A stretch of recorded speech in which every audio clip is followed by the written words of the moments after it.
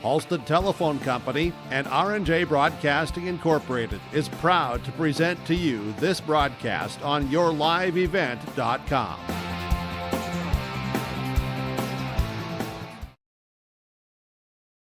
All right, welcome here to the 2026 East-West Wrestling Tournament. We're live from New Salem High School as we'll be broadcasting to you both days of the East-West Wrestling Tournament. And we're going to go ahead and start our pre-tournament show here on YourLiveEvent.com, and we'll have our coaches' interviews coming up here in 30 seconds.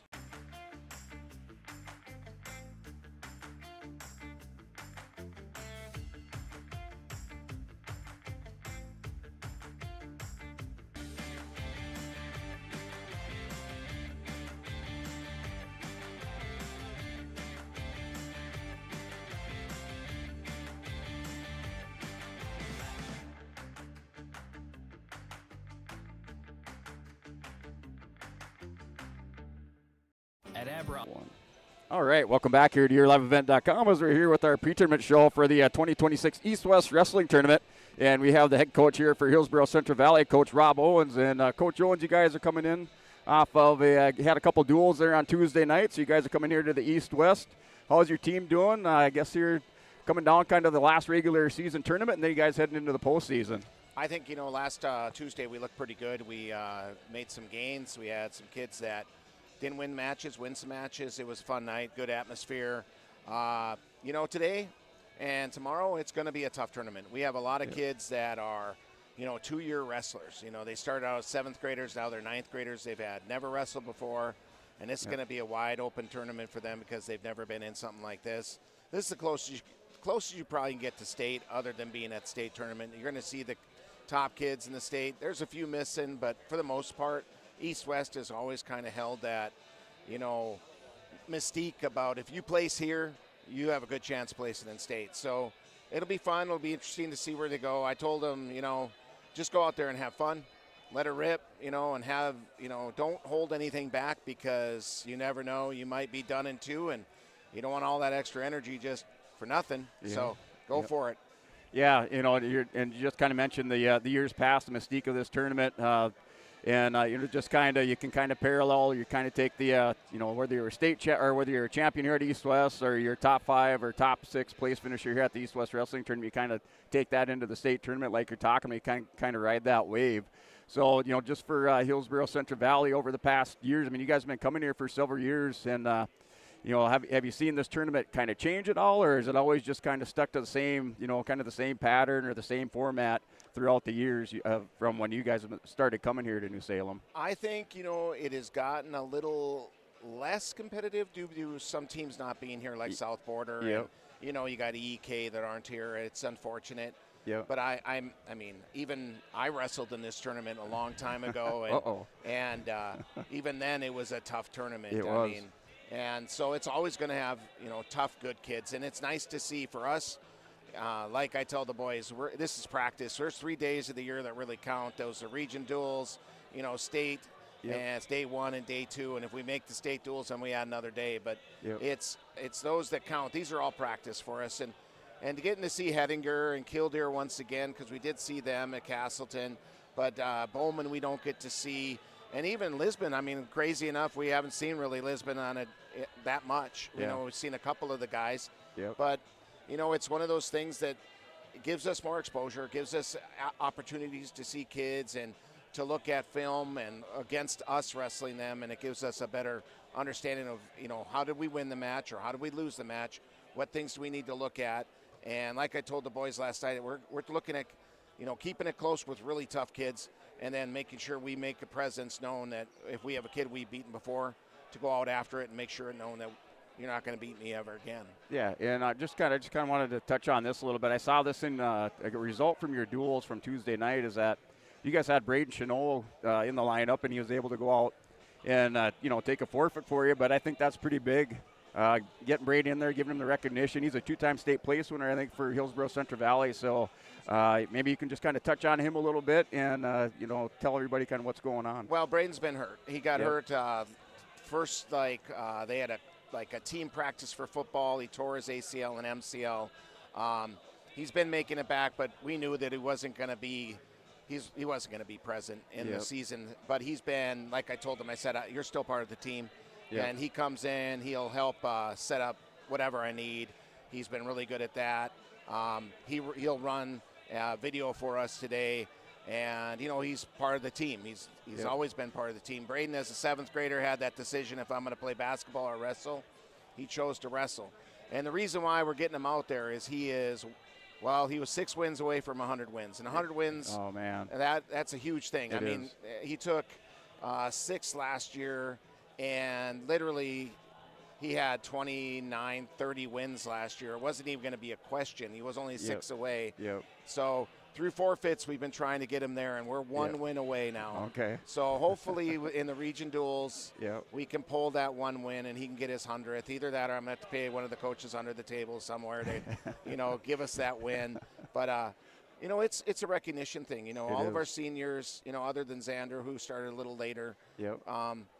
Sawyer's had 200-plus wins. Carson's at 150 wins. JT's at 150 wins. And Braden, we just need to get him at that 100 wins and make sure that, he's getting another, accolade up on the wall. Because when you walk into our room outside, we do have the number of wins. And we have a lot of kids who had 100 wins. And it's a group. It's a club. Yeah. So it's nice to be part of that club. Yeah. No, that's awesome. That's a great story. And I'm glad to hear. I like to hear when teams do that, when they keep these wrestlers that have been injured. Football claims a lot of wrestlers, and wrestlers have suffered a lot of injuries from the football season. So I just like to hear those stories about wrestlers staying involved and the coaches keeping those wrestlers involved in the program. So just a great job there for Hillsborough Central Valley doing that. Yeah, you look around. We got Brock Johnson and Kindred, who's he's not going to be back this year, but he's such a good kid, and you just feel for him, and and you got Matthias, who had some injury this year. You got Sawyer now, he'll be back hopefully. Maybe we'll get him to wrestle a little bit in the regional duels, but he'll be back for individuals. Yep. But it's all these little nitpicky things, and they just sideline kids that are really good, and it's like the expectation they had kind of gets diminished a little bit. Yep. But we want to make sure that they get the opportunities, and they're seniors, and they're for Brock, he's a junior, so he's got another year. But that still is not it. It's one of those things you just say, hey, he's got another year, but in his heart right now, he wants to be on the mat. Definitely. And it's as a coach and as a dad, I've been in there. I've been in that situation. Sawyer got hurt last year in football, broke his ankle, just like Brock, or broke his ankle. Brock broke his collarbone, both in the first couple games of the year. And you think, well, there's time they can be wrestling, but sometimes they don't heal the right way. And fortunately for us, we got back and we were able to wrestle right away. And for like a kid like Brock or a couple others, it's like, they're not going to make it back. And Braden was that kid, and it's just, you feel for him. I know his dad really well, and it's like his dad wants him to be out here too. Yep. So it's one of those things that it's like wrestling is so demanding on an individual that you can't just, throw some tape on it and everything will be fine. Can't. And the days of doing that, are kind of gone. Just toughen up. Yeah. Well, no, these kids are suffering. They're flying fast and they're flying hard, especially in the sport of football. And I love football too.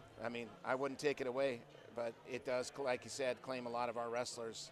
And maybe if they wouldn't play, you can't really say that they wouldn't have got hurt. You could get hurt walking down the street. Yeah. So. Yeah, and I don't know if that's one of the blessings and the curses of being in a small town Class B school is in order to make up those football teams and those track teams and all the other teams that you need athletes that are going to be multi-sport athletes. So just one of the curses and the blessings of being small town football and wrestling and all the sports and athletics that go with it. So yeah, and you look at colleges though down the road. They love that multi-sport. Oh, definitely. They want the kid who can do multiple things, and they're not overworking a certain group of muscles, and then they get them, and it's like, now they're suffering injuries. Yeah. Nope, they want everybody to do something different, and sports good. Sports are great for kids. Yep, definitely. And just just last word here. Do you have any parting thoughts? Anything else you want to talk about to the fans out there for Hillsborough Central Valley or about your team? Today's, like I said, it's a litmus test, like I told the boys, to find out where we're at, and we're going to get some wide awake looking at the way the brackets are. It wasn't great for all of us, but you know what? that's the way this tournament rolls. So Yep. we have to be ready, and let's go out and have some fun and see if we can compete with some of the best guys in the state. You bet. All right, everybody, that's Rob Owens, head coach Hillsboro Central Valley. We're going to go and step away. We'll bring back for more here for our pre-tournament show from the 2026 East-West Wrestling Tournament. And Forks, they make sure your vehicle gets the best standard of care to get it back on the road as quickly as possible. Lonnie and his team are some of the most highly trained in the industry. With state-of-the-art technology and superior products, your vehicle will leave in great condition. With their drive-in claims area, the process is smooth and easy. Let Abra Auto Body and Glass in Grand Forks provide you and your vehicle with premium care and attention. Open 8 to 5:30 Monday through Friday. Abra Auto Body and Glass of Grand Forks. If you're thinking about updating your bathroom or kitchen, don't wait until the last minute. Planning is key. At Ada Building Center LLC on Highway 200 East Edge in Ada, you can check out the brand new displays with the latest in cabinets, countertops, and floor coverings. The Ada Building Center LLC team will guide you through designs and help you secure trusted contractors for the job. Stop today and start planning your remodel. 218-784-3661 or visit adabuildingcenter.com. Ada Building Center, your project starts here. What's going on? Hey, welcome back here at LiveEvent.com as we're back for more of our pre-tournament show here from the 2026 East-West Wrestling Tournament. We have the head coach of the Lisbon Broncos, Coach Rich Lucina. And Coach Lucina, you got the Broncos here, last regular tournament of the season here. It's been that way, I suppose, for many years for the Broncos coming in here to the East-West Wrestling Tournament. Yeah, I think Lisbon was in the first East-West tournament. There were only 4 teams in it, if I recall, and Lisbon's been coming ever since. It's one of our favorite ones. We don't see over half of these teams through the year, so it's kind of, we get to find out where we're at. We get to, kind of just cut our loose out here against some new competition. So. Yeah, and I was kind of looking at that list of the tournament teams this year. We're missing a couple teams from the East this year as compared to other years, and it looked like 2 or 3 teams from the East kind of versus all of the West region for Class B out here. So maybe just talk about the importance of your team here, the Broncos getting or matching up with some of these teams from the West that they normally don't see throughout the year. Yeah, it's kind of sad to think that way, but we got to try to get these matchups just for the state seeding meeting, because otherwise, like even seeding this tournament, it took over 2 hours with all the technology. People hadn't seen each other. You're trying to figure out, do we have a common opponent? Do we have this or that? So we want these head-to-head matchups. Battle through. We also want to see, where we're at and what we got to get better at. This is a good kind of prep to get us ready for state to see what we got to do to get where we want to be yet. So. All right, and just talk maybe a little bit about your Broncos, how they're doing, health-wise, and just here at the end of the season. I don't want to say that they're, things are kind of powering down to the end of the season. We're getting to tournament time. Really, you guys are ramping it up because you got the East-West, and then it's on to the region tournaments with the duels and the individual. So how the Broncos doing overall, and as you guys prepare and ramp up here for this postseason? Yeah, if we're healthy, I don't think there's anything we can't do. I think we've got the tools, we've got the guys, the boys have worked hard enough. This weekend, it was kind of back and forth if we should wrestle Noah Anderson. He's kind of got a banged-up knee from Storehog yet. We decided to rest him today. I tried to get him to warm up a little bit and was watching him wrestle, and he was favoring it pretty good. And I just said, you know what, we need you for region duels, we need you for individuals, and then get that state title he's been chasing for years and years. So sometimes the discretion's the better part of valor.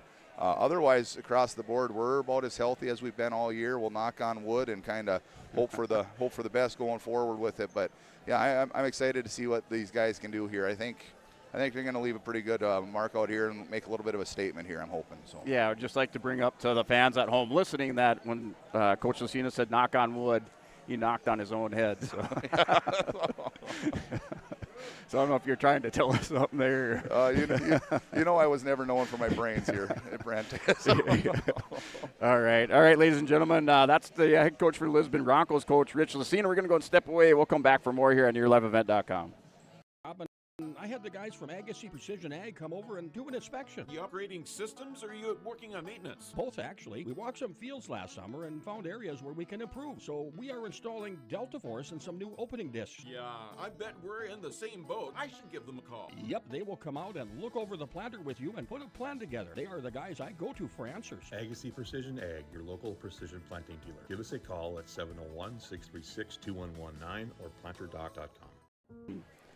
All right, welcome back to the 2026 East-West Wrestling Tournament here for our pre-tournament show here Broadcasting to you live from the Stockbrokers Bank broadcast booth from the New Salem High School Gymnasium, and I have the head coach of the Kindred Vikings here, Justin Lehman. So, Justin, you guys coming in here with Kindred, sitting in pretty good position down here in the East region. You guys have a number of wrestlers that are highly seeded, highly ranked. So, you coming into the East-West, you're looking for those matchups, maybe with some teams that you haven't seen in the past, or at least throughout the year. So, just kind of talk about how Kindred's doing health-wise and how you guys plan to, I guess, approach this tournament. Yeah, so far we've had a pretty good year. We're a little banged up. We've had some kids sick and things like that. We kind of playing it a little safe this time of year with the little injuries and stuff, knowing next weekend we have region duels and how tight our region is. But yeah, like you said, with this tournament, we're coming out to get the matchups, especially with those schools out west we don't see much, and hope we can get some of those, maybe get some matches back we lost earlier, and kind of been saying all year long, just wrestle our style, try to get better, and see what happens. And things matter in February a lot more than right now. Yeah, and I kind of mentioned that postseason coming up, and as you guys prepare, I say ramping up instead of kind of powering down. As things aren't going to wind down. Really, you guys are ramping up. You're getting ready for that postseason tournament. So, how do you see that kind of shaping up for Kindred, and what are your expectations going not only from your last regular season tournament into the postseason? Yeah, like this weekend, we feel good about where we're at with our kids and whatever, and going into the postseason, I mean, as well as anyone, our region it's kind of the top five, or just it's who's healthy, who wins those toss-up matches, maybe catches someone. So we're what to expect next weekend, I don't really know, but it's definitely going to be fun. And then right into the region individuals, and we're hoping to get all our kids qualified. I think probably our lowest kids are borderline kids right now, but we feel good about where we're at and how we're getting better, that when the time comes we can hopefully do that. Yeah, and you kind of mentioned the just the I guess kind of the East region, the Southeast sub-region, and how competitive that it is down there as you guys get ready to get into those region duels next week. It just seems like right now, if you put all the teams in a hat or a bucket and you just draw it out, that's going to be your the team that maybe is going to represent the Southeast sub-region in the state tournament this year. Yeah, we were kind of joking, that might be the easiest thing to do, have everyone healthy. And, I mean, it's going to come down to coin flips and stuff, and basically the same as drawing names out of a hat. I envy you, but I also don't, in a way, for the coaches this year, to how are you guys going to prepare for those head-to-head matchups? Not only just the dual matchup itself, but the head-to-head matchups and how crucial those are going to be this year. It's just, it's just something, I guess, that's why you're the head coach. Yeah, it definitely comes to that, and you got to think about the individual in those matchups, because it matters for seeding the next weekend. But they also have to kind of factor it in as for the team too. Like our duel with Lisbon earlier this year, we had some matchups where we maybe wanted our kids to try to get that win, but then as the match got towards the end, we're calculating points in our heads and whatever, and kind of telling them hey, we got to be smart now, even though we're losing, don't give up those bonus or things like that. So it does definitely change a little bit in duels, and it's sometimes you feel bad. You're telling a kid maybe hey, we're good here, stay in good position, we don't need a big move. Where a tournament like this, if you're losing, you can try to go for a big throw or whatever. So it's definitely different. You got to kind of factor it all in, and it sucks at times for sure, but makes it fun too. Yeah, definitely. I agree with you on that. And then just, do you have any parting thoughts, any final thoughts for the fans out there for Kindred, or just for your team in general? No, we just hoping that we stay healthy this weekend and wrestle our style, and we like to think when we're aggressive and wrestling how we want, it's fun to watch, and just like we said, see where the cards fall this weekend and get ready for the postseason. All right, ladies and gentlemen, that's the head coach for the Kindred Vikings, Coach Justin Lehman. Coach, thanks for stopping up, and hopefully we'll get to talk to you tomorrow. Thank you. Appreciate it. Thanks, Justin. All right, ladies and gentlemen, we're going to step away. We'll come back for more on the pre-tournament show from the East-West Wrestling Tournament in 30 seconds. Doesn't always feel the same way it used to. Then again, some of it feels all the same. Maybe it isn't so much the jobs that changed, but how they get done. Now that's a different story.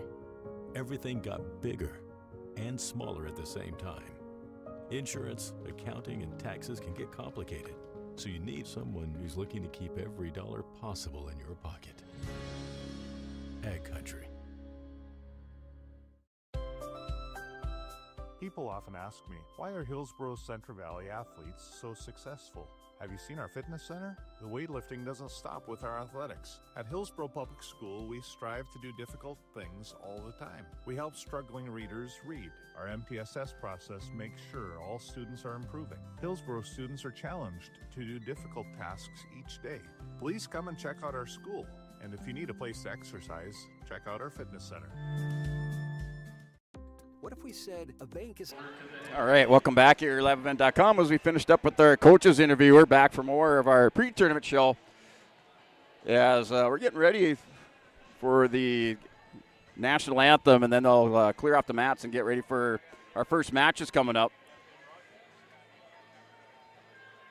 As you look at the teams this year, 21 teams here competing in the East-West Wrestling Tournament without a couple notable teams. South Border not here for the second year in a row. South Border hasn't attended the East-West Wrestling Tournament along with Deslax Burlington. And then EEK this year is absent from the tournament.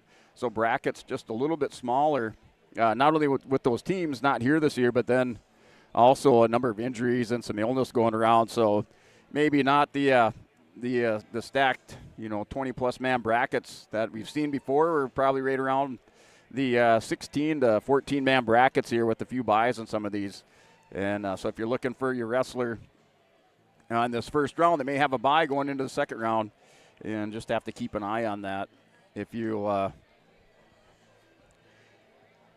go to Track Wrestling right now, you can pick up those brackets and take a look there. Starting at 107 pounds, they should be built for all the way through 107 through 285 pounds. And looking at some of these weight classes, kind of pre-tournament weight classes, the weight classes to watch in this tournament, 133 pounds.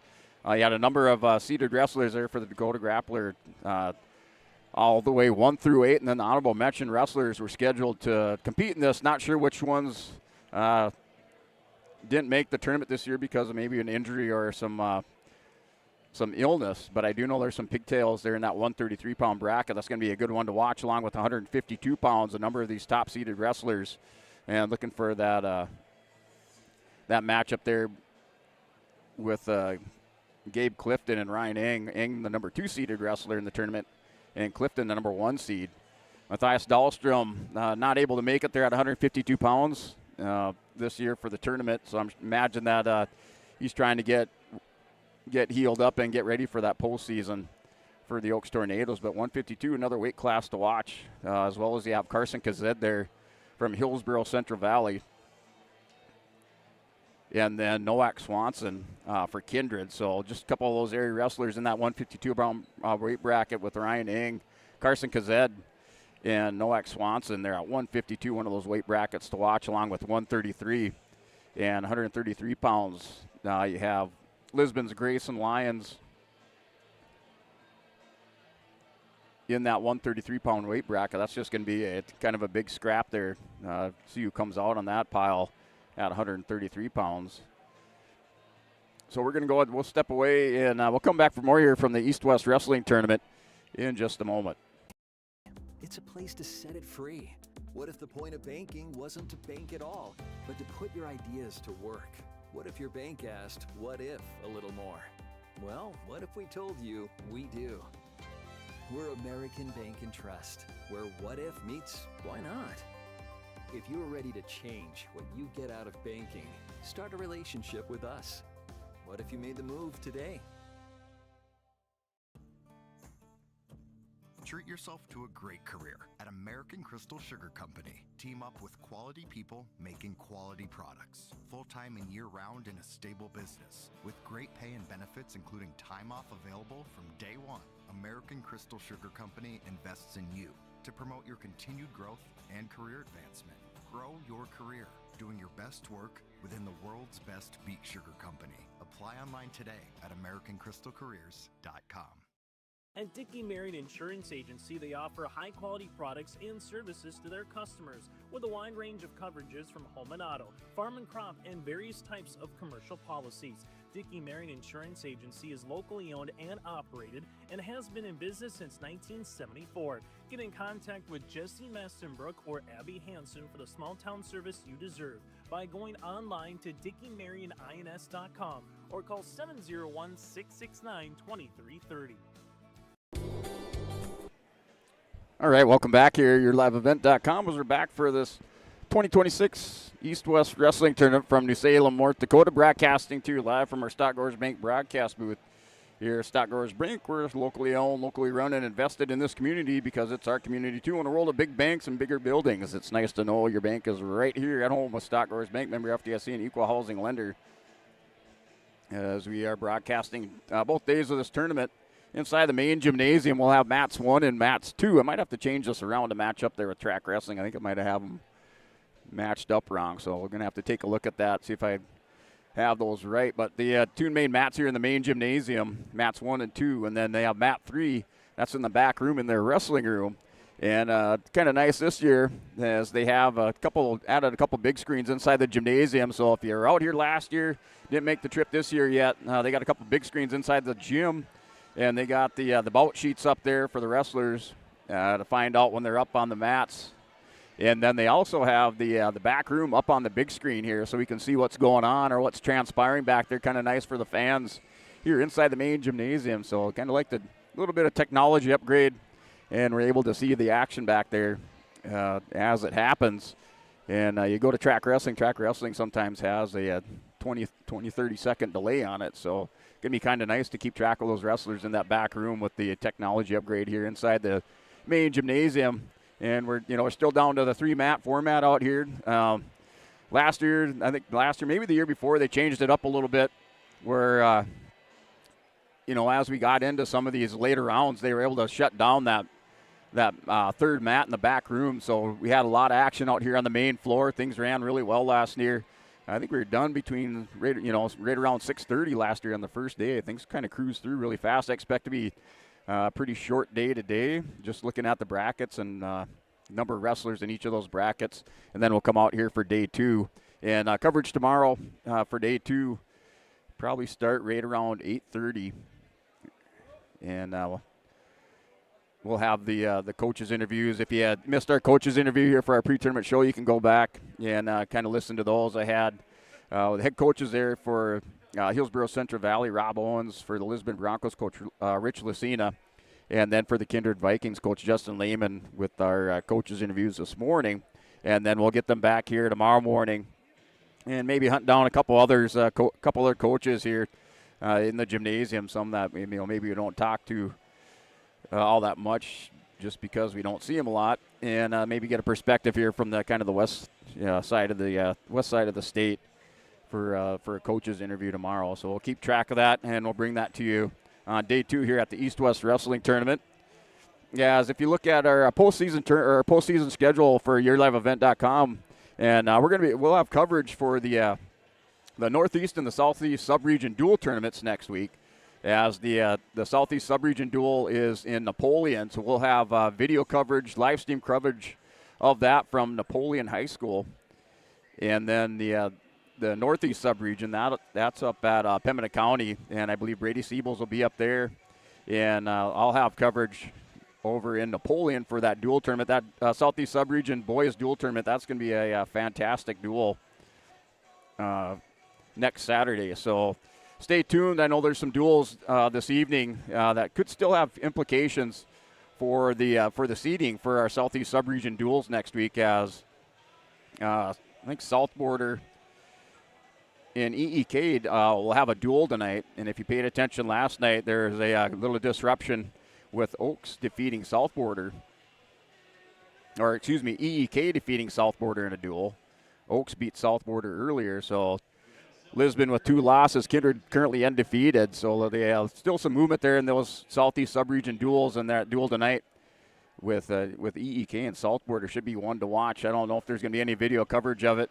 So after you're done watching this East-West Wrestling Tournament, you might want to tune into that hopefully they'll have it on the radio or some type of live stream coverage, because I kind of want to see that myself.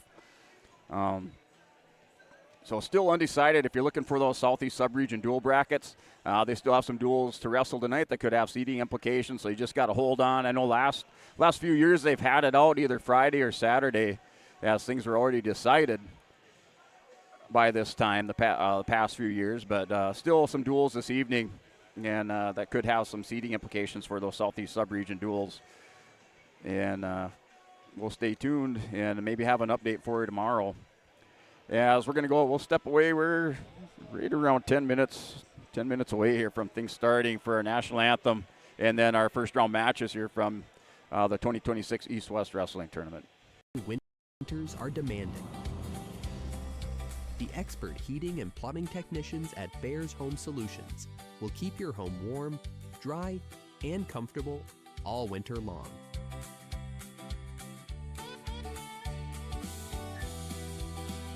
When winter's chill is in the air, you need a Bear in there. Check out bearshomesolutions.com. There's a new inventory of trailers at Bloomfield Enterprises of Hillsboro. You can see the latest inventory online at bloomfieldtrailers.com. Bloomfield Enterprises has a full line of Big Tex trailers.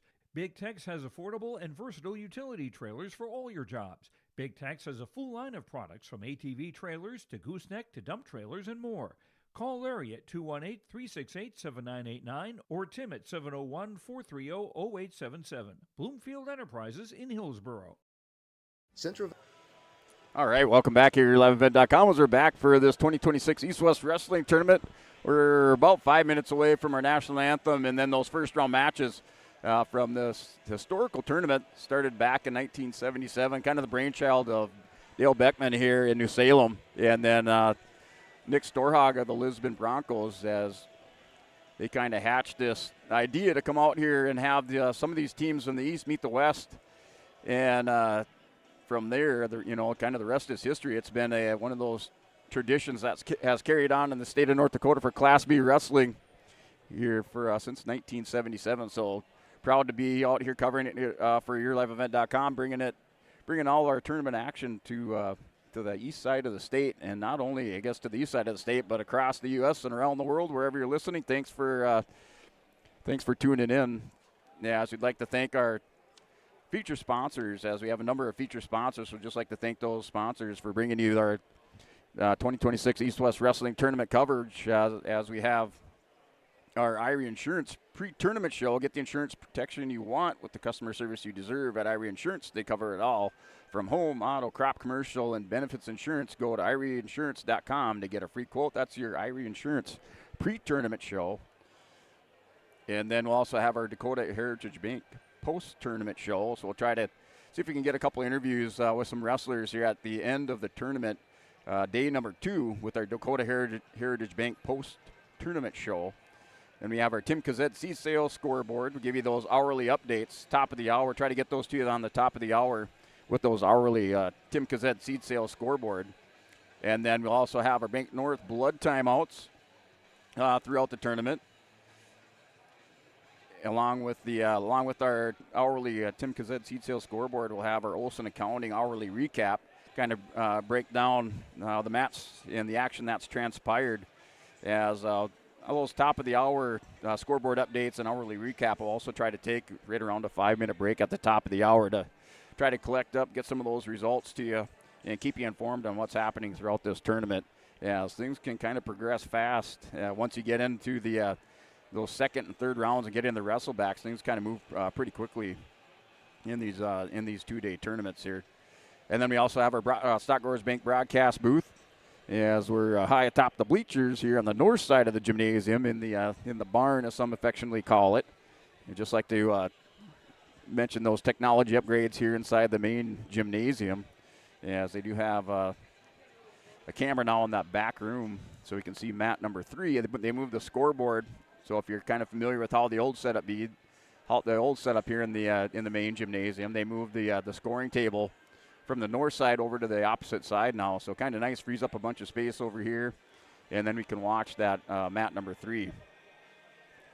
So the Stock Growers Bank broadcast booth in a good position here, on top row of the bleachers here in the kind of the broadcast row, and just like to mention that there's a ton of coverage out here this year for the East-West Wrestling Tournament. So a number of radio stations out here along with your live event covering this tournament. So good to see that coverage and just kind of spotlighting wrestling with all the coverage out here this year.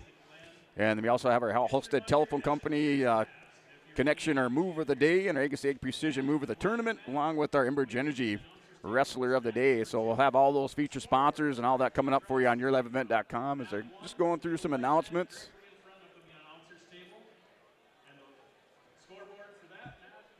So I think I do have it set up right. So mat 1, so just to orient, mat 1's going to be this white mat with the black center, and then mat 2 is the all black mat.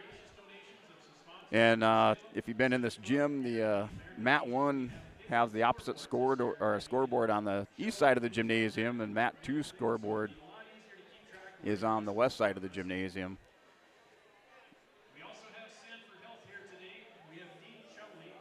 So let's just orient it to the inside here of this gymnasium. We're set up on the north side, top row of the bleachers. And then they have the back room. Back room's kind of around the corner on the north side of the gym, and they do have a camera there this year for us to take a good look at it and see what's going on in the back room, so we don't have to rely on track wrestling. So we're getting closer to our start time here of 12 o'clock, high noon for this East-West Wrestling Tournament. We're going to step away. We'll take another break, come back for more here for our IRA Insurance pregame show on yourliveevent.com. North Dakota has adapted to the growing needs of the edible bean industry since 1982. Production of edible beans helps many growers in the Red River Valley make their operation more profitable. These growers are also producing a nutritious, high-protein food source helping feed a hungry world. Central Valley Bean Cooperative in Buxton, North Dakota, with receiving stations in Garsky, Grafton, Larimore, Sharon, Devils Lake, Lankin, and East Grand Forks. Learn more at centralvalleybean.com or call 701-847-2622. Being a good sport is the best way to learn from the activity you are involved in. Whether you are winning or losing the game, you can walk away with a positive experience if you show your integrity and respect and learn from the other team. Hi, my name is Addison, and I'm a student in the Central Valley School District. I've learned so much from competing in basketball, and a lot of what I've learned is by observing the other teams and taking positive influence from some of their greats in sportsmanship. I hope to continue to display this at the Central Valley School to also be an example. This message is from the Central. Growers, prepare your fields and yields against the wet conditions today and beyond with the Drain Tile project from Chad's Excavating out of Mayville. Drain tiling will improve and increase your yields and land values for years to come.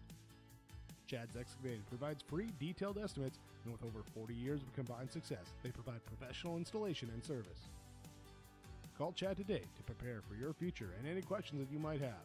That's Chad's Excavating out of Mayville, helping farmers grow. While medicine's greatest advancements look like the latest sci-fi, one of our most powerful tools is far more simple, more human. It's a calling to connect with purpose. That's how we're evolving healthcare, by treating people, not just patients, with innovations that amplify healing and lead to more personalized care. Guided by the belief we all hold the power to heal.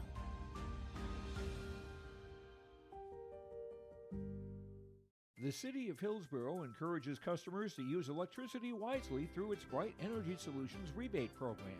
These rebates help customers save energy and money, improve their comfort, and protect the environment. You can get rebates on Energy Star appliances and lighting, as well as high-efficiency heat pumps and air conditioners. They even have rebates for home electric vehicle chargers. Business customers can receive rebates too. Call the City of Hillsborough for more information or visit brightenergysolutions.com.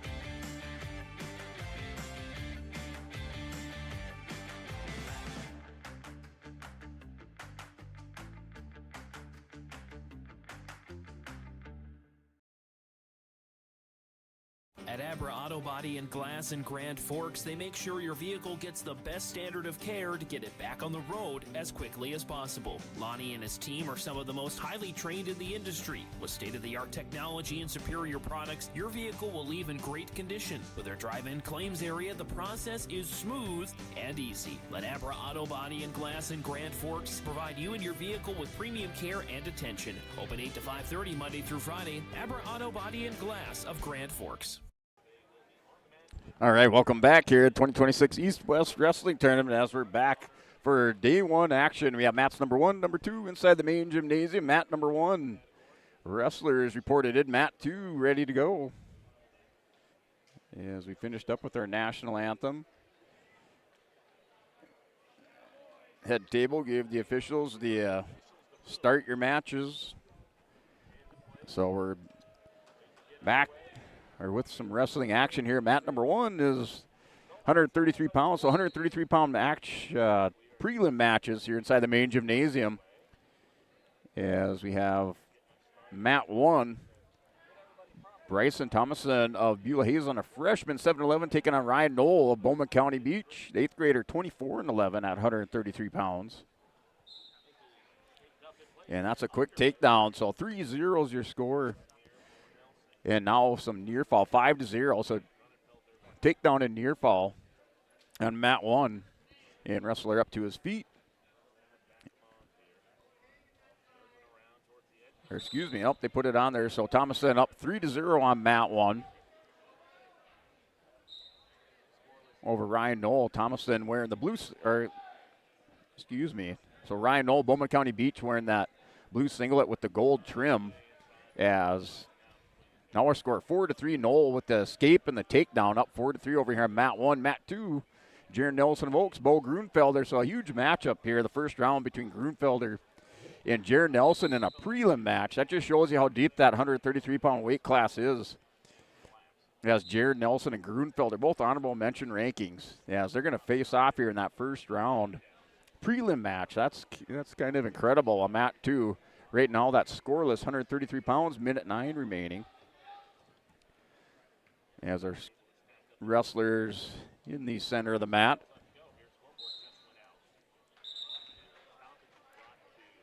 So the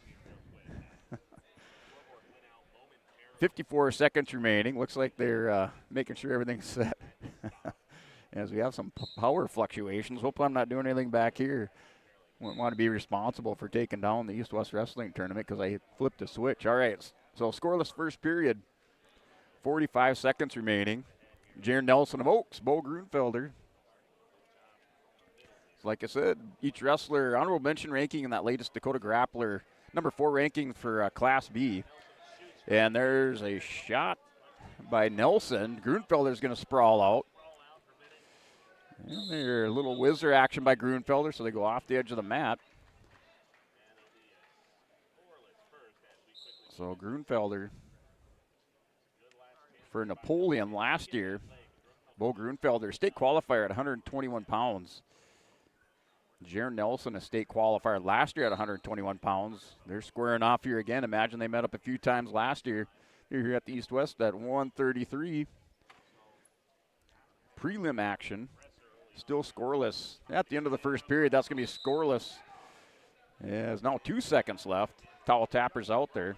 Their match up here, mat number 1, 4-3 is your score between Ryan Knoll and Brian Thomason of Beulah Hazen. That's still 4-3. That's in the second period. Minute 33 remaining. And off the edge of the mat. Might have to see if I can zoom that out a little bit. And with the new rules, the mat really extends the scoring on the edge of the mat. You see a lot of wrestlers end up on the hardwood floor now in gymnasiums just because how the scoring and how the out of bounds is officiated now. So the edge of the mat definitely in play. Yeah, it's down to minute 45 remaining over here on mat 2. Mat 2 is the all black mat. Mat 1 is the white and black mat with the big Holstein in the middle here. Salem Sioux. Got to see here coming into town today. Yes, now it's a 1-0 lead over here on mat 2. So 1-0. That's in the second period. Minute 23 remaining. Wrestlers back up, holding center of the mat. And working for a foul over here at mat 1, Ryan Knoll, Bowman County. As Bryson Thomason of Beulah Hazen locked up in a cradle. He's going to roll him back over. So Knoll, the 8th grader, picks up more near fall. Our score is 11-3 with that near fall over on mat 1 in favor of Ryan Knoll of Bowman County Beach, wearing the blue singlet with the gold trim. And then in the back room, mat 3, 107-pound. This is a championship round, first round matchup. Elijah Rafferty of Rugby taking on Arian Fott of Beulah Hazen. And that is 3-0. Elijah Rafferty of Rugby, an 8th grader, 16-14. And Arian Fott of Beulah Hazen, a 7th grader, 14-6. 3-0 lead for Lafferty. That's on mat 3, 107 pounds. So mat 1, now 11-3 going into the third period. That's Ryan Knoll, Bowman County Beach with the lead, the 8th grader. And still 1-0 between Nelson and Grunfelder. Bo Grunfelder, an 8th grader from Napoleon, 22-12 record, state qualifier last year at 121 pounds. Jared Nelson, state qualifier at 121 for the Oaks Tornadoes. Nelson, a sophomore, 17-10. He has the 1-0 lead. And now into the second period. So 1-0 is the score.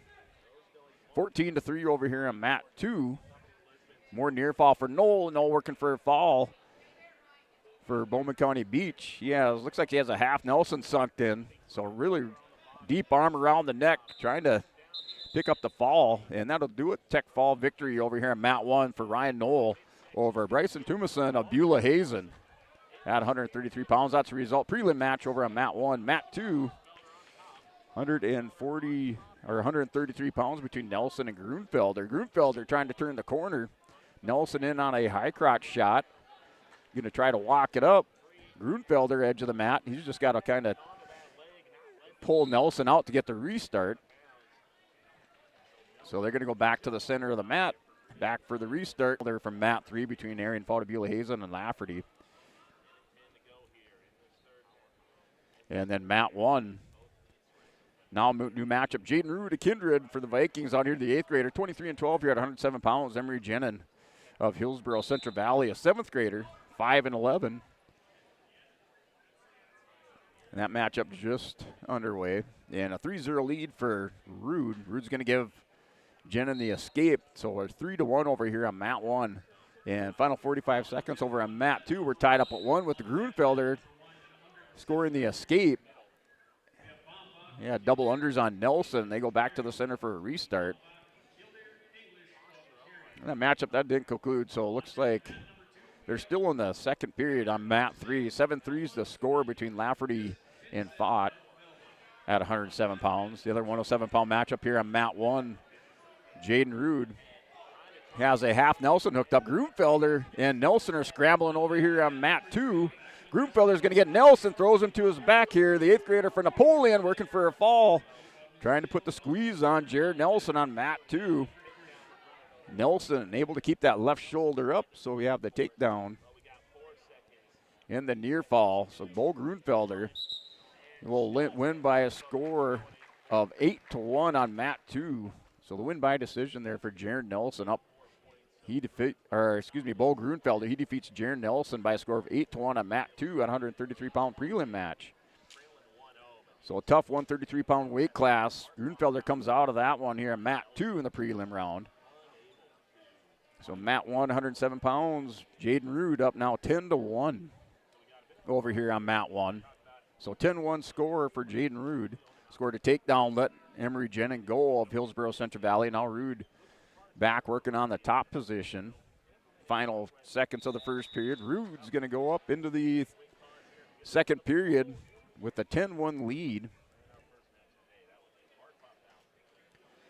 And mat 207-pound action. Chase Beaker of New Salem Almont, the freshman, 17-10. Lincoln Finiseth of Velva, 7th grader, 14-19. Or excuse me, 14-15. Got to put the glasses on for that one from Velva. And that's at 107 pounds. That's on mat 2. Jaden Rude for Kindred, ranked number 6. Dakota Grappler rankings number 4. He's up currently 10-1. And Jenin kind of working a head and arm on Rude right now. Rude's trying to counter out. Jenin still has a hold of the head over on mat 1. And Rude will spin around, picks up the reversal, 12-10 over on mat 1, 107 pounds. That's in the second period with 1:15 remaining. And then mat 2. Mat 2, 107. Yeah.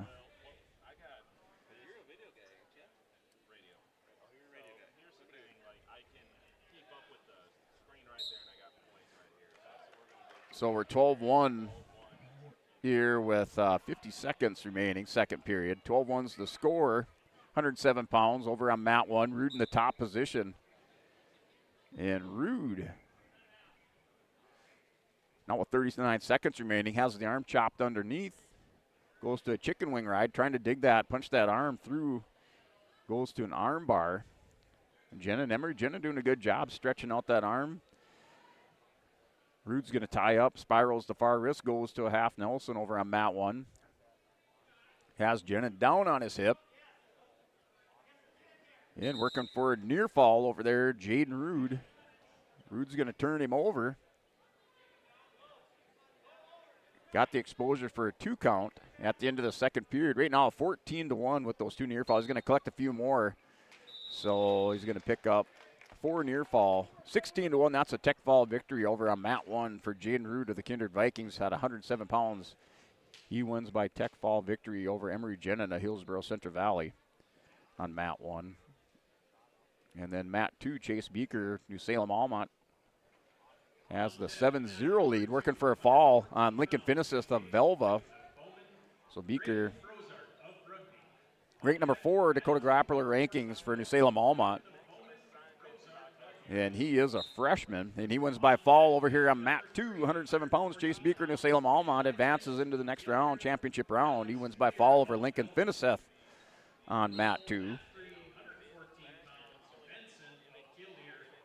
Mat 1 matchup, 107 pounds, is Hank Bombach, a Killdeer 7th grader. Yes, he has a 0-5 record, finding some varsity time here for Killdeer. He's wrestling Gabe English, the freshman from Carrington, 22-6 record for Carrington in English, ranked number 2, Dakota Grappler rankings. And English working a headlock over here on mat 1. They go off with after the scramble, so English with the scramble and Bombach, they're going to go off the mat. No score over at mat 1, 107 pounds.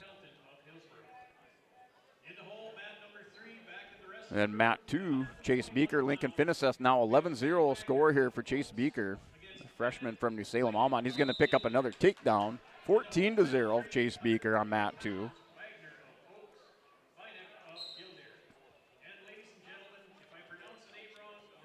So Beaker for New Salem, take a look at last year. State qualifier at 107 pounds for New Salem Almont here for Beaker. I do see they have some bracket sheets down there, so I might have to run down there and get one during the break. Hopefully they still have a few left. So now a win by fall, or a win by tech fall there. Chase Beaker over Lincoln Finisist on mat 2, 107 pounds.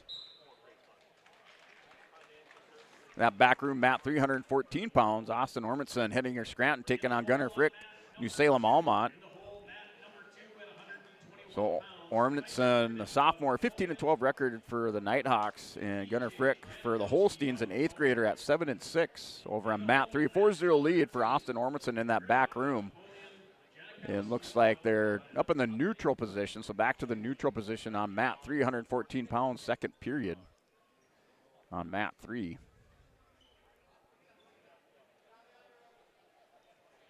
And Gabe English wins by fall over here on mat 1 for Carrington. Looks like another Cardinal wrestler up here on mat 1, moving to 114 pounds. Mason Cook from Carrington, an 8th grader, 17-6.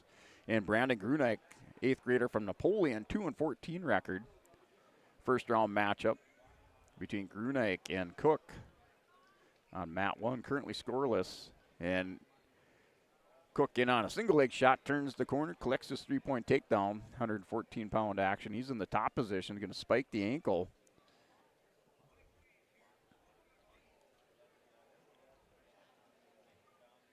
And Cook going to work underneath with a half Nelson, trying to dig that arm in. Yeah, it's over here.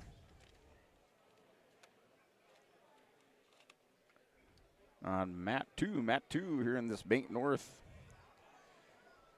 .bank blood timeout here. Bank North .bank blood timeout. Not new, not national. Bank North is a hometown bank focused on relationships, local decisions, and community support. Find out more at banknorth.bank. Bank North, member FDIC, and equal housing lender. With your Bank North .bank timeout, blood timeout over on mat 2 as we have a win by fall over there for Mason Cook. For the Carrington Cardinals on mat 1, he wins by fall over Brandon Grunick of Napoleon. And Cook ranked, looks like number 6. So Mason Cook ranked number 6 at 114 pounds for Carrington. Dakota Grappler rankings.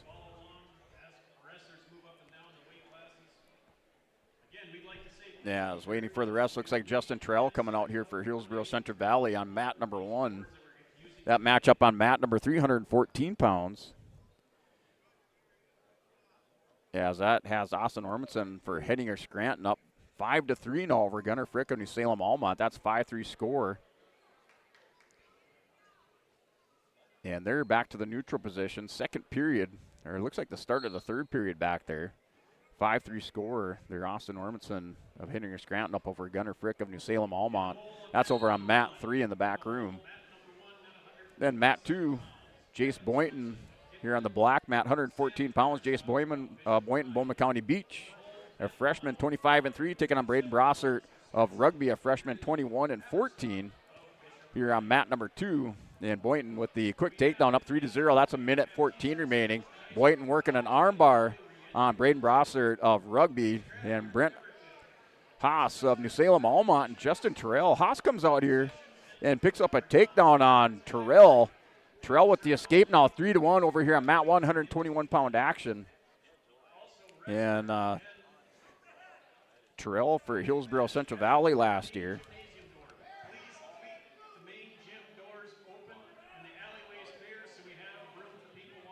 State qualifier. I think if I have this right, last year state qualifier at 114. State place winner the year before. I had him at 8th place. Not sure if I have that switched around, but Terrell, a state place winner in a state qualifier for Hillsborough Central Valley. Now he has the takedown there for Terrell, working for a fall over at mat 1. And that does it. Justin Terrell, your winner by fall on mat 1 for the Hillsborough Central Valley Burros at 121 pounds. And they're back to that Bank North .bank blood timeout as things wrapped up. They're back to action. That's over on mat number 2. That matchup between Jace Boynton of Bowman County Beach and Braden Brossert of Rugby.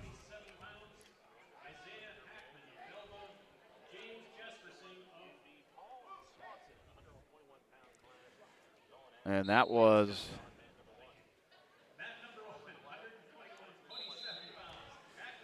now a new matchup here on mat number 121 pounds. Zach Paul for Lemoore Litchfield Marion, the freshman, 8-13, taking on Bristol Swanson for the Kindred Vikings, the freshman.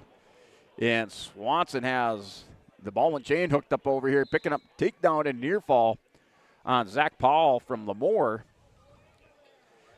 And Bristol Swanson, the freshman from Kindred, 19-5 record here at 121 pounds.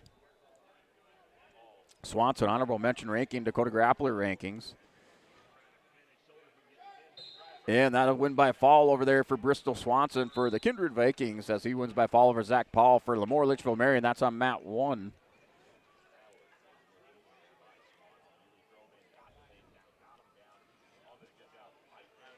And just trying to find Swanson last year. He placed 8th at 107 pounds last year for Kindred there for Bristol Swanson. He wins by fall over Zach Paul, Lemoore Litchfield Marion on mat 1, 121 pounds. Mat 2, this matchup, Jace Boynton, Braden Brossert, now 13-1 as they're in the start of the second period. So Boynton for Bowman County Beach with the reversal has the cradle hooked up on Brossert of Rugby. And he'll have a tech fall victory. He still has the cradle hooked up. Now goes to leg cradle. And he has the leg cradle hooked up. There is Jace Boynton of Bowman County Beach. And he's showboating a little bit here in the main gymnasium. Boynton, state champion last year for Bowman County Beach, had 107 pounds. Out here showing with the leg cradle on Brossard. So that does it. That's a win by tech fall on mat number 1. Or excuse me, on mat number 2, Jace Boynton, Bowman County Beach, state champion, returning state champion last year at 107. He defeats Braden Brossard of Rugby by tech fall victory there for Jace Boynton.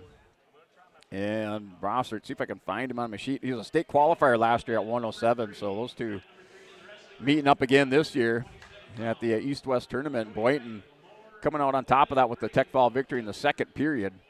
So the returning state champ with the victory here at New Salem East-West in the first round.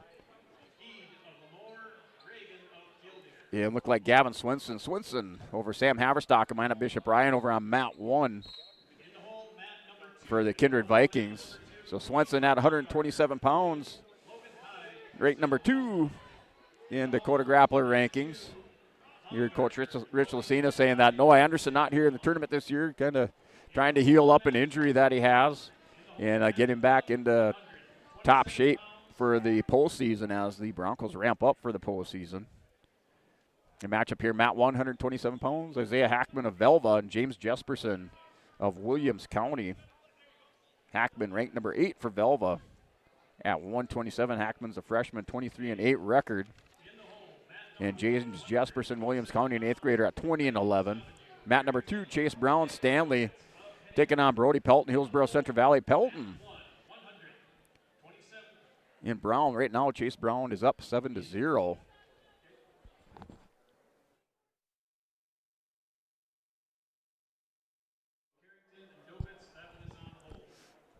So Pelton down 7-0. That's in the first period. 40 seconds remaining on mat 214 pounds. Chase Brown for Stanley wearing that dark blue singlet. Kind of the scarlet blue. Trim the pin over there. Chase Brown to Stanley, the freshman, over Brody Pelton, Hillsborough Central Valley on mat 2 result. And mat 1, Isaiah Hackman for Velva has a cradle, or was working a cradle. Looks like Jesperson for Williams County. Bottom position there for the Firestorm had the wrist tied up on Hackman. Hackman not able to execute with the cradle. They're going to go out back to the center for a restart on mat 1. And mat 3, 114 pounds. Killdeer's Eli Benson, freshman, 15-15, taking on Alex Lyer, the junior from Velva. And Lyer with a record of 25-10. Benson's up 3-2 in that match. 114 pounds on mat 3. That's in the back room.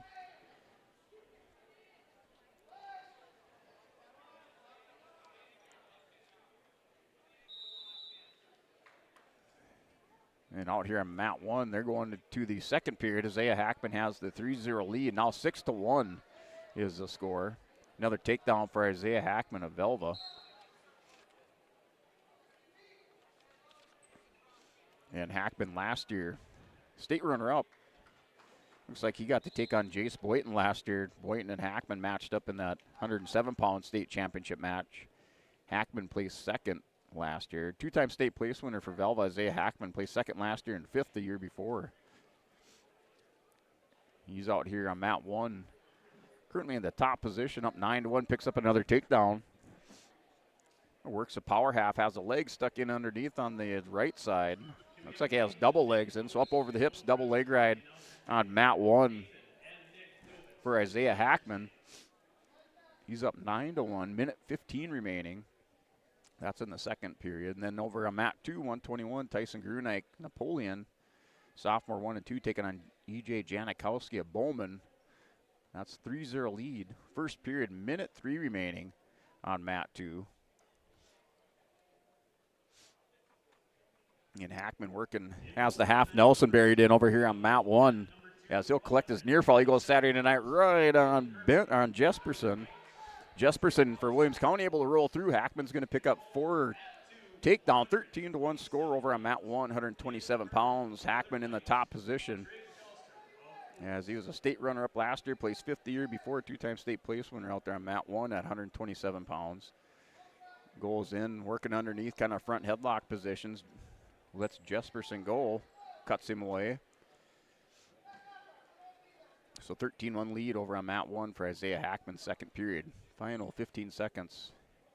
And then mat 2 going to the second period. 3-0 lead there for Janikowski over Tyson Grunek on Napoleon.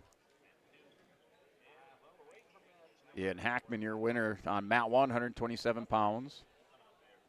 Mat 3 between Benson of Killdeer and Alex Lyer of Velva.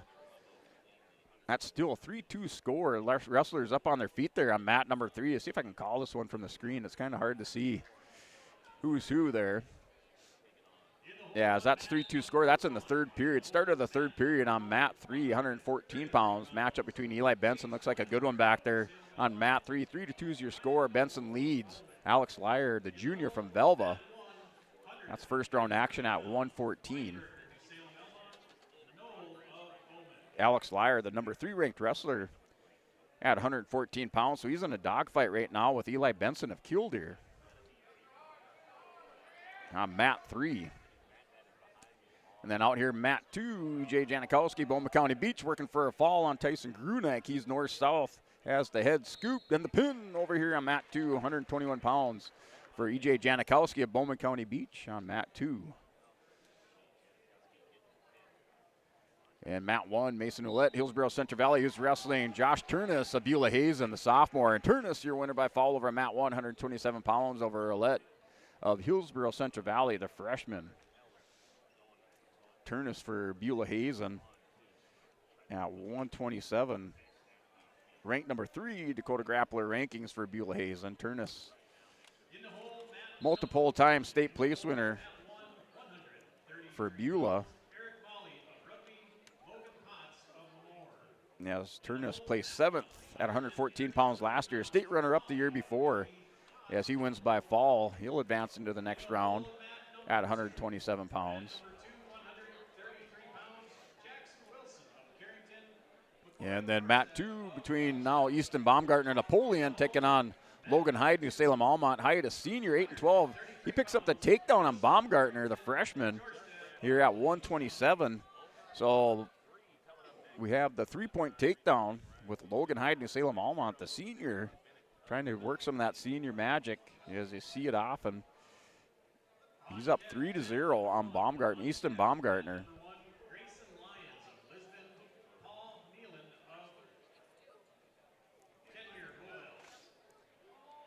So right now that's a 3-0 score. Logan Hyde out here on mat 2. That's first period, under a minute remaining. And then mat 3, 121 pounds. Ben Wagner of Oaks, the senior, he's taking on, looks like his opponent, an 8th grader. Looks like Emmett Beineck. So he's taking on Emmett Beineck, the 8th grader from Killdeer. Wagner here on mat 3, 121 pounds. He's wrestling currently scoreless on mat 3. Wagner ranked number 4 at 121. And then Wagner last year a state place winner for the Oaks Tornadoes. Yes, he placed 6th at 114 pounds at the 2025 state tournament. State qualifier the year before for Oaks. He's currently up 3-0. And the win by fall over there for Ben Wagner of Oaks on mat 3. Mat 1, 133 pounds. Grayson Lyons, Paul Mellon. That matchup here scheduled to start at 133. Logan Hyde right now up 3-0 with 15 seconds remaining. Baumgartner able to kind of isolate her wrist. He's going to roll around, scramble position. Hyde comes over the top, throws in a leg. Logan Hyde, a sophomore, 8-12 record, and Baumgartner a freshman for Napoleon at 10-8. And right now, Logan Hyde controlling Baumgartner here on mat 2 as they go into the second period. That's a 3-0 lead for Logan Hyde, New Salem Almont over Easton Baumgartner and Napoleon. Now mat 133 pounds. Should be a good matchup. Grayson Lyons, state qualifier last year for Lisbon. Paul Mellon for Kenmare Bullbells. Burke Central, the KBBC. Also a senior at 20-6. Yeah, it's another tough first-round matchup.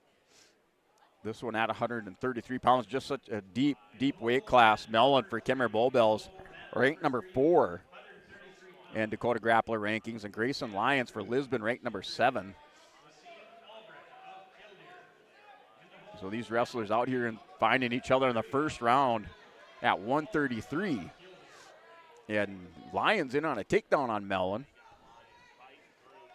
So Mellon's with the single leg, or Grayson Lyons with the single leg. Mellon's going to sprawl out back to the center for a restart. Good leg attack by Grayson Lyons. Mellon able to get out.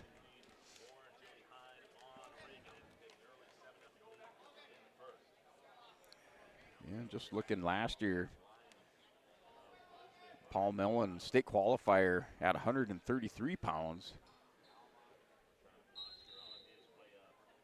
So doesn't have to make a huge adjustment. Back here wrestling 133 this year against Grayson Lyons.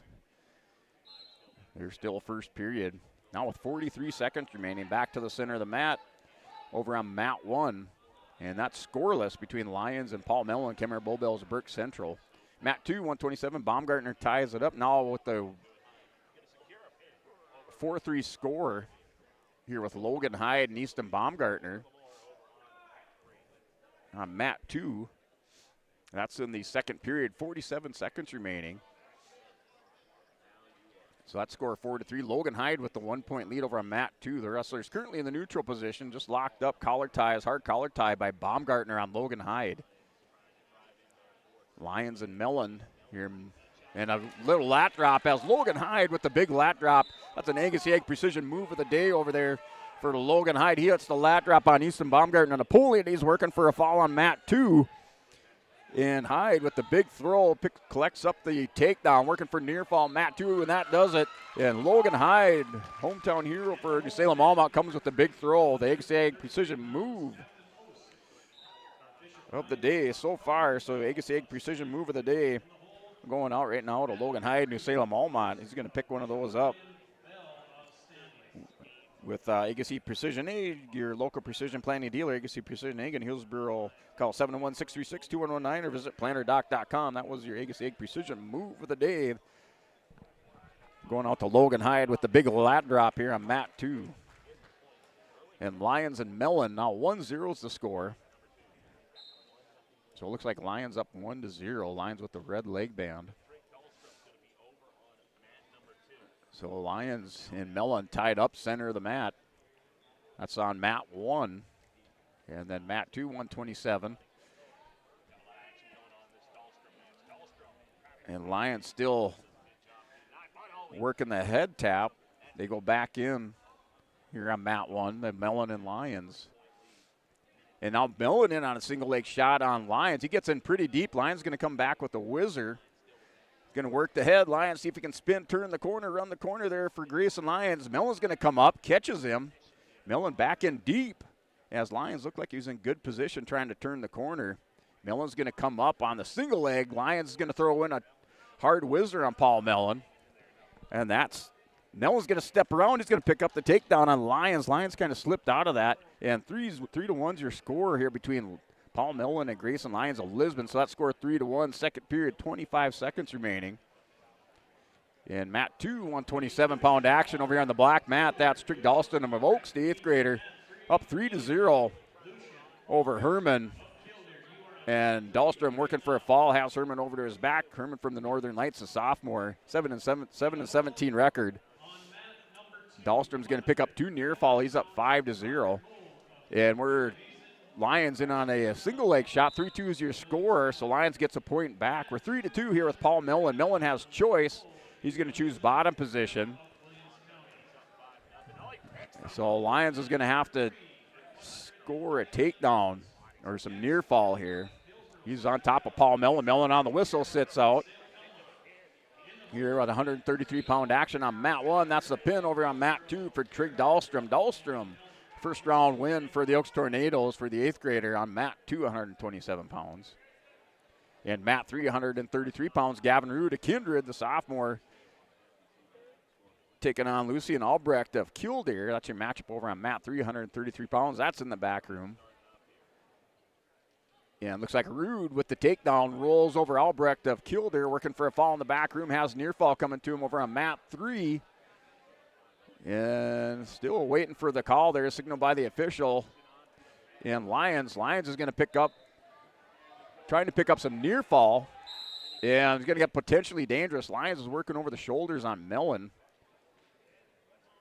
And Rude, that match looks like it's Gavin Rude, your winner by fall. So Gavin Rude for the Kindred Vikings there. Matt, 333 pounds, your winner by fall over Lucien Albrecht of Killdeer. And Lyons didn't pick up any near fall. So 4-2, Mellon must have been a technical violation there by Lyons on a full Nelson.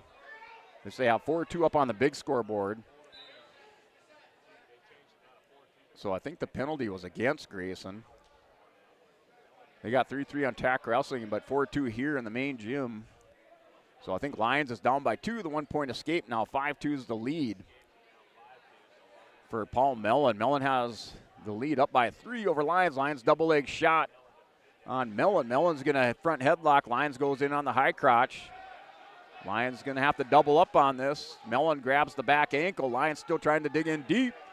Turn the corner. Lyons has the corner almost cut.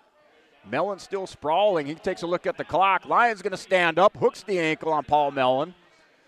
Missed it. Mellon's able to step back around. Lyons going to get out of position as Paul Mellon just heavy hips on Grayson Lyons. Lyons not able to suck that leg up and turn the corner. Mellon takes a look at the clock again. Lyons is going to double it up. Final 5 seconds in the 3-point lead. Paul Mellon's going to outlast Grayson Lyons. He'll win in this first round matchup 5-2 on Matt 133 pounds. So Paul Mellon, your winner by decision over Grayson Lyons. Big first round matchup at 133. Matt 133 pounds. Jackson Wilson of Carrington, the 8th grader, taking on McCoy Jorsted of Williams County, a junior. And Jackson Wilson's up 3-0, top position. Jorsted wings down on the elbow on Wilson. Wilson's going to try to scramble out. They're still scrambling over at Matt 2. 3-0 lead, Jackson Wilson. Wilson comes back out. No change of position over on Matt 1.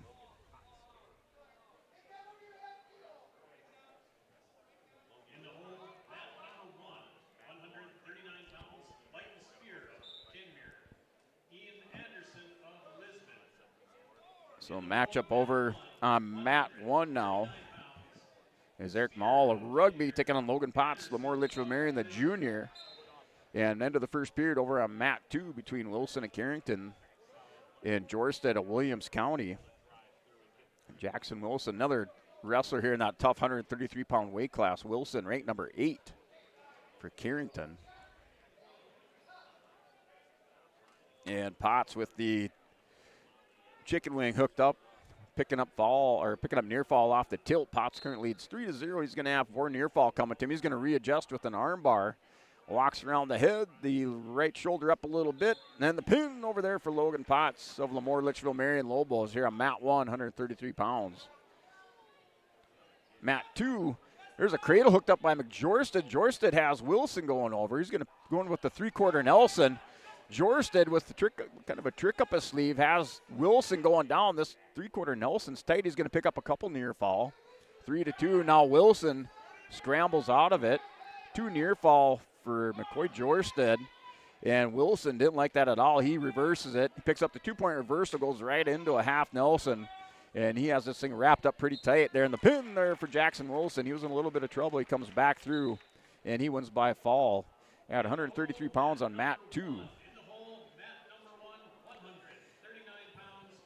Now, Mat number 3, 133 pounds. Afton Ost of Minot Bishop Ryan, the freshman. 8-3, taking on Keen Bell of Stanley, a senior, 23-1 at 133 pounds. Yeah, Bell, the rank number 2 at 133 for Stanley. And that's a win by fall over on Mat 1. Hayes Weinberger, New Salem Alma, wins by fall over Ryan Knoll, Bowman County Beach. Your result on Mat 1, 133 pounds. So Bell for Stanley. A 3-time state runner-up. Last year, state runner-up at 127 pounds for Colin Bell. King Bell of Stanley. As he has the 6-0 lead on Mat 3 at 133 over Afton Ost, Minot Bishop Ryan. Bell, a senior, at 23-1. As I'm pretty sure he was defeated last weekend by Hayes Weinberger. And here's Ian Anderson, Mat 1. Anderson for Lisbon, the sophomore, taking on Leighton Spear, Kimmer Bobelsburg Central, a freshman, sophomore, and a freshman out here. Anderson working a front headlock on Spear. Gonna go inside cradle, see if he can lock this up and run him over. Spear with the leg. Now a 3-point takedown for Anderson. Has the cradle locked up on Spear. He's going to try to elevate it. Head in the hole for Anderson. Steps over. He has the shoulders exposed. And almost had a swipe of the mat, or of the hand. And the official is going to reset. Anderson rolls him over.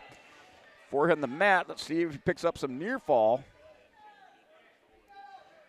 And they're still scrambling. That looked like a fall there. And the pin there for Ian Anderson. The official knew it was a pin. He was just out of position. Slapped the mat into Anderson for the Lisbon Broncos with the cradle. I like me some cradle action here for Anderson as he wins by fall over Leighton Spear, Kimmer Bobelsburg Central on mat 1.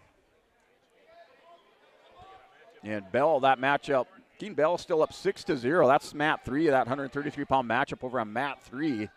The 3-time state runner-up for Stanley. He's up 6-0. And trying to see what's going on back there. Looks like he's in the top position. They're in the neutral position, or in the referee's position on mat 3. And mat 1, Joey Potts of Lemoore, sophomore, taking on Owen Iverson of Oaks. So the Lemoore Oaks matchup on mat 1 at 139 pounds. Potts and Iverson. And then mat 2 here in the main gym is Mall. So Broderick Mall, a sophomore from Beulah Hazen, 10-9 record. And Carson Burnell, Williams County, a senior, 23-12. Here at 139 on mat 2. That's 3-0 lead for Burnell. Started the second period, and a takedown, 3-point takedown awarded to Iverson as he grabbed the legs, kept the toes on the mat there of Potts as they went out, and Owen Iverson awarded the takedown on mat 1. 3-0 score, minute 19 remaining in the first period. Iverson up 3-0 on Joey Potts here on mat 1. And mat 2, Broderick Mall, Carson Burnell, Williams County. Burnell, the senior, up 3-0. He's going to pick up more near fall. He has now a 6-0 lead in the second period. Minute 26 remaining in the second period on mat number 2. Burnell, Williams County with the lead. Williams County last year as a team, individual side, coming off a state runner-up finish. So excellent year. Placed second at the state tournament last year in the individual tournament portion. Scored 116 points. And trying to see if Burnell qualified for state last year. Don't see him on my sheet. But right now he's up 6-0 here for Carson Burnell, Williams County, a senior, 22-12 record. As Williams County graduated 3 seniors last year from that squad. As a graduated state champion, Rocker Aguilar. State place winner Ashton Weathersby at 189, placed 7th last year. And then Matthew Jacobs, state runner-up at 285 pounds for the Firestorm. They graduated, lost those wrestlers to graduation last year. They do have back 4 state qualifiers on their squad and 2 state place winners. A state champion in Cash Brown for Williams County at 145 last year. And then Tristan Miller, 2-time state runner-up for Williams County. Miller placed, wrestled last year at 114 pounds. He's a state runner-up from a year ago. So 2 state place winners back for Williams County from that state runner-up squad last year, and then 4 state qualifiers. Graduated 3 seniors, all 3 state place winners. And looking here, 3-1 score now for Iverson and Potts in the second period. Minute 37 remaining. Iverson in the top position. Has the wrist spiraled on the left side. Works back, trying to work underneath. Now goes working for the ball and chain. Tried to work back underneath there for Iverson. He's up 3-1. Minute 22 remaining, second period. 139-pound action between Iverson and Potts. And Iverson's going to roll through. Has the chicken wheat, or the tilt roll locked up there with that ball and chain tilt. You have the arm, or the wrist caught across the waist, reaches underneath. He rolls through, but no near fall award. At 3-1, Potts is going to catch Iverson high. He's got his head on the far side. Now he's going to try to pass the arm. He's going to roll through. Potts and Iverson, little scramble. Potts is going to keep that wrist and keep it isolated.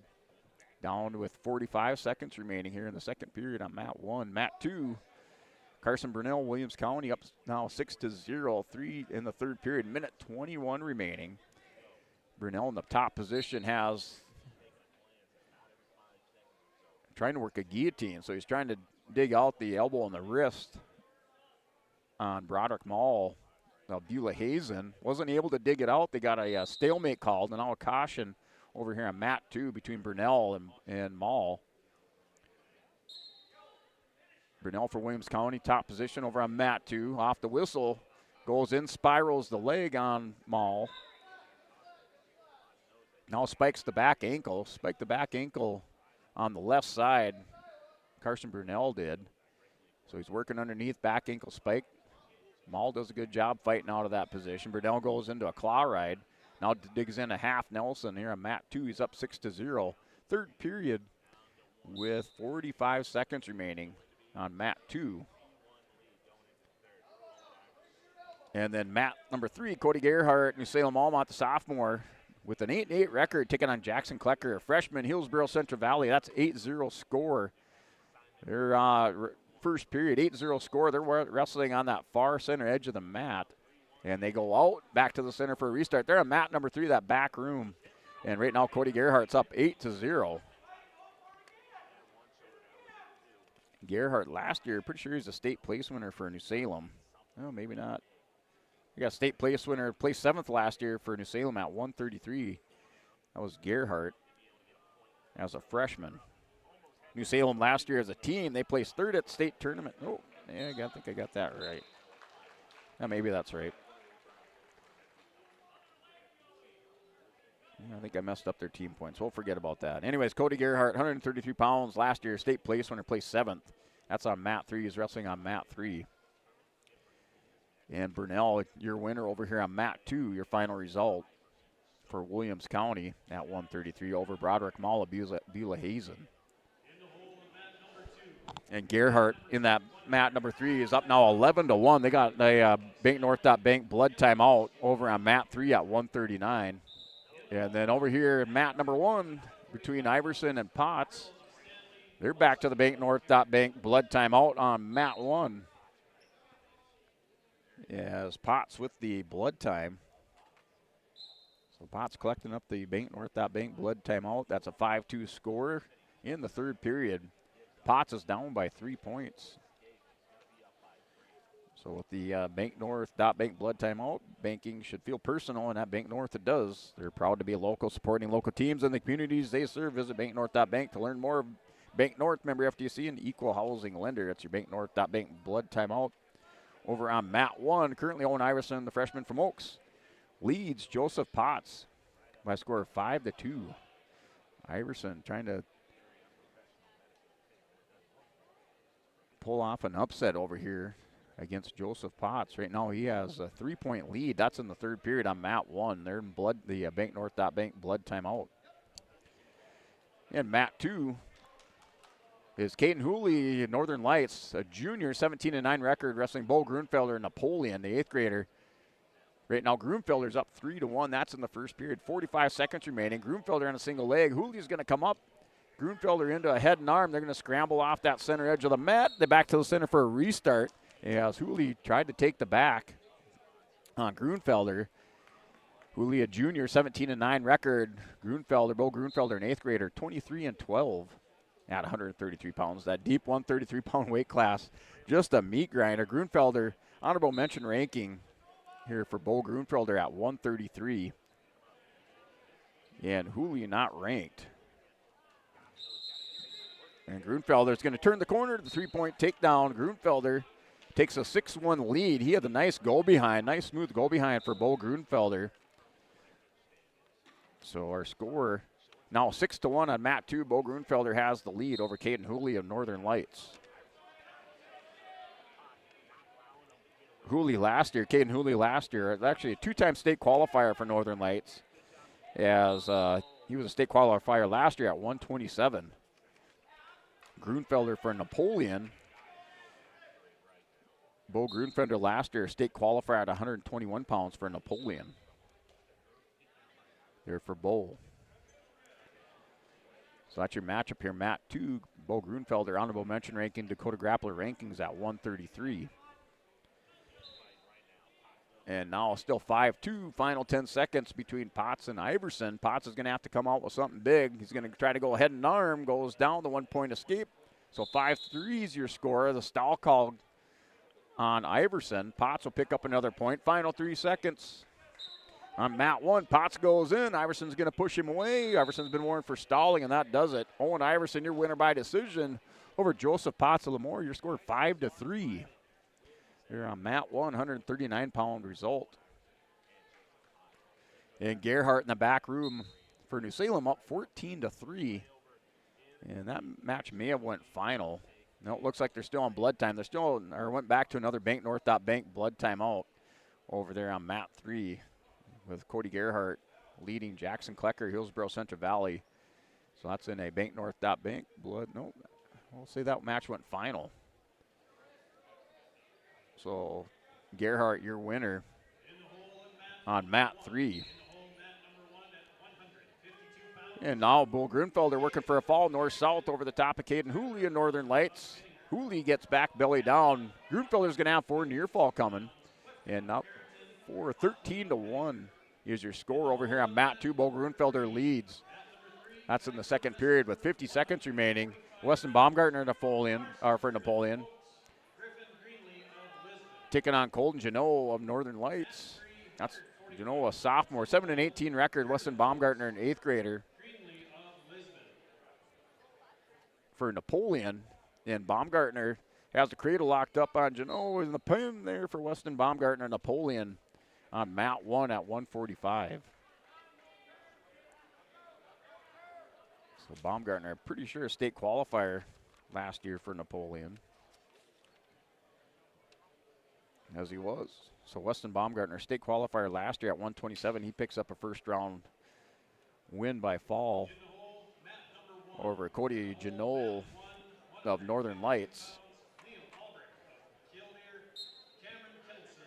And over here, Caden Hooley and Bo Grunfelder at 16-2.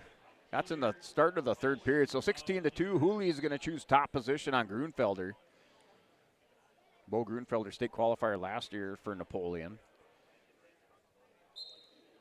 That's on mat 2, third period, start of the third period. Grunfelder in the bottom position at 133 pounds. Mat 1, 145. Grayson Matson Lemoore taking on Kingston Brunell of White Shield, a junior at 23-10, or 23-11. Matson in on a single leg shot.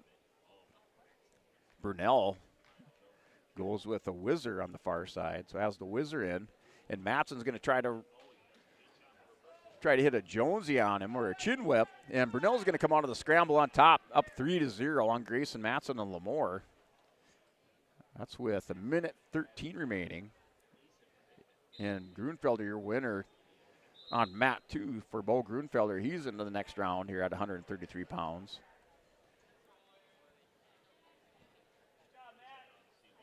Mat 1,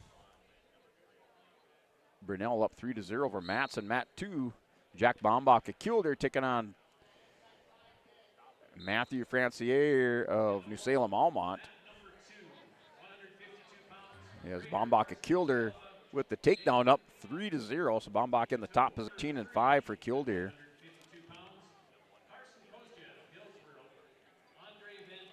And Bombach, 3-time state place winner, placed last year third at the state tournament. So he's placed third 3 times at the state tournament. He has an arm bar locked up over on mat 2. And Francier is going to be able to roll through for New Salem, the junior. 6-9 record. And Bombach's going to pick up 4 near fall. Right now that score is 7-0. Jack Bombach at Kildare with the lead. That's first period with a minute remaining over on mat 2, 145-pound action. Matson and Kingston Brunell over on mat 1. Matson with the escape. 6-1's the score. First period, 20 seconds remaining. And then mat 3, 145 pounds. As Hadley Janikowski, Bowman County, the freshman 11-12, taking on Levi Jensen, a senior from Williams County. Jensen, a 20-10 record. And Janikowski at Bowman County, a freshman at 11-12. Jensen don't have him on the state qualifiers last year, but senior 20-10 record for Williams County. Firestorm last year, state runner-ups at the individual tournament portion, state Class B. 2024, they placed ace, scored 79 points. 2023, they scored 25 points. So Williams County pouring it on last year. Kind of surprising some of the teams in the state with that second place finish, scoring 116 points. So Bombach's up now 13-2, the three-time state place winner for Killdeer. He's only a sophomore, up now 13-5 over on Mat 2. Francier from New Salem Almont got some of those showy muscles Coach Storhog talks about. No slouch when you look at him, but Bombach handling him here pretty good, just out wrestling him up 13-2. And nice snap down by Bombach. Turns the corner, goes right into an inside cradle. Gonna roll over Francier, New Salem Almont. Jack Bombach for Killdeer working for a fall. That right shoulder up just a little bit. Bombach's gonna take a look. He's got a good look at it along with the official. And 16-2, it'll be a Techval victory if Francier is gonna be able to roll through. So at least a Techval. Bombach's gonna work for a pin on Mat 2. Matson and Brunel now 9-1 over on Mat 1. Kingston Brunel, White Shields up over Grayson Matson. And the pin over here, Mat 2 for Jack Bombach. You're winning by fall, 145 pounds, first round action. Levi Jensen, Williams County on Mat 3 is up 3-1 at 145 over Hadley Janikowski of Bowman County.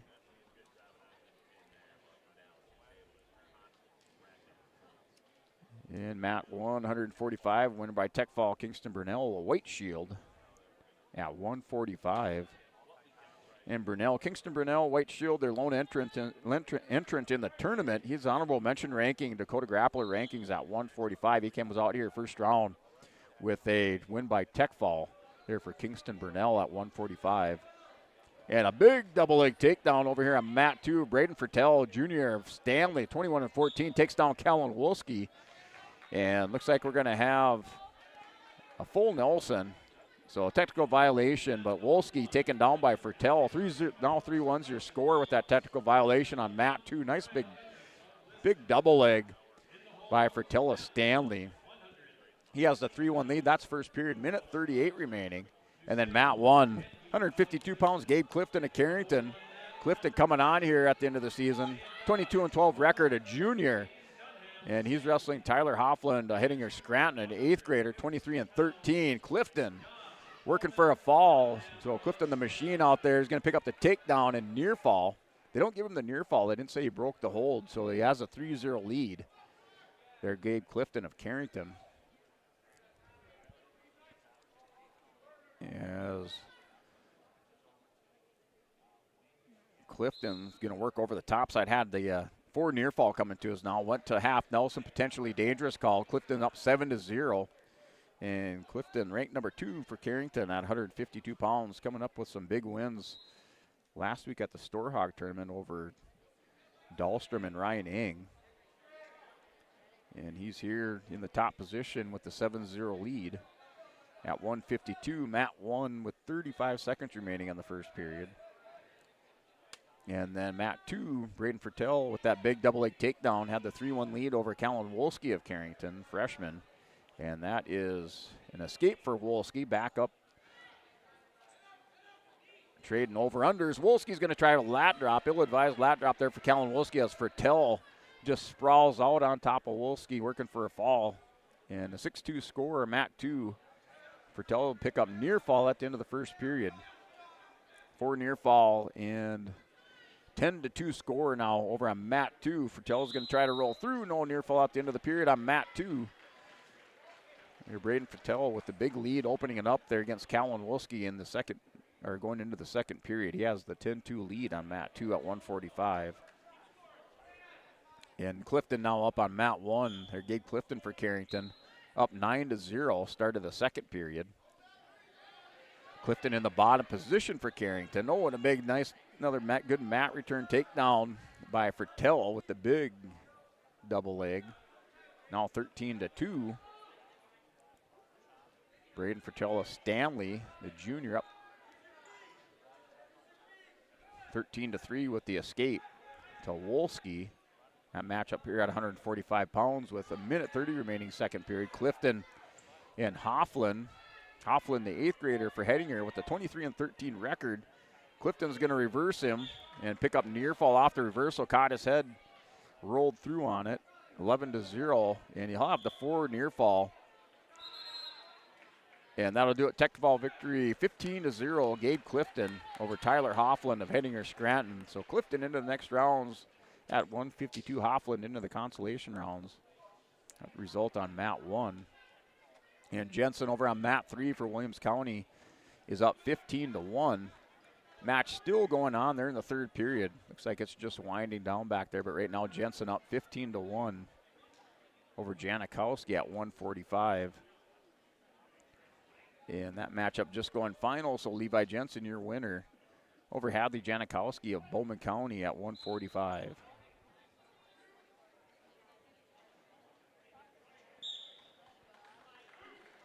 And Wolski and Fertel, that match just going final. Braden Fertel, your winner by tech fall 18-3 over Callan Wolski of Carrington. Fertel for Stanley makes it into the second round of the championship rounds. And now mat number 1, 152, Cameron Kittleson of Kindred, the 8th grader, taking on Liam Albrecht of Killdeer Jr., 9-12. That matchup just underway. Kitterson making his way here to the New Salem tournament into the starting lineup at 152 today.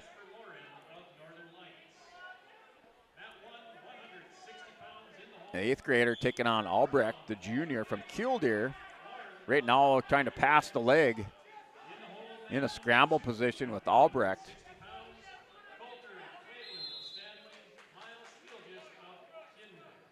So Theelgis, looks like Theelgis up, must have went up to 160 here with Kittleson at 52.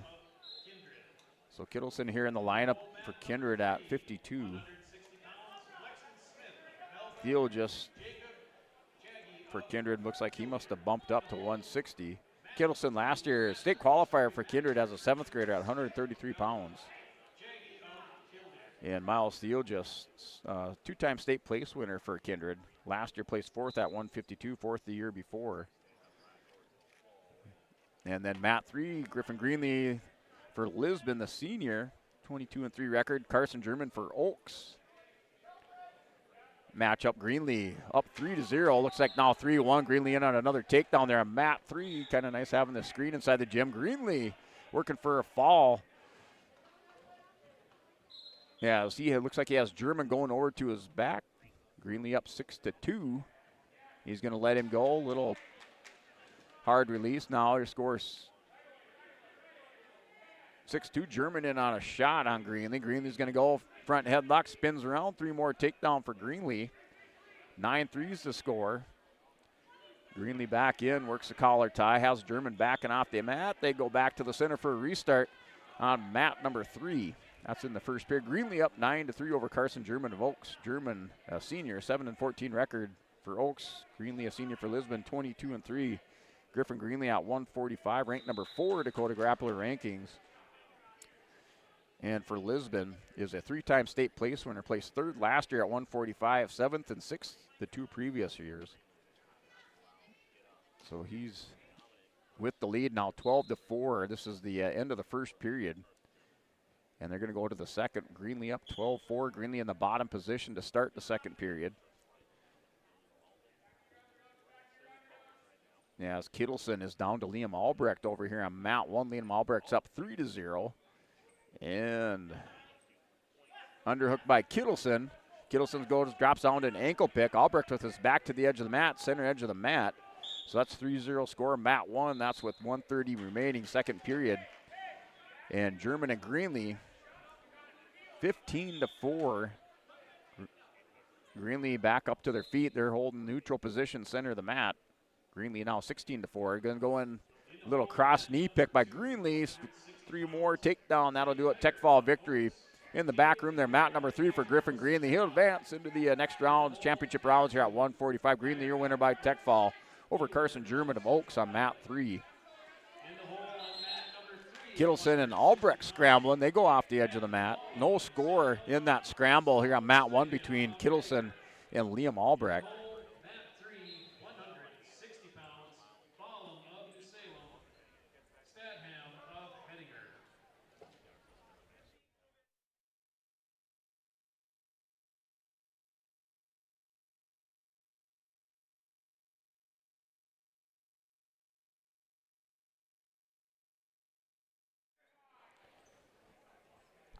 So Greenlee here winning by tech fall for Lisbon over Carson German of Oaks at 152. Or excuse me, at 145. Matt, 352 pounds. Carson Kazed of Hillsborough Central Valley, the senior, taking on Andre Van Eden of Lemoore. Kazed up quickly, 9-3. Just working those takedowns, putting on a takedown clinic in the back room there. Carson Kazed of Hillsborough Central Valley. Second one in a row as Greenlee picked up a number of takedowns also. Won by tech fall. Kazed up 9-3. And now Albrecht and Kittleson. Albrecht's going to collect another takedown on Cam Kittleson of Kindred. He's in the top position, has the back leg turked. Working underneath. Now he's going to go to a crossface. Spirals the wrist. Final seconds of the second period. Liam Albrecht of Kilder has the 6-0 lead over Cam Kittleson, an 8th grader from Kindred. And then Matt 2, 152. Dane Dunham of Stanley, a freshman. 14-11, Isaiah Dobbs, a junior of Bowman County. Here at 152 pounds.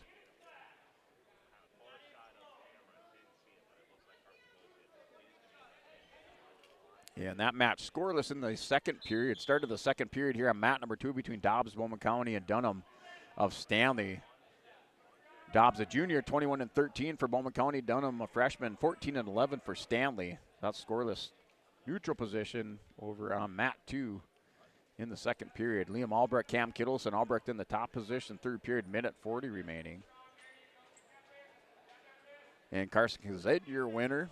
In mat number 3, so Carson Kazed, your winner on mat 3 at 100 in that another deep 152-pound weight class. And there's Albrecht with Kittleson standing up, looking for a standing switch on Albrecht. Albrecht returns him down to the mat. Kittleson dives underneath, trying to pass the leg, and a clasping called. And Albrecht called for clasp. Kittleson will have 1 point. 6-1's your score, with Liam Albrecht up by 5 on mat 1. So we're going to couple area wrestlers, YLE wrestlers coming up here on deck on mats 1 and 2. So we'll cover those matches and then take another look. But we're coming up on a hard break here, as we'll cover the 152-pound match with Ryan Ing of Lisbon, and then the 160-pound match with Miles Theolgis of Kindred on mat 2. Right now, Cam Kittleson of Kindred's down 6-1 in the third period. He's in the bottom position over on mat 1.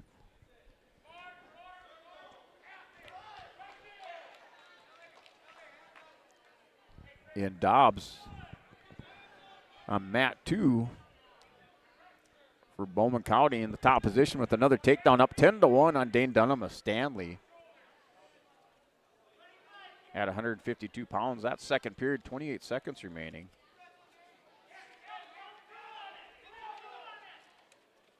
Just trying to see Isaiah Dobbs last year for Bowman County Beach. State qualifier at 152.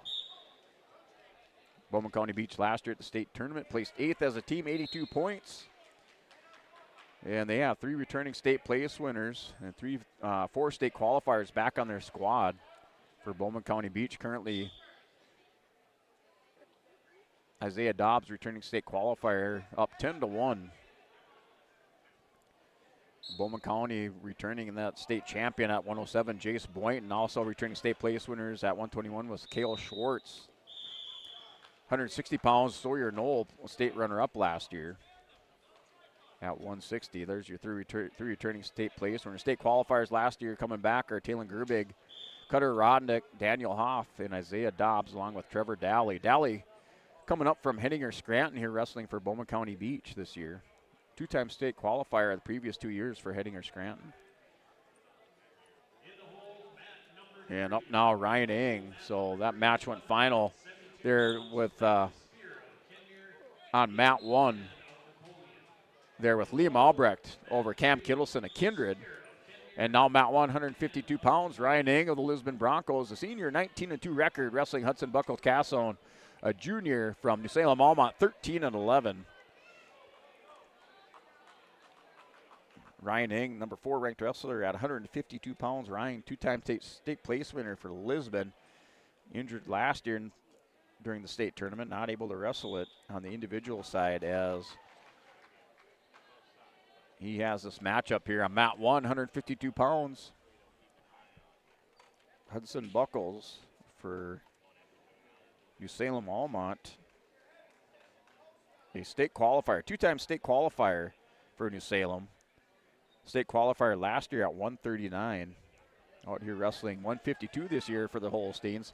And Eng's going to pick him up. Sets him down, going to pick up the takedown. He's going to try to turk that leg. Just missed it. Goes Merkel position. Has the inside leg took. He's going to roll him over. Eng's going to pick up no near fall.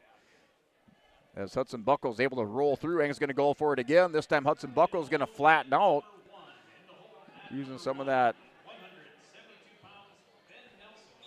usable muscle there on Hudson Buckles. As Eng not able to turn him. Eng's a pretty strong kid himself.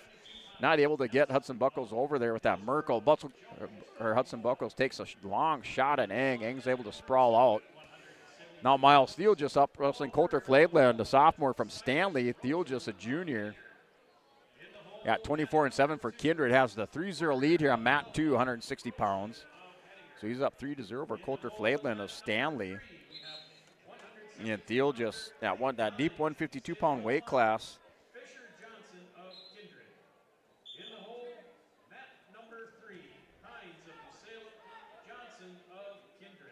I should say, I got that backwards. Theelgis is up at 160, so I'm disregard everything I said. So Theelgis ranked number 6 at 160 pounds for Kindred.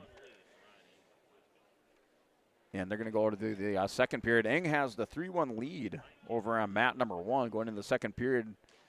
And Buckles Casson for New Salem chooses bottom position. Eng will have choice third period. And that matchup over there, Miles Theelgis, your winner by fall on mat number 2 over Coulter Flaidland of Stanley. Theelgis placed 4th last year at 152 pounds, 2-time state place winner. Placing 4th at the state tournament twice for Kindred. And he is a junior this year, 24-7 record, so he wins by fall over Coulter Flaidland of Stanley.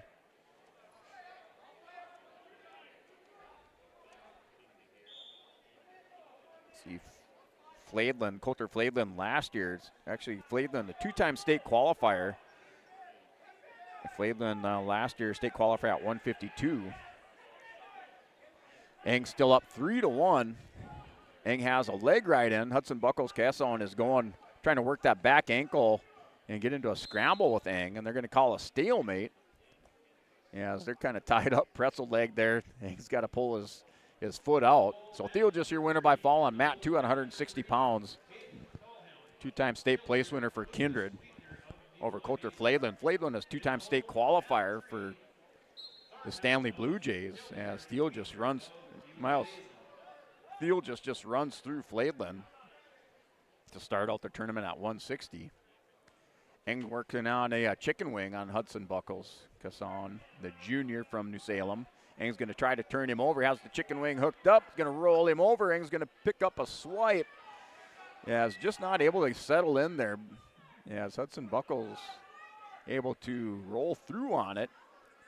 So Eng misses the near fall. Still 3-1 score, 30 seconds remaining. As Buckles Casson did a good job. No, what am I doing there? Sorry. So that's 6-1 your score over here on mat 2. Yeah, Theelgis is up now 10-1 at 160 pounds. So they're 10-1 lead with the start of the second period over on mat number 2. So Theelgis up 10-1. Mat 2 started the second period there for Miles Theelgis. And Eng, no change of position. They got in a little bit of a scramble over on mat 1 at 152 between Eng and Hudson Buckles Casson of New Salem Almont. And Eng with choice will choose bottom position.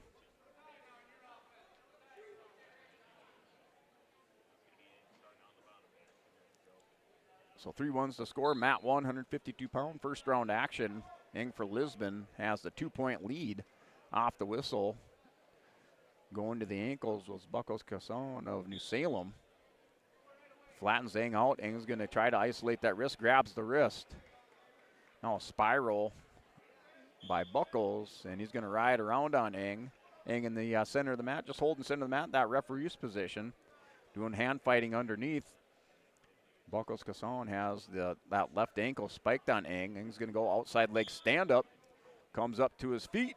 See if he's going to go over the top. Buckles Kassan's going to try to double up, see if he can run Eng over, and a clasping violation.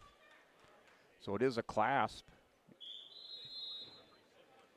As they were not in the neutral position for a mat return. So Eng picks up the 1 point. 4-1's your score. Mat 152 pounds. And that's with a minute 15 remaining. Eng in the bottom position. He has the 3-point lead. Now 3 more points over here on mat 2 for Miles Theelgis, 2-time state place winner. Up 14-1 over Coulter Fladland, 2-time state qualifier for Stanley. So 14-1. And back rooms, Clayton Hines and Salem Almont, the senior, 7 and 8, taking on Fisher Johnson of Kindred, a junior, 21 and 7. Right now, Johnson up 7-0, 172 pounds. That's first round action. Johnson up 7-0. He's in the top position in the first period, under a minute remaining.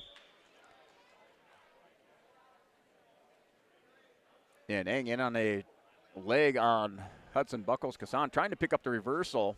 See if he can swim over the top. Has Buckles Kassan on his hip. No reversal yet now for Eng. He's going to try to turn the corner. Picks up the 2-point reversal. Sit out by Hudson Buckles. And Eng goes to the chin drop. And held him there for a second. The official's one of the slower counting officials I've seen. Eng's had some back exposure a couple times. No near fall. And he has the 6-1 lead with that reversal. Now he's going to try to go, has the leg Turk, the cross face. See if he has the Turk hooked up. No near fall. The official still says he's not picking up near fall on that far side of the mat. And time runs out. Ryan Eng, your winner by decision, 6-1 over the New Salem Almonts. Hudson Buckles Kassan, 2-time state qualifier for New Salem. Ryan Eng, 2-time state place winner for Lisbon, winner by decision. 6-1 on mat 1, 152. And mat 2, 160 pounds, Zade Heyer of Oaks, the senior, 21 and 7 here at 160 pounds, taking on Cade Mueller of Hillsboro Central Valley. Mueller, junior, 5 and 17 record. As I thought we were going to be able to escape to a break, but right now, Zade Heyer of Oaks has Cade Mueller on his back with the chicken wing tilt. Picks up the 4 near fall, 7-0. Still hasn't broke the hold yet, so still 3-0. Now he broke the chicken wing tilt, went to the bar half, but the official didn't give him the near fall yet. So now 4-0, or excuse me, 7-0 there for Zade Heyer of Oaks in the top position, wrestling Cade Mueller, Hillsboro Central Valley Heyer, senior for Oaks, 21 and 7. Zade Heyer currently ranked number 3 for the Oaks Tornadoes at 160 pounds.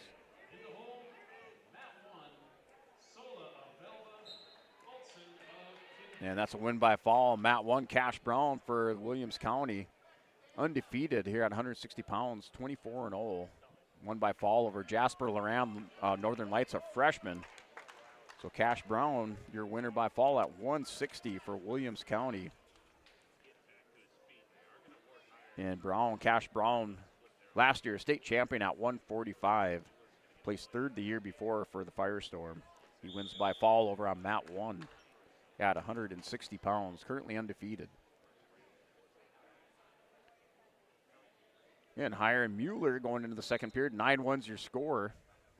Hillsboro sporting some new singlets out here.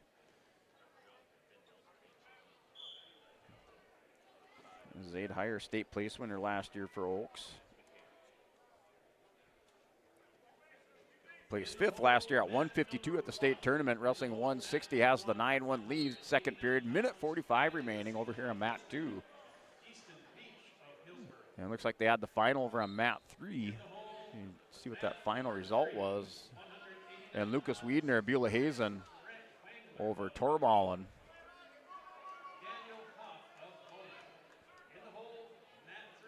Of Killdeer. So Lucas Wiedner, your winner by fall, the senior for Beulah Hazen over Torballen, the junior of Killdeer by fall in a minute 30 at 172 result from mat 3.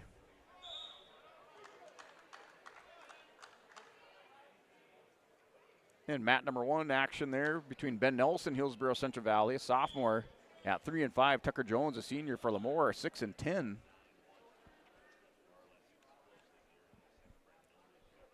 So a couple of burros out there wrestling right now. Mueller in on a single leg shot on higher. Mueller's got it in deep, and a head and arm here by Ben Nelson, Hillsboro Central Valley. Has Tucker Jones going to his back here for Ben Nelson. And I think he has some near fall, so he has a takedown and 3 near fall coming to him. So our score 6-0, or maybe not. They got 3-2 up on the board. And now Tucker Jones rolls Nelson over, so it must have been a scramble head and arm there. And that'll do it. Yes, Tucker Jones with the reversal rolled through on the headlock in the first period. And he wins by fall over Ben Nelson of Hillsboro Central Valley. So Nelson came out with some good scramble there at the head and arm, scored some near fall.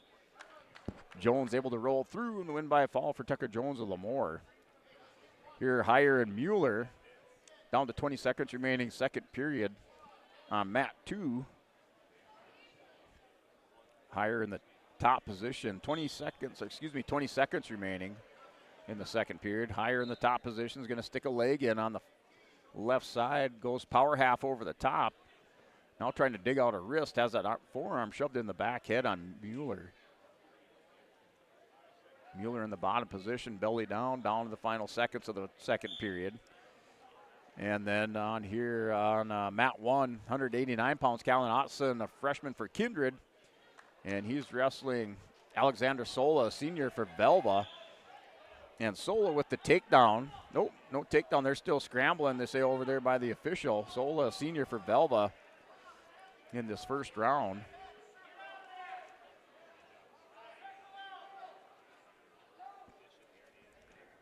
And Otson for Kindred, scrambling over on mat 1, turns the corner, still no takedown. Hand fighting there for Otson, and looks like they're going to go to blood time. So another Bank North Bank blood timeout over here on mat number 1 with Callan Otson and Alexander Sola, Velva. Otson for Kindred. That is scoreless in the first period with blood timeout. Bank North Bank blood timeout over here on mat 1, not due, not national. Bank North is a hometown bank focused on relationships, local decisions, and community support. Find out more at banknorth.bank. Bank North member FDIC and equal housing lender. And Higher up now 15-1, minute remaining, third period over on mat 1.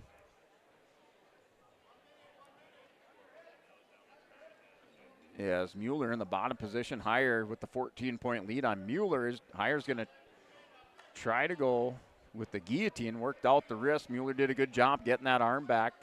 Gets the elbows back underneath. Now with 35 seconds remaining, third period. Zaid Higher of Oaks with the 15-1 lead. Over here on mat 2, that's the all-black mat.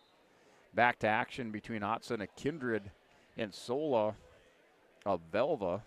That's still scoreless. Had a good scramble going on the edge of the mat here, then went into blood time over on mat 1. That's under a minute remaining first period. In mat number 3, new matchup there in the back room. Kane Repa of Stanley, the junior, 18-14 for Stanley for representing the Blue Jays, wrestling Walker Sheldon, a senior for Williams County, at 172 pounds.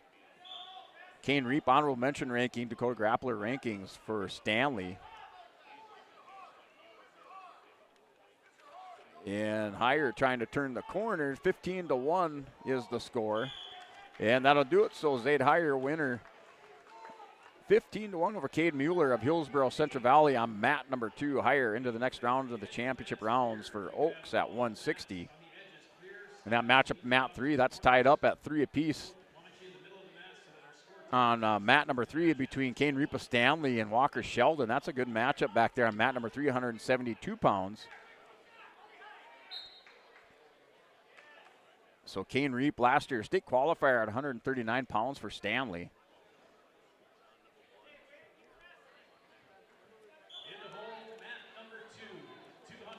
And Walker Sheldon, state qualifier last year at 139 for Williams County. So both of these wrestlers pretty familiar with each other. Both state qualifiers last year at 139, that's Walker Sheldon of Williams County and Kane Reap of Stanley wrestling on mat 3. That's tied up at 3 apiece. That's in the second period, into the second period. In matchup here, mat number 2, Silas Roseland of Hettinger Scranton, the sophomore, 12-12 record, wrestling Noah Werner, the senior from Velva. That's 3-1 score in the scramble position. Werner scrambling with Roseland. Werner trying to come on top. Roseland able to catch the ankle. 3-1's your score. And Ottenson, now 3-2's the score. Second period, minute 45 remaining. Kellen Ottenson with the reversal in the top position for Kindred, wearing the blue singlet with the white trim. And he's in the top position, has the wrist spiraled on the near side, or on the far side. Looks like he's trying to dig in a half Nelson on the far side.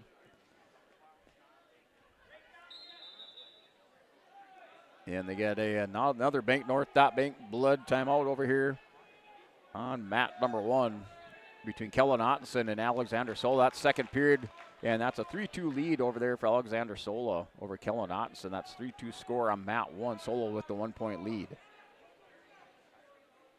And then mat 2, Noah Werner, Silas Roseland, 4-3's the score. And Cyrus Roseland with the takedown after the escape. He has the 1-point lead over Noah Werner of Velva. So that's now a 1-point lead for Roseland from Hettinger Scranton. Roseland last year, Roseland a sophomore, 12-12 record for Hettinger. Cyrus Roseland, the state qualifier last year at 152. Up 20 pounds this year, wrestling 172.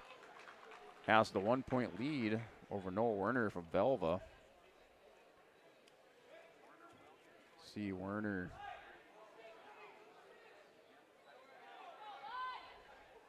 placed 8th last year at 189 for Velva, if I have my stats right. Placed 8th last year at 189 for Velva, and then a state qualifier the year before.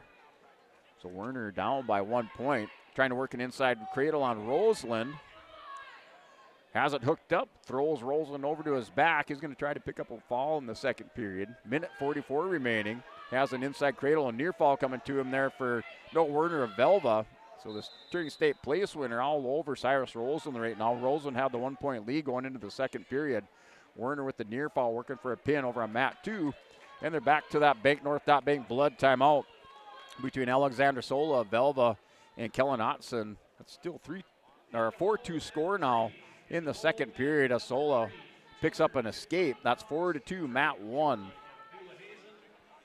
That's in the second period. They had another Bank North Bank blood timeout on mat 1. And then mat number 3 looks like that matchup going final. So we should have a final there between Walker Sheldon and Kane Reap. Good first round matchup, both returning state qualifiers, as it was Sheldon of Williams County, the senior, win by decision 6-3 over Kane Reap, the junior from Stanley. That was first round match there as Reap down in the consolation, Sheldon into the second round, championship round for Williams County. And an escape after the near fall, so we're 6-4 and working on another takedown there. Cyrus Roseland and scrambling with Werner. He's going to try to turn the corner. Werner scrambling with Roseland, 50-50 position. Hips up there by Werner, and he's going to hook the leg. He's going to pick up the takedown. Maybe a little bit premature. The official gave him the takedown and catches him in an iron cross. So Roseland got caught underneath and now reverses it. This thing's wild back and forth on mat 2, 12-5 with the reversal. Now 12-7, 5-point separation over on mat number 2 between Noah Werner of Velva and Cyrus Roseland at the end of the second period. Our score, Noah Werner leads 12-7. So that's your matchup. Mat 2, 172 pounds. That's going into the third period. Ottenson and Sola, Alexander Sola here on mat 1, back at it in the end of the second period. Sola with the takedown up 8-3. As Ottenson is back to the mat. Now another takedown, 11-3 there. Alexander Sola building up his lead here on mat 1, 189. Sola goes to work underneath, trying to spirals the far wrist. The end of the period, they're going into the third after quite a bit of blood time on mat 1, 189 between Kellen Ottenson of Kindred and Alexander Sola. That's 11-3 score. Sola with the lead, building that lead up now by 8. And this wild one over on mat 2, 172 between Werner of Velva and Roseland ahead of Scranton. That's one settled down a little bit. Roseland currently in the top position. And he's going to whip over Werner, and he catches him on his back. The officials count near fall. And now Werner's going to reverse it. So we got some near fall, 2 near fall coming over there, or 2 reversal, and near fall for Roseland, and it's 14-11. And Werner with the half Nelson hooked up on Cyrus Roseland, down to 50 seconds remaining. And Werner's got to watch out he doesn't get a full Nelson off of that. He has the half Nelson. Oh, and the full, there it goes. I knew it was going to come there. And a 1-point technical violation, 14-12. Just 2 points now separate Cyrus Rose and Noel Werner here. Mat 2, 172. First round action. This thing's a wild one. Back and forth between Werner and Roseland. State police winner gets a returning state qualifier. And they're going to go blood time. I think it's blood time. It goes over for a little medical attention over on mat number 2. Yeah, so we're 16-12. So final score, or with this injury time, 16-12 are on mat 2, 172. I think they got things sorted out. 16-12, mat 2 between Werner and Roseland. And they're back to blood time. Bank North Bank blood time out on mat number 1 again. And that's between Kellen Otson and Alexander Sola. And that's 14-3. That's in the third period. And look at the back room. Now, mat 3, 189, championship round match.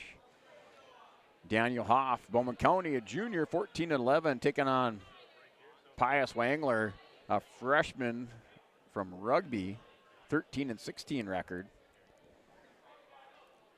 So wrestlers back into action. Looks like they got the blood cleaned up over on mat 1, mat 2 back into action. And Cyrus Roseland in the bottom position for Hettinger Scranton. And off the whistle, and Roseland stands up, gets the reversal. 16-14, he had a chin hooked up on Werner. And that's just brutal Roseland. Quite the scrapper. He's going to cut Werner loose. 30 seconds remaining. And now Roseland in on a takedown. He's going to go in the waterfall position. Werner's behind his back. 17-14. 3 points will tie it up with the takedown at 17. The grabby roll by Werner. Werner's going to scramble. Roseland and Werner scramble in final 15 seconds. They're going to go out. Werner with his feet in bounce. He's got the head on Roseland. And they're going to go out, and no change of position. Good call by the official. We're tied up at 17, final 8 seconds on mat 2. Yes, this is a wild match, first-round matchup. A good matchup, and 172 pounds, and a Granby roll, final 3 seconds. Standing up, Werner rolls and catches him, throws him back, Merkel, and we're going to go overtime. Sudden victory on mat 2. So we're sudden victory, mat number 2. And mat 1, 189 pounds, Ottenson and Alexander Sola. Sola catches Ottenson, a pin over there for Alexander Sola. The Aggies with the win over on mat 1, 189. And mat 2, Werner and Roseland, and they go into a scramble position. No takedown. Oh. And Roseland is going to...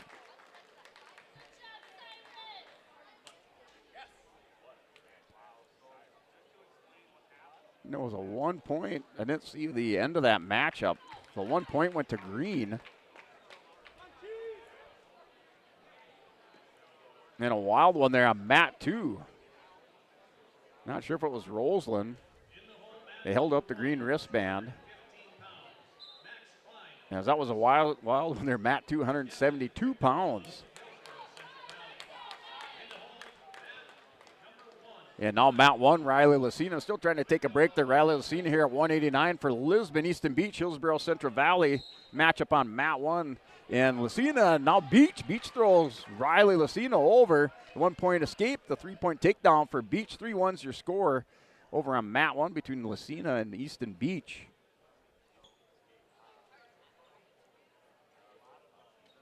And a matchup result there at 189, championship round match. That was Patassic of Oaks. You're winning by a fall over Tormalen of Killdeer in 32 seconds. And that was Rosen. So Rosen with that sudden victory win over Noel Werner. A big matchup there. And Rosen, your winner, 18-17 by decision. Sudden victory on a technical violation. I've seen that twice this year now in a sudden victory match. And now Lucina has double unders on Beach. Beach with his back to the edge of the mat. Lucina's looking for a big throw here on Easton Beach at Hillsborough Central. He's going to take him down, keeps the foot in. He has a three-point takedown working for a fall. I don't know how he had the mat awareness, but Lucina just kept applying the pressure. Throws Beach to his back. Beach went down hard on the mat. Lucina was able to keep a toe in, and he's going to work for a pin on the edge of the mat. Shoulders on Beecher, in bounce. And Lucina over the top has the head scoop, chest on chest, see if he can make the adjustment to get the pin in the first period with 19 seconds remaining. And the pin there for Riley Lucina. The Lisbon Broncos wins by a fall of Easton Beach at Hillsborough Central Valley. And looks like they're time for a break. So we're going to go on. We're going to take a break there, right around a 5-minute break. So just stay tuned. We'll be back right around 5 minutes. Hard break time here at the New Salem East-West Wrestling Tournament. We'll be back for more action. First round into the second round action here, live from New Salem High School. If you're thinking about updating your bathroom or kitchen, don't wait until the last minute. Planning is key. At Ada Building Center LLC on Highway 200 East Edge in Ada, you can check out the brand new displays with the latest in cabinets, countertops, and floor coverings. The Ada Building Center LLC team will guide you through designs and help you secure trusted contractors for the job. Stop today and start planning your remodel. 218-784-3661 or visit adabuildingcenter.com. Ada Building Center, your project starts here. What's going on today? I've got a planter in the shop, and I had the guys from Agassiz Precision Ag come over and do an inspection. You upgrading systems, or are you working on maintenance? Both, actually. We walked some fields last summer and found areas where we can improve. So we are installing Delta Force and some new opening discs. Yeah, I bet we're in the same boat. I should give them a call. Yep, they will come out and look over the planter with you and put a plan together. They are the guys I go to for answers. Agassiz Precision Ag, your local precision planting dealer. Give us a call at 701-636-2119 or planterdoc.com. Farming today doesn't always feel the same way it used to. Then again, some of it feels all the same. Maybe it isn't so much the jobs that changed, but how they get done. Now that's a different story. Everything got bigger and smaller at the same time. Insurance, accounting, and taxes can get complicated, so you need someone who's looking to keep every dollar possible in your pocket. Ag Country.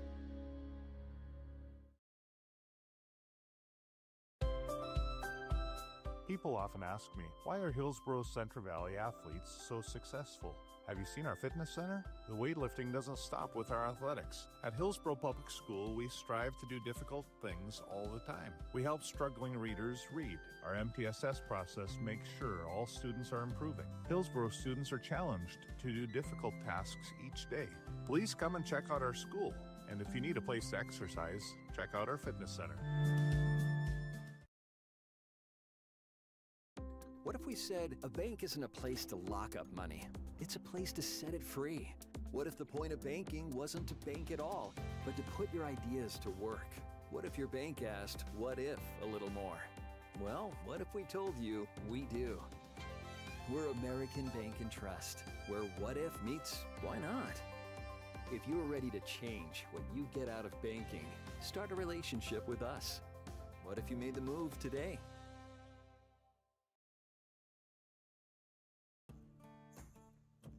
Treat yourself to a great career at American Crystal Sugar Company. Team up with quality people making quality products. Full-time and year-round in a stable business. With great pay and benefits including time off available from day one. American Crystal Sugar Company invests in you to promote your continued growth and career advancement. Grow your career, doing your best work within the world's best beet sugar company. Apply online today at AmericanCrystalCareers.com. At Dickey Marion Insurance Agency, they offer high-quality products and services to their customers with a wide range of coverages from home and auto, farm and crop, and various types of commercial policies. Dickey Marion Insurance Agency is locally owned and operated and has been in business since 1974. Get in contact with Jesse Mastenbrook or Abby Hansen for the small town service you deserve by going online to DickieMarionINS.com or call 701-669-2330.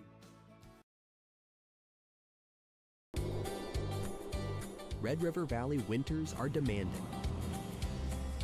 The expert heating and plumbing technicians at Bears Home Solutions will keep your home warm, dry, and comfortable all winter long.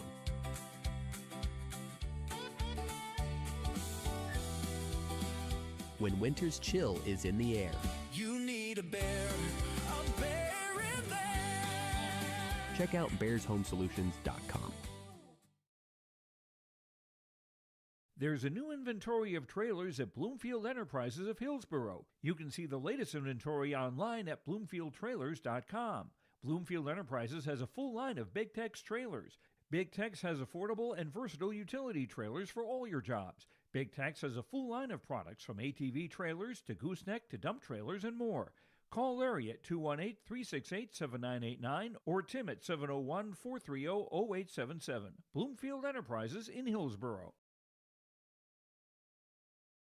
Central Valley Bean Cooperative in Buxton, North Dakota has adapted to the growing needs of the edible bean industry since 1982. Production of edible beans helps many growers in the Red River Valley make their operation more profitable. These growers are also producing a nutritious, high-protein food source helping feed a hungry world. Central Valley Bean Cooperative in Buxton, North Dakota with receiving stations in Garsky, Grafton, Larimore, Sharon, Devils Lake, Lankin, and East Grand Forks. Learn more at centralvalleybean.com or call 701-847-2622. Being a good sport is the best way to learn from the activity you are involved in. Whether you are winning or losing the game, you can walk away with a positive experience if you show your integrity and respect and learn from the other team. Hi, my name is Addison and I'm a student in the Central Valley School District. I've learned so much from competing in basketball, and a lot of what I've learned is by observing the other teams and taking positive influence from some of their greats in sportsmanship. I hope to continue to display this at the Central Valley School to also be an example. This message is from the Central Growers, prepare your fields and yields against the wet conditions today and beyond with the Drain Tile Project from Chad's Excavating out of Mayville. Drain tiling will improve and increase your yields and land values for years to come. Chad's Excavating provides free detailed estimates, and with over 40 years of combined success, they provide professional installation and service. Call Chad today to prepare for your future and any questions that you might have. That's Chad's Excavating out of Mayville, helping farmers grow.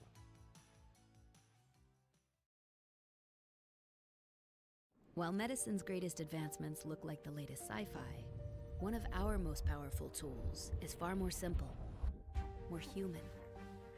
It's a calling to connect with purpose. That's how we're evolving healthcare, by treating people, not just patients, with innovations that amplify healing and lead to more personalized care, guided by the belief we all hold the power to heal.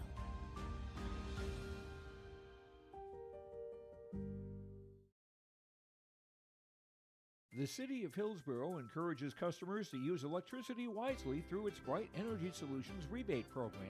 These rebates help customers save energy and money, improve their comfort, and protect the environment. You can get rebates on Energy Star appliances and lighting, as well as high-efficiency heat pumps and air conditioners. They even have rebates for home electric vehicle chargers. Business customers can receive rebates too. Call the City of Hillsborough for more information or visit BrightEnergySolutions.com. Upgrade your toolbox and tackle any project with the latest from Ada Building Center, LLC. They've added a massive 24-foot Diablo display filled with everything you need, brand new to the store. From circular saw blades to framing blades and metal drilling solutions and diamond cutting concrete blades, Diablo has it all. Need fine finish or general purpose wood blades? High-performance crew driving bits? They've got you covered. Stop by Ada Building Center, LLC, Highway 200 East Edge in Ada, and see the Diablo difference for yourself. Your next project starts here.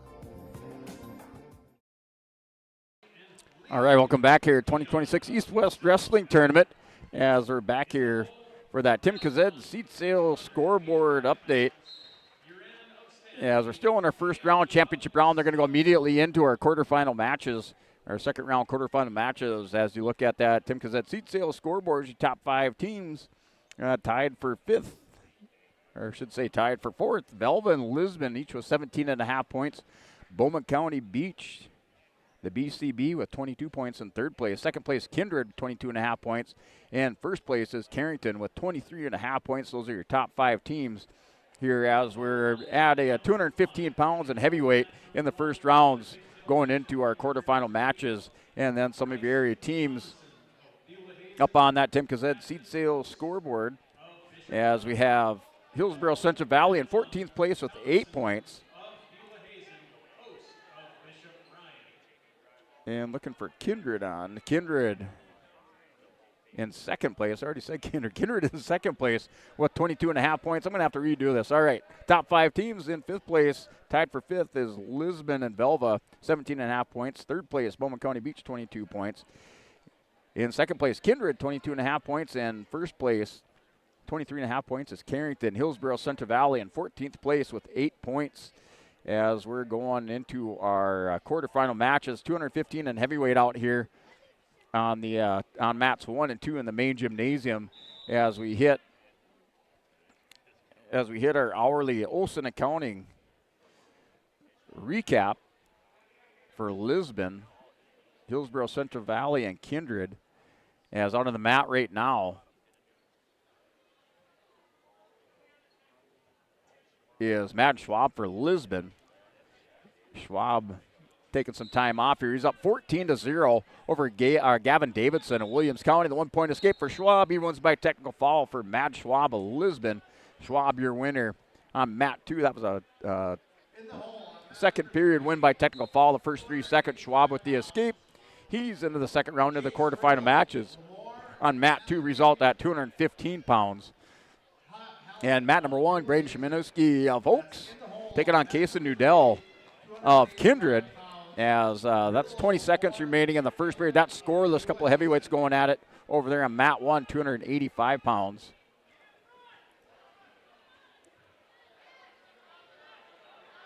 And Shimanowski has a head and arm locked up on Nudell. He has him going over to his back. Now goes to the head and arm.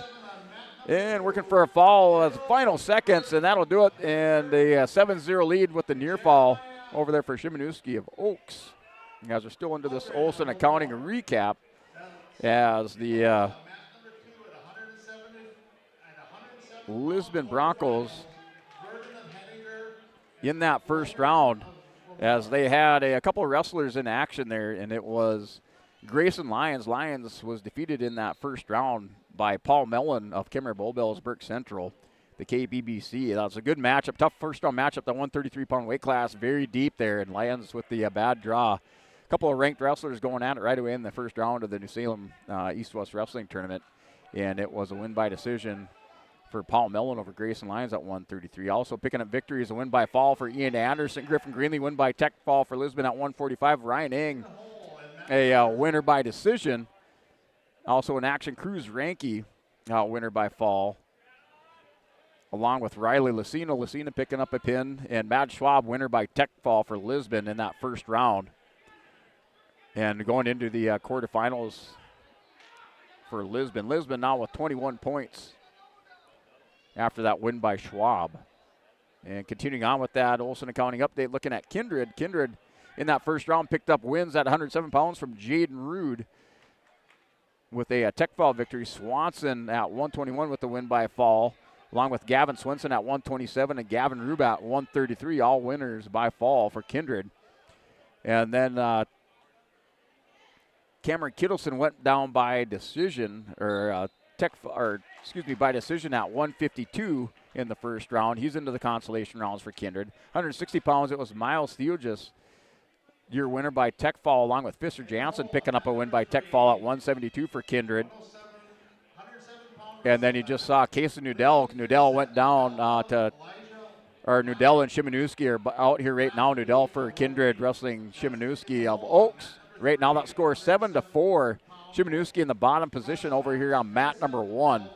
As we have started these quarterfinal matchup, we'll continue on with our Olson Accounting update, taking a look at Hillsborough Central Valley in that first round, as Hillsborough Central Valley picked up wins by fall by Justin Terrell at 121 pounds, and another win by fall at 152 pounds by Carson Kazed for Hillsborough Central Valley. So that's your Olson Accounting update out here on the mats in front of us right now. That matchup here on mat number 1 at 285 pounds between Braden Shimanewski of Oaks, the junior, 2-9 record. Casey Nudell, a freshman from Kindred, 4-16. Shimanewski is up 8-4 with the escape. That's in the second period with, or should say at the end of the second period going into the third. Shimanewski up by 4 points on mat 1. Mat 2, 133 pounds, Kevin Essen of Williams County and Delaney Feldman. That one looks like that one was a quick fall by Delaney Feldman of Kimmerer Bowbells-Brick Central. That was another prelim match. Still trying to get things sorted out there at 133. Another prelim match at 133, Jared Nelson of Oaks and Eric Mall of Rugby. And that's a win by fall. Big win by fall there for Jared Nelson of Oaks as he makes it back into the tournament onto the consolation side. He wins by fall over Eric Mall of Rugby. And big pin out here for Casey Nudell. Nudell, your winner by fall for Kindred over Braden Shimanewski of Oaks. And Nudell, your winner on mat 1 at 285 pounds. And now mat 3, 285 pounds. Jace Riddle Lamore, the 8th grader, 5-9, taking on Anthony Hallett of Beulah Hazen, a sophomore, 14-7. That matchup out on mat 3, 285 pounds. That's in the back room up on the screen here in the main gym. Trying to see, as it looks like Riddle in the top position or in a scramble position, but right now it looks like Jace Riddle in the top position, or excuse me, I'll say Anthony Hallett, just trying to see what's going on back there. And a 1-point escape now for Riddle, so it was a takedown by Hallett of Beulah Hazen and a 1-point escape for Riddle. 3-1's the score on mat 3 at 285 pounds.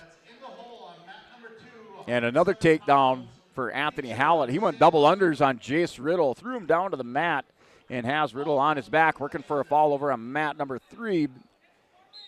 And the official down there taking a look there. Anthony Hallett up now 6-1, has near fall coming, working for a pin on mat 3 at 285 pounds. And the power goes out on the screen, so I can't keep you updated. Comes back on. All right. And that's a winner by fall. Anthony Hallett, Beulah Hazen, winner by fall over Jace Riddle on mat 3 at 285 pounds. And still wrapping up, going through these first round match here on mat 1, 285-pound Levi Urand Stanley, junior, 13-8, and Legion Dion of New Salem Alma, a freshman, 1-2. That's a win by fall. Levi Urand, the junior from Stanley, at 285 pounds, wins by fall. In the hole on mat number 3, Urand for Stanley, ranked number 7, Dakota Grappler rankings at 285 pounds. See if I have him on my sheet for last year here for the Blue Jays. See what he did last year. He ran last year, state place winner at 285 pounds. He picks up a quick win by fall over on mat 1. He's in the quarterfinal matches. So first round into the quarterfinals as that prelim match on mat 1. Another prelim match between Bryson Thomason of Beulah Hazen, a freshman, 7-12, Afton Oast of Minot Bishop Ryan. At 133. That matchup just underway on mat 1. And it was Alberto Verdeen of Hettinger Scranton. He won by fall over Jeremiah Logring of the 8th grader from Lemoore on mat 2. So Verdeen for Hettinger Scranton now, 107 pounds. Ranked number 1 at 107 for Hettinger Scranton, Dakota Grappler rankings.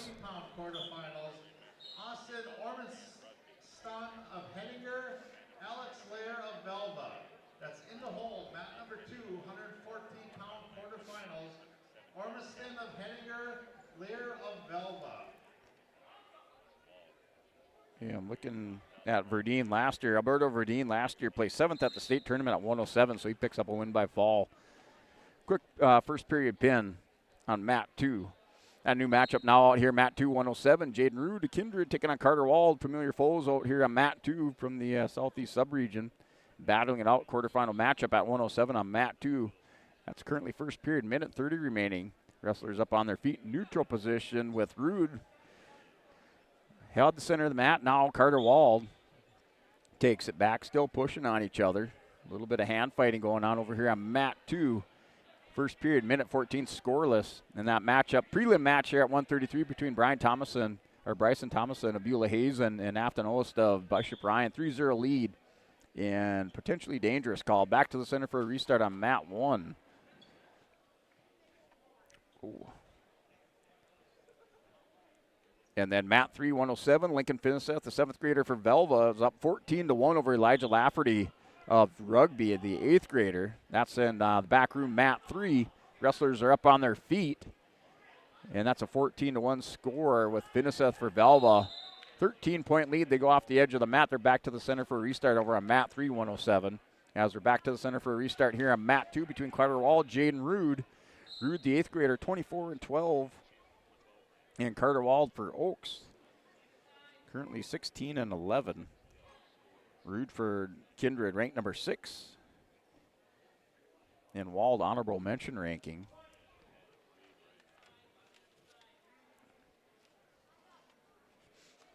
And Jaden Rude taking over 107-pound duties for Kindred.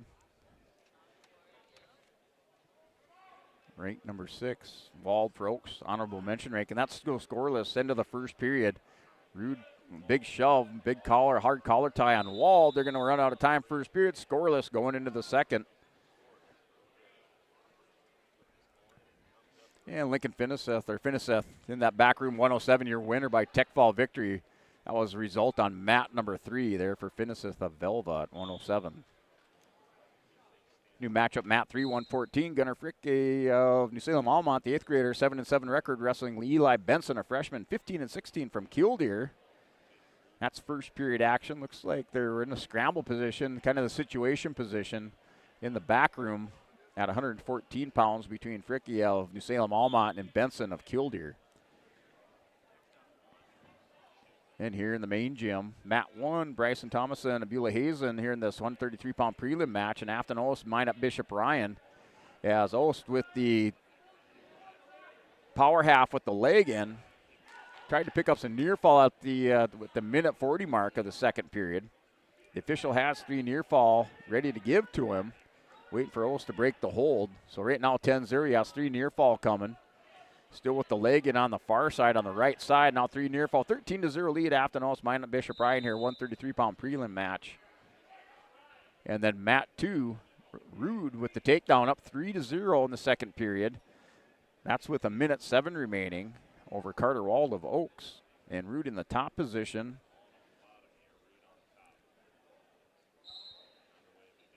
And here in Mat 3, still 3-0, your score between Benson now and Gunnar Frick of New Salem Almont. That's the back room up on the screen here in the main gymnasium.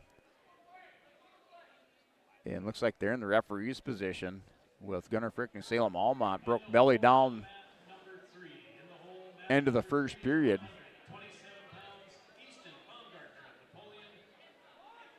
And Afton Ost working for a fall, has a head and arm over here on mat number 1 on Bryson Thomason. Beulah Hazen is going to put the squeeze on Ost.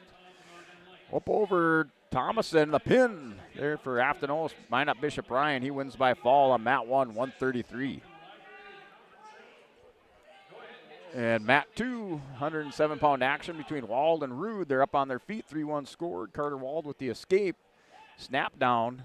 Hard collar tie by Jaden Rude of Kindred.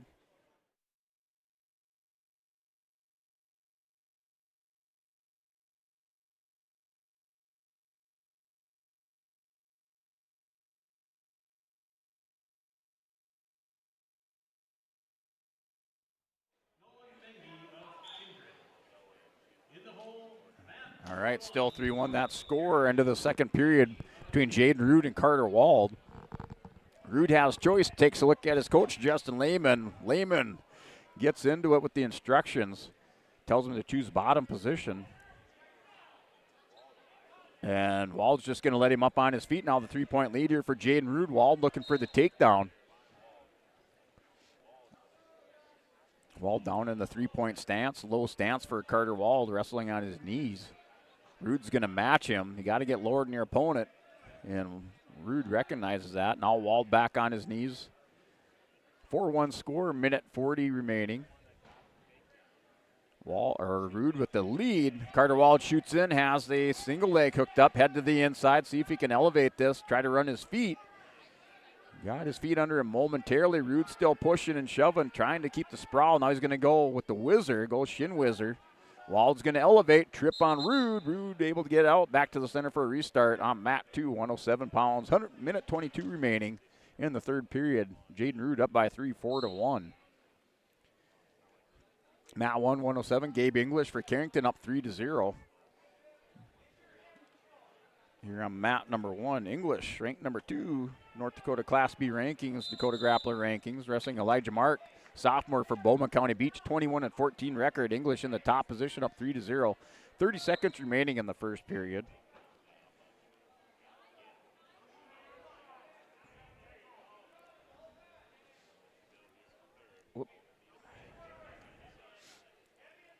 And they go all down Matt number 1 back to the center for a restart. English in the top position, 15 seconds remaining in the first period. English wearing the red singlet, black trim for Carrington. Scrambling here between Wald and Rood. Rood's going to go collar tie with Wald. Wald with his back to the edge of the mat. Rood 1 foot in, 1 foot out, pushing on him. Wald circles in, 30 seconds remaining. Low ankle, low single, try to get an ankle pick. There was Carter Wald shooting in on Rood. Rood's going to drive him out back to the center of the restart. Still 3-point lead over here on Mat 2 for Jaden Rood of Kindred. Matchup Mat 3, 114 between Frick and New Salem Almont and Benson. Now Frick ties it up at 3 apiece. They're up on their feet, neutral position, third period, tied up at 3 apiece on Mat 3. Frick and Eli Benson. Benson for Killdeer.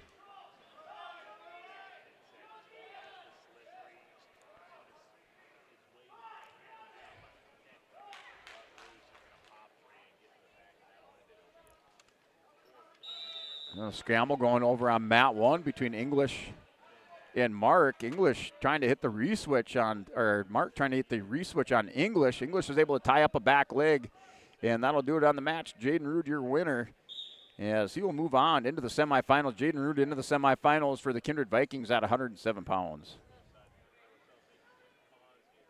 Yeah, consolation round matchup on Mat 3, 114 between Gunnar Frick, New Salem Almont, Eli Benson of Killdeer. That's tied up at 3 apiece. They're working the center of the mat. Looks like a scramble position. And the official is signaling some points back there. We're going to see what comes up on the board. That is a takedown. Gunnar Frick, New Salem Almont, the 8th grader, 7-7 record, trying to stay in the tournament for his hometown tournament here at 114 on Mat 3. Now 10-5. We have near foul change of position. The 2-point reversal for Benson over on Mat 3. 10-5's that score. That's at the end of the third period. Towel Tappers out there. Still scrambling around. Looks like Frick trying to score a reversal at the end of the period. And time runs out. And that's your winner, Gunnar Frick, New Salem Almont over Eli Benson of Killdeer on Mat 3 at 114. So Gunnar Frick staying in the tournament for New Salem into the next rounds of the consolations on Mat 3. Now Mat 2, 107. Chase Beaker, New Salem Almont, the freshman, taking on Arian Faut of Beulah Hazen, a 7th grader. Quarterfinal matchup out here on Mat 2. They're off the edge of the mat. 5-0 lead for Chase Beaker, New Salem Almont. And then Mat 1, Elijah Mark wrestling Gabe English. English up 3-0. Final 10 seconds of the second period. English now with a 2-point reversal takes a 5-0 lead over Mark.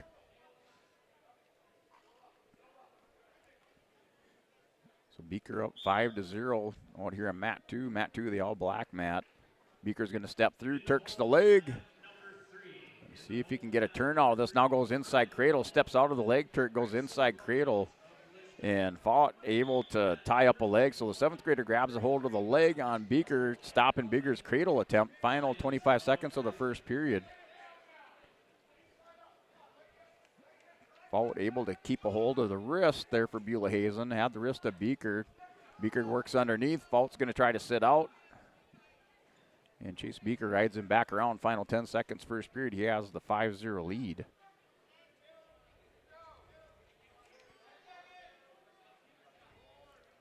Chase Beaker last year state qualifier at 107 for New Salem. He's up in this match 5-0, started the second period. Trying to make it into the semifinals at 107. In that Gabe English match against Elijah Mark of Bowman County, Mat 1, 107 pounds. English now up 8-0 in third period. He's riding in the top position. Down to minute 5 remaining. Good mat return by Faut, but off the mat return, Beaker with the sit out into the switch for the reversal, up 7-0. Minute 45 remaining. Chase Beaker with the reversal on that switch, up 7-0 on mat 2, 107-pound quarterfinal match. And then consolation round match, mat 3, 127. And it looks like James Jesperson of Williams County, an 8th grader, taking on Mason Ouellette, Hillsboro Central Valley. Right now that's 3-1 score. They're in the back room. The official down looking at a pinning combination hooked up by James Jesperson. As it looks like he has a cradle locked up on Mason Ouellette, Hillsboro Central Valley. Jesperson up 6-1. The official down there, towel tapper out into the first period. We'll see if Ouellette can get into the second. And that'll do it. And James Jesperson, Mason Ouellette going 6-1 into the second period. So Ouellette gives up the near fall. 10-1's your score going into the second. 9-point lead for James Jesperson over Mason Ouellette at Hillsboro Central Valley on mat 3. And Chase Beaker working for a fall. He has a half Nelson knocked up on Aaron Fault. Beulah Hazen chest on chest up over the top. The right shoulder up a little bit. Casey Henderson down there taking a look. The official on the mat. Now left shoulder up. Readjustment by Aaron Fault to Beulah Hazen, the 7th grader. Beaker for New Salem Almont, the freshman, the state qualifier last year at 107 with an 18-10 record. And the pin there for Chase Beaker, New Salem Almont for the hometown crowd here on mat 2. Yeah, he's got a pretty good crowd on that far side of the gymnasium. So the bleachers filling up here in New Salem. Not a bunch of wrestlers, a bunch of fans out here. So good to see that. And a lot of coverage there by the by a bunch of radio stations and your live event. So good thing to see promoting the sport of wrestling out here from New Salem. Mat 1, 114-pound quarterfinal matchup, Jace Boynton and Micah Fromke. Boynton, a freshman, 26-3. Fromke, a sophomore from Lisbon. Yeah, it was a tough second-round matchup, quarterfinal matchup here for Micah Fromke of the Broncos. Boynton, number 1 ranked wrestler at 114 pounds. And Fromke is going to get a crack at him here at the East-West Wrestling Tournament. Might be his only one in the season there for Fromke. Boynton, a state champion last year at 107. Wrestling here at 114, defending state champion at 107. Don't think he's going to make her there this year. A nice little shuck. Gets on top of Fromke with the takedown for Boynton. Boynton goes right into a leg turk. Rolls Fromke over. Fromke trying to scramble out of it. Jace Boynton trying to put the squeeze on Fromke. So Boynton now bars it up on Fromke. He's going to have the takedown. He's up 3-0 first period. Goes armbar. Fromke, a good job stretching out there. And only 2 near fall giving up. Leg turk into the crossface pinning combination by Boynton. Fromke able to stretch out. Boynton still with the leg right in near side. And matchup out here on mat 2. Austin Ormanson hitting her Scranton sophomore, 16-12. Alex Lear, Velva junior, 26-10. See the Dakota Grappler rankings here at 114. Matchup on mat 2. Liar for Velva, ranked number 3. At 114 pounds for Velva. And that's a 3-0 lead. So the takedown for Liar, now 4 more near fall for Jace Boynton. Boynton's going to take a big lead here, 9-0. And Boynton's going in, trying to hit this chicken wing tilt at the end of the period. Has it locked up underneath. They're going to roll through and no near fall. As Boynton up 9-0, state champion last year, a year ago at 107 here. Jace Boynton, Wommack County Beach Wrestling, Micah Fromke of Lisbon. Fromke, a sophomore, Boynton, a freshman. Boynton will start second period bottom position. Cradle locked up by Liar in the pin with the cradle there. Alex Liar. He advances into the semifinals for Velva at 114. See Liar for Velva. Last year, state qualifier at 114 pounds. He's here to the semis into the semifinals at the East-West Wrestling Tournament. And then there's Fromke. Fromke with the leg right in on Boynton. Minute 45 remaining. Boynton's going to try to spin around, catch Fromke. Bottom leg. Fromke scrambling, has the wrist caught. Boynton in good position to get the reversal. He has the head cradled up on Fromke in this bottom leg. So scrambling on mat 1, still 9-0. Now the 2-point reversal for Jace Boynton.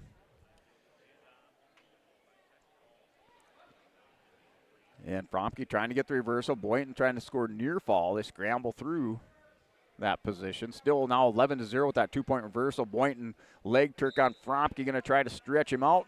Fromke tried to roll through Boynton and gave him 2 near fall.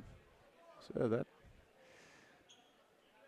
a couple refs ago, that wouldn't have been any points, but he gets the 2 near fall out of it. Jace Boynton now up 13-0 with those 2 near fall over Micah Fromke. And mat number 3, 127 consolation round matchup. And that is Easton Baumgartner of Napoleon wrestling Dolan Herman of Northern Lights. And Baumgartner of Napoleon's up 3-0. That's in the back room in the first period. And that's a win by fall there for Jace Boynton. And mat number 1 over Micah Fromke of Lisbon. That was a quarterfinal match. So Boynton into the semifinals for Bowman County Beach. Fromke into the consolation rounds. And mat number 2, 114 pounds. It was John Logering of Lemoore Litchfield, the junior. He wins by fall over Chase Brown of Stanley, the freshman. On mat 2, 114. That was a quarterfinal matchup. So Logering into the semifinals. Now Justin Terrell coming out here for Hillsboro Central Valley.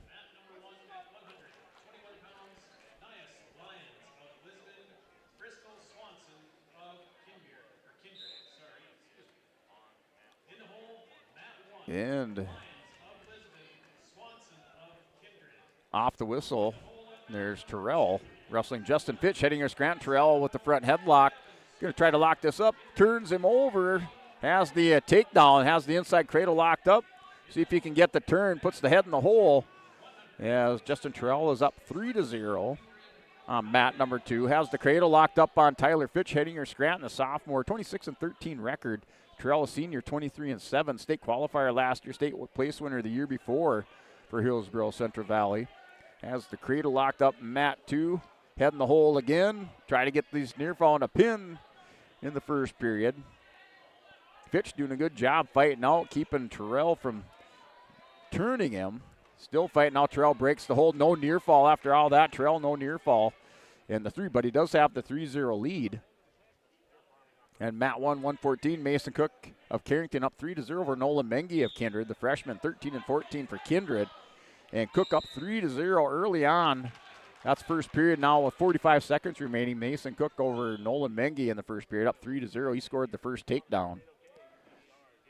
Easton Baumgartner Napoleon up 6-0 over Dolan Herman of Northern Lights. That's in the second period. And just looking up at the screen, looks like they are back for a restart. And maybe that was the end of the match. It looks like Baumgartner, your winner by fall on mat 3. So Easton Baumgartner, your winner by fall for Napoleon over Dolan Herman and Northern Lights. Consolation round match. Baumgartner into the next rounds of consolations on mat 3 at 127. Fitch with the escape. Terrell trying to turn the corner. He has another takedown up 6-1 on mat 2. That's still first period. 15 seconds remaining at 121 pounds. And then Nolan Mengi and Mason Cook, they're going to the second period. 3-0 lead over there for Mason Cook. Mengi has choice. He takes a look at the coaches. Jace Carter tells him to pick bottom. So Cook in the red singlet in the top position to start the second period. There's Terrell and Fitch. So Terrell up 6-0 started the second period. At 121 pounds. 21 pounds, another deep weight class. Terrell not even in the top 10 at 121. Looking to make some noise, looking for these key matchups going into the postseason out here at the East-West. As Terrell, an explosive wrestler, had the cow catcher hooked up. And Fitch able to kind of slip through that. 9-1 with the takedown. Now 9-2. Terrell in on a low double, going to blast through it. Catches the leg. He has another 3-point. Nice swim up to the half Nelson. Combination wrestling there by Justin Terrell. No near fall. But he does pick up the takedown. 12-2. mat 2, 121 pounds. Justin Terrell. And there he is on another double leg. This time, Fitch is going to catch him in a whizzer. See if Terrell can wrestle through this. Terrell is going to whizzer back, kind of throw that underhook. Hits a hip toss on Fitch. Has Fitch down, takes him to his back. Justin Terrell looking to finish this, and the pin there for Justin Terrell in your HTC connection of the day, as Justin Terrell with the win by fall as he came back off of the whizzer, hit a nice hip toss, and he's winner by fall. There is some injury time there at the end of this match as Justin Terrell, your winner by fall into the semifinals, as he picks up your HTC connection of the day. For your Halstead Telephone Company, discover local reliability you can trust. Halstead Telephone, it's Hall to connect. HalsteadTel.com. That's your HTC connection of the day there for Justin Terrell, picking up that win by fall. A nice hip toss. And he's into the semifinals for Hillsboro Central Valley. That was a result on mat 2.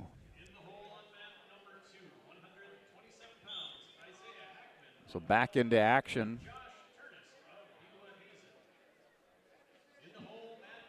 As Mengi down 3-1, just down by 2 points. He was in that top position though, but our score 3-1.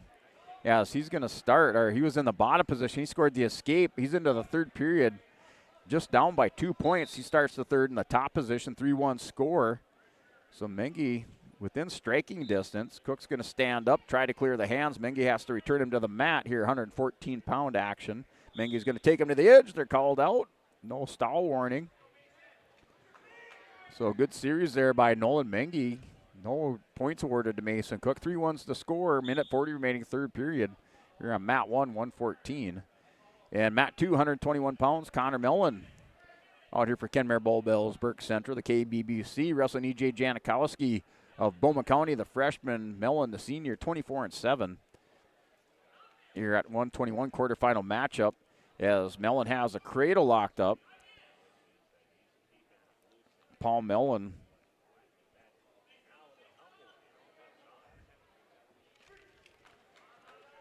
or I should say, sorry, Connor Mellon with the cradle locked up. Connor ranked number 6 at 121 pounds, has the cradle locked up on EJ Janikowski of Bowman County Beach. Mellon ranked number 6, Dakota Grappler rankings at 121 pounds. And the win by fall for Connor Mellon over EJ Janikowski of Bowman County. And Grayson Lyons up 9-1 in his consolation round match on mat number 3 in the back room. So Lyons up over Ryan Knoll, Bowman County Beach.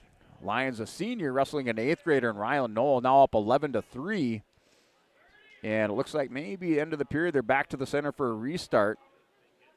Or maybe Lyons is adjusting his headgear. So that's just the back room trying to see what's going on there. Lyons at the end of the period. Maybe it's end of the period. Lyons will start in the bottom position, so that is end of the second going into the third. Lyons up 11-3 with Ryan Knoll of Bowman County. So off the whistle, Lyons stands up. Third period action. He hips away. The 1-point escape for Lyons. Back to the neutral position. Lyons up 12-3 now. 9-point lead. They're in the neutral position. Lyons holding the center of the mat on mat 3, 133 pounds.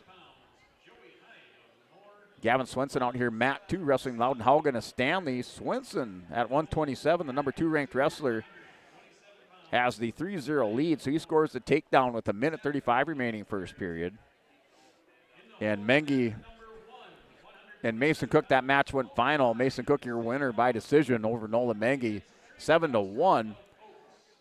Mason Cook into the semifinals for Carrington. Now Ben Wagner out here and Jarrett Bilby over on mat 1 at 121 pounds. Wagner for the senior from Oak State place winner for last year. Jarrett Bilby, an 8th grader from Velva, 22-14 record. And Wagner with the takedown up 3-0. Lions back in the mat number 3 area.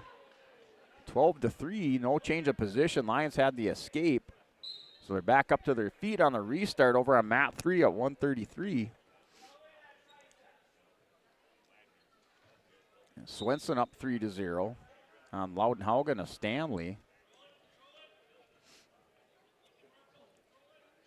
Swenson last year placed 8th at 121 pounds for Kindred. Trying to work a kind of a head crate, and all goes to half Nelson on Haugen. Loudenhaugen last year, state qualifier at 114. Swenson has a Merkel hooked up. And Swenson able to roll him through. Haugen was able to get a hand free and rolls through. And Haugen and Swenson scrambling, no near fall. Those Haugen able to roll through. 3-0 still to score on mat 2 here between Swenson and Loudon Haugen. So a returning state place winner versus a returning state qualifier here on mat 2, 127. And now Grayson Lyons and Ryan Knoll, 13-6 gives the score. Looks like Knoll had the takedown. Lyons trying to work a reversal in the back room. That's final 20 seconds. As Lyons looks to reverse it. And that's the end of the match in the back room. And Grayson Lyons, your winner by decision over Ryan Knoll. Bowman County Beach Lions into the next rounds of the consolations at 133 pounds. That would result on mat 3. And now Swenson and Haugen. So Swenson and Haugen is 3-0 lead for Gavin Swenson. Haugen trying to put him in a tilt. Swenson trying to sit up. Haugen still in control on top. No change of position. Haugen didn't get the takedown. He comes over the top. He clamps down with a cradle. He's going to roll Swenson back. Swenson trying to reverse it. There's near fall coming. Swenson's trying to reverse it, but Haugen has near fall. So we'll see what happens. A pin there for Gavin Swenson. I'm not sure who it was. So it is for Swenson, as it was a double cradle and the defensive pin, we're going to call it. There's near fall, and Gavin Swenson, your winner by fall, the number 2 ranked wrestler at 127. Crazy stuff happens in wrestling. As Loudon Haugen had the cradle locked up on Swenson, looked like he was picking up near fall. Swenson was able to get his arms free, kind of the false cradle position. They had a double cradle going on, and Swenson with the win by fall on mat 2. And now mat 3, 133 pounds, Xander Dovenmuller and Caden Hooley of Northern Lights. That matchup just underway. That's in the back room. And it looks like Dovenmuller with the takedown for Hillsborough Central Valley. He's in the top position, up 3-0 over Caden Hooley of Northern Lights on mat 3 at 133. Wagner and Bilby, that's a final. Ben Wagner, your winner, over Jarrett Bilby of Velva at 121 pounds.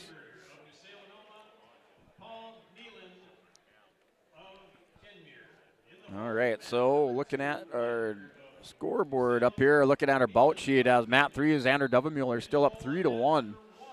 That's in the back room. They're back down on the mat. And it looks like Hooley has Xander Dovenmuller over on his back. Hooley working for a fall. Has a cradle locked up on Dovenmuller. Dovenmuller did have the lead in the pin back there for Caden Hooley of the Northern Lights. Hooley with the come from behind in the first period. Dovenmuller opens up with a takedown. Hooley with the escape. Hooley with the escape, and then a takedown to near fall. Wins by cradle, and a pin there for Caden Hooley over Dovenmuller of Hillsborough Central Valley. As out here, quarterfinal matchup, Nias Lions, Bristol Swanson. Mat 121 pounds. Swanson opens up with the takedown, up 3-0 on Nias Lions. Lions trying to make his way down. He was 114 to start the year, trying to get to 107, not able to make it. Fromke drops down to 114 for Lisbon, so Lions up here wrestling 121. And Swanson with the cradle locked up. Lions trying to bridge out, see if he can roll through on this. Tight cradle by Bristol Swanson on Nias Lions. The official down there taking a look. Swanson's going to trap the leg. Swanson for Kindred, placed 8th last year at the state tournament at 107, has the bottom knee in the side, 4th in the temple. Over here on mat 1. The pin there for Bristol Swanson and Kindred. Your winner by fall on mat 1, 121 pounds. Bristol Swanson for Kindred into the semifinals. As we'll go ahead and we're going to step away, probably take a break till the bottom of the hour. We'll come back with another Tim Kazed seed sales scoreboard update and Olson County recap as the 2026 New Salem East-West Wrestling Tournament continues on. There's more coming your way on yourliveevent.com. This is Dustin Nagel with Dakota Heritage Bank. We're a family-owned community bank where decisions are made locally. At Dakota Heritage Bank, we can assist you with all your banking needs, including checking and savings accounts, credit and debit cards, loans of all types, and more. We offer free mobile banking, online banking, and bill pay services. Just go to dhb.bank or download the mobile app for convenient on-the-go banking with Dakota Heritage Bank. Member FDIC, Equal Housing Lender. Don't be fooled by that beat-up old cap. Its faded crown represents the tireless work of America's farmers and ranchers. Its sturdy brim, their dedication to providing our nation with a safe, affordable food source. So we'd like to tip our hat to them. Farmers Union Insurance, protecting those that protect America's food source. Visit with Ryan Opdahl, your local Farmers Union insurance agent in Hillsboro.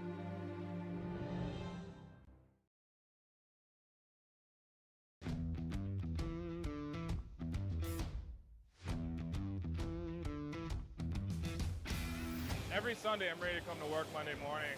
Like, we laugh and we joke, but we get work done. But I've never had a bad day here. From day one, I felt like it's been a big family here at Degelman. I thoroughly like coming, walking through the door and seeing everybody. It's just a great place to work. We wouldn't be where we are at today without all of our great employees.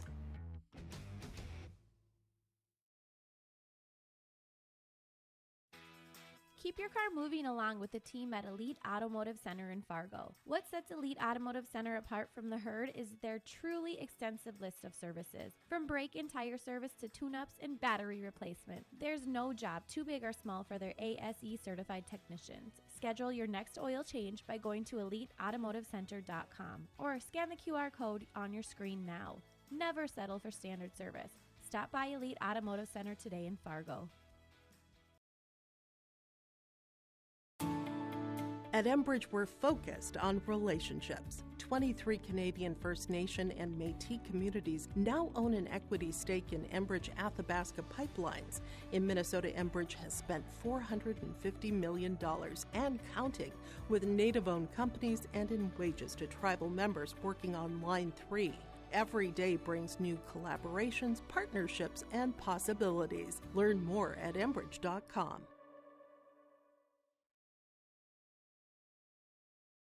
Make your stop before or after the game at the Knickerbocker in Hickson, North Dakota. Stop out throughout the week for mouth-watering lunch specials weekdays and mark Friday nights down on the calendar for prime rib, ribeye steak, or some walleye at the Knickerbocker. For more information or to find out about daily specials, give the Knickerbocker a like on Facebook by searching the Knickerbocker. Great food and good people. You can find it all at the Knickerbocker in Hickson, North Dakota. When we bought our first home in Fargo, we had no idea where to start. A friend told us to call First Class Mortgage, and I'm so glad we did.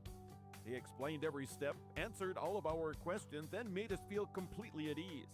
We closed on time and even got a better rate than expected. If you're buying or refinancing, trust me, call First Class Mortgage. They really do live up to their name. First Class Mortgage is locally owned. Visit firstclasscorp.com for more info.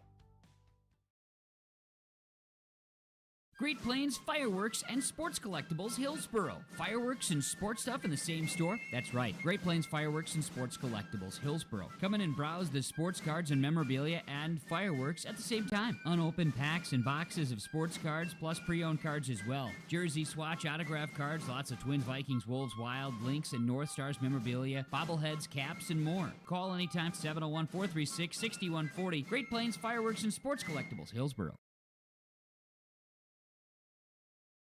All right, welcome back here at YourLiveEvent.com as we're back for this Tim Kazed Seed Sale scoreboard update from the 2026 New Salem East-West Wrestling Tournament. As we'll take a look at that scoreboard, your top 5 teams as we're into the quarterfinals. And on mats number 1 and 2 here in the main gymnasium, and then mat 3, your consolation round matches. As your top 5 teams going to the quarterfinals, currently at 133 pounds on mat number 1 and 127 on mat number 2. As your top 5 teams, Bowman County in 5th with 29 points. 4th place, Velva with 31. Oaks in 3rd place with 36.5 points. Carrington in 2nd place with 38.5 points. And Kindred in the top spot with 45.5 points. Those are your top 5 teams going into the quarterfinals here. at the 2026 New Salem East-West Wrestling Tournament. And then the Lisbon Broncos down in 10th place with 22 points. And Hillsborough Central Valley in 11th place with 15 points. As looking at your Olson Accounting,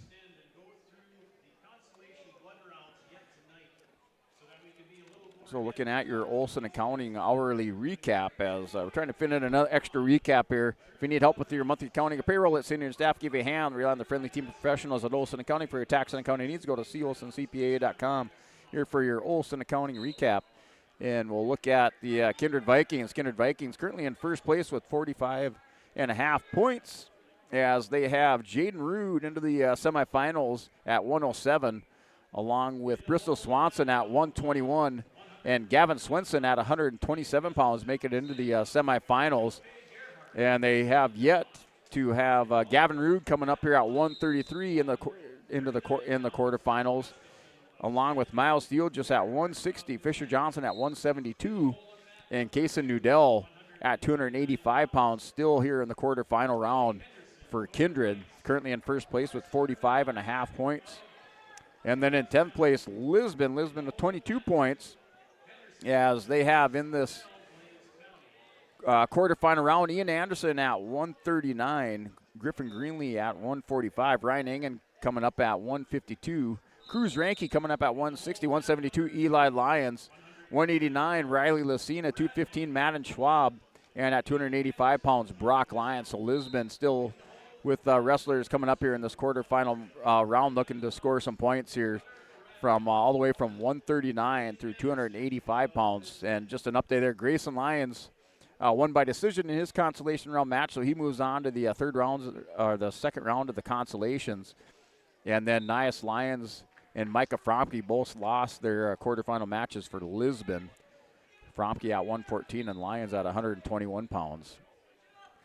So that is your Olson Accounting update for Lisbon. And looking at Hillsborough Central Valley with your hourly update into the into the semifinals. Justin Terrell for Hillsborough Central Valley. Terrell picked up a win by fall in the quarterfinals, and he's into the semis at 121 pounds for Hillsborough Central Valley.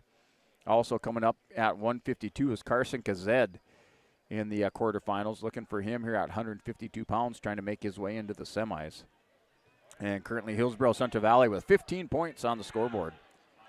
So that is your Olson Accounting hourly update and recap there for those area YLE schools there, with Kindred in first place, 45.5 points. 10th place, Lisbon with 22 points. And then Hillsborough Central Valley in 11th with 15 points going into the quarterfinals. And out on the mats here, mats 1 and 2, your mains mats here in the gymnasium, mats number 1 and 2 quarterfinal matchups. As this matchup on mat number 2 finishing up there with Hayes Weinberger and Paul Mellon. And Weinberger, your winner by a fall over Paul Mellon on mat number 2. And mat number 133-pound quarterfinal matchup, Bo Grunfelder and Burke Vanderpool of Hettinger Scranton. As that's between periods, maybe some blood time out there. As that's scoreless going into the second period between Bo Grunfelder, the 8th grader from Napoleon, and Burke Vanderpool, a sophomore for Hettinger Scranton. And that's at 133. Deep 133-pound weight class, Burke Vanderpool, Hettinger Scranton, ranked number 3 at 133 pounds, Dakota Grappler rankings. And last year at the state tournament, Vanderpool at 133 placed 8th for Hettinger for the Nighthawks. Grunfelder for Napoleon picked up that first round win here in the quarterfinals. Yes, he was an honorable mention ranking, and Vanderpool has a half Nelson locked up on Grunfelder, working for a fall over here on mat 1. Yes, he has the half Nelson locked up. Grunfelder trying to fight off his back. He's going to roll through. Maybe got through that with no damage or near fall. 2-0 is the score. Grunfelder's going to go up into a double leg on the edge of the mat, keeps the toe in. We're 2-2 over here between Vanderpool and Grunfelder. Grunfelder with the reversal. So we're tied up at 2 on mat 1 in the second period with 1:12 remaining.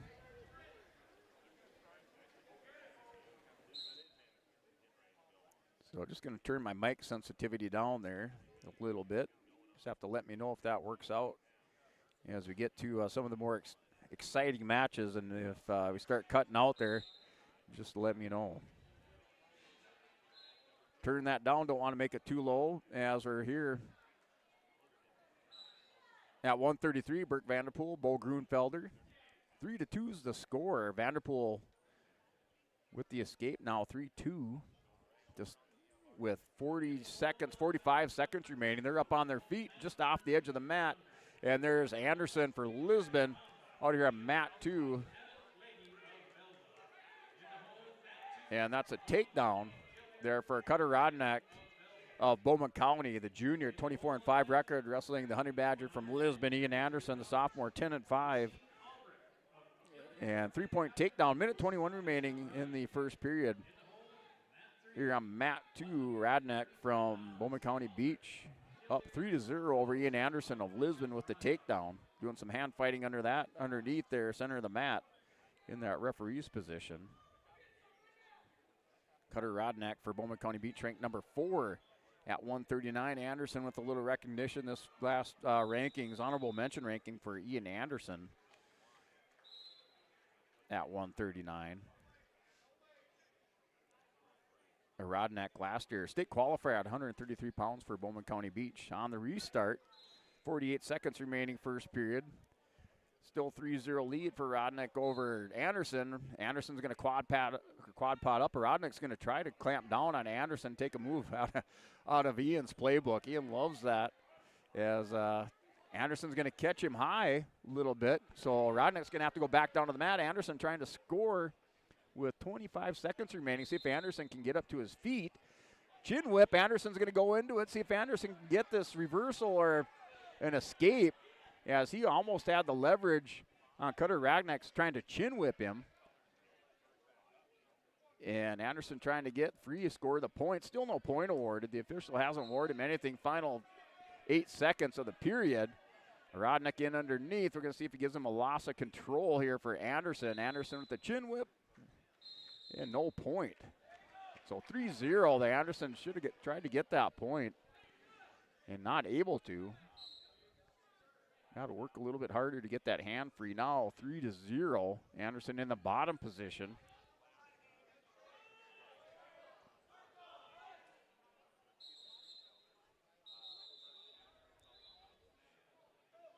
So Anderson in the bottom position, 3-0 here with Cutter Radnack during the state qualifier of Bowman County Beach, ranked number 4 at 139.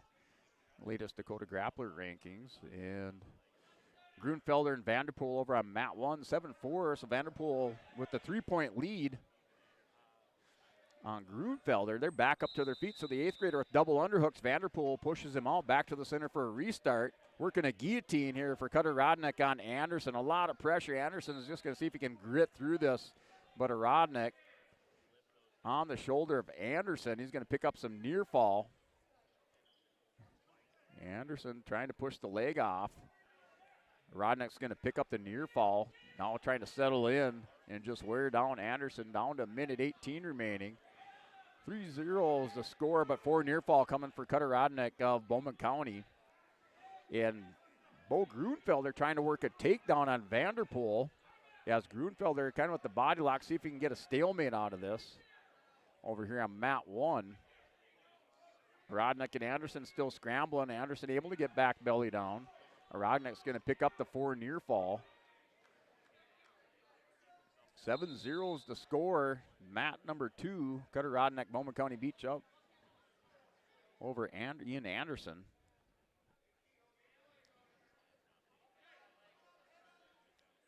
And Vanderpool with the takedown. So 10-4 over Grunfelder. Grunfelder and Vanderpool scrambling it out. Grunfelder came out in the bottom, or on the bottom of the heap on that. And Vanderpool with the takedown for heading or Scranton up now 10-4, mat 3, final 10 seconds. And looks like Burt Vanderpool, your winner by decision. 10-4 over Bo Grunfelder into the semifinals for the Nighthawks on mat 1. And mat 2, Rodnack in the top position has the arm trying to hit the guillotine again on Anderson. And Anderson getting those shoulders worked out here by Cutter Rodnack of Bowman County. Maybe next time might have to pick top or both up. if he matches up with Rodnick again. Rodnick just worked the shoulders, picked up the near fall on Anderson. Anderson top position. Rodnick kind of hunkers down. Anderson goes a leg, crouches down at the cradle. Anderson has it locked up, hip to hip here for Ian Anderson. See, Rodnick able to stretch out. Anderson found it. Rodnick able to stretch out. Anderson goes to the ankle. Now goes power half. Rodnick back up to his base. With a minute 35 remaining. 7-0 lead. Cutter Rodnick over Ian Anderson. Anderson back to the cradle. Going to take Rodnick to the edge of the mat. Mat return for Anderson. Anderson goes 2-on-1 on the wrist here. Mat 2. Still at 139 quarterfinal match. Mat 1, 133. Gavin Rood of Kindred takes on Keaton Bell of Stanley. So Bell and Rood out here.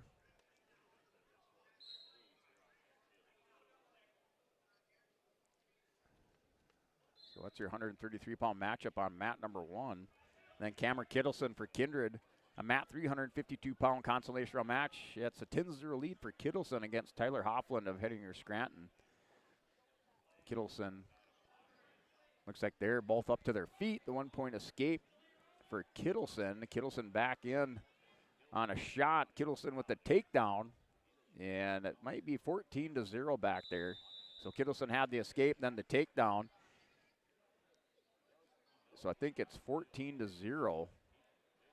Kittleson, that's in the third period, over Tyler Hoffland. Kittleson in the top position. Anderson still riding on Cutter Rodnick, not able to turn him. Rodnick in on the leg over the top on Anderson. Now he's going to try to suck it in. Anderson riding the ankle. At some point, Anderson could probably try to cut him or spin out front, try to make something happen.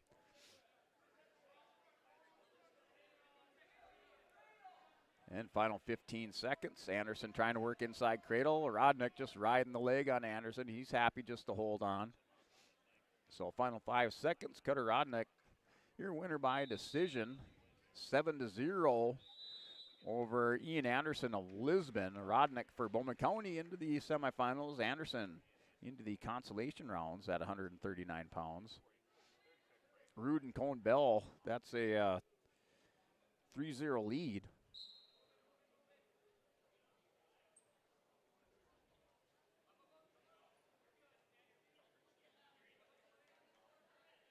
So it's a 3-0 lead over here for Cone Bell with a minute 48 stop of the clock as Bell up in this one. Anderson just lost by decision there in the quarterfinals for Lisbon. And Gavin Rood, Cone Bell over here on mat 1, 133.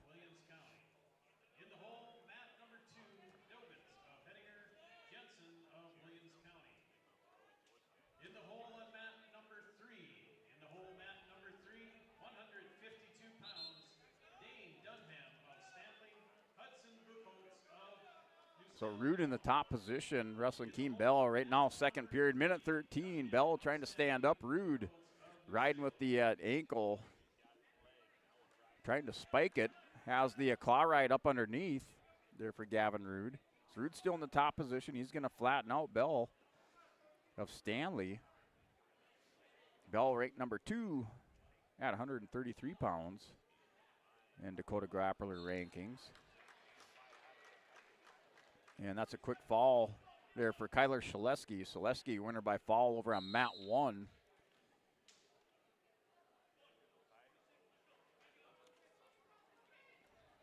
So Bell, last year state runner-up, 3-time state runner-up for the Stanley Blue Jays. And he and Rood are in a 3-0 fight right now. And Bell clears the hips. He has the 1-point escape. Now 4-0 out here on mat 1. So that score 4-0. And now mat 2, quarterfinal matchup, 114 pounds. Jack Bombach of Killdeer, Emmett Legge of Velva, a junior, 21-15 record. Bombach, a sophomore for Killdeer. 3-time state place winner for Killdeer is Jack Bombach. And Bell for Stanley with the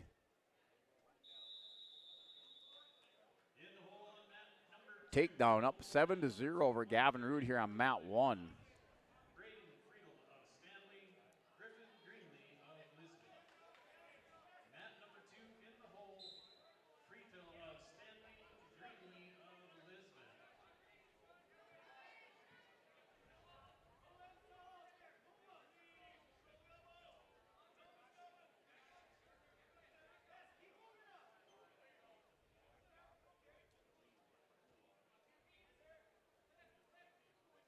And Bell in on another takedown, 7-0. Rood still wearing that face mask as Bell in on a takedown. Third period, a minute 33 remaining. That's over on mat 1.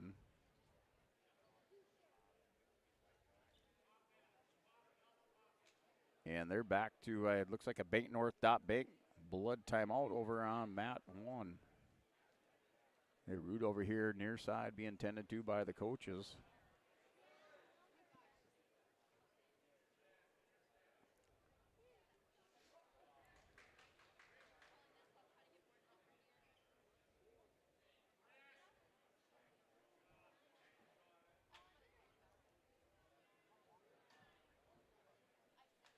So that score 7-0. Minute 32 remaining. That's in the third period.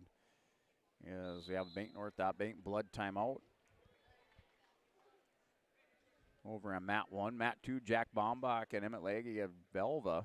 That's a 3-0 lead for Bombach.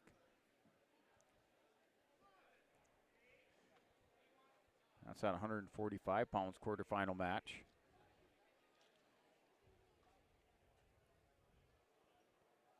Bombach ranked number 3 at 145.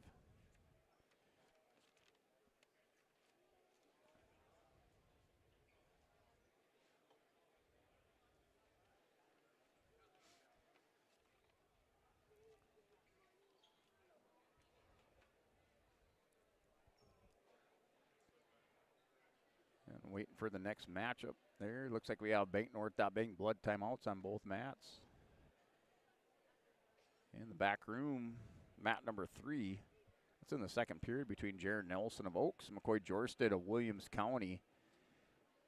So that's 10-0 lead there for Nelson. Looking at the back room, 2 mats out here right now in the Bank North Bank blood timeout. Rood puts on the headgear. He's going back out there with Bell.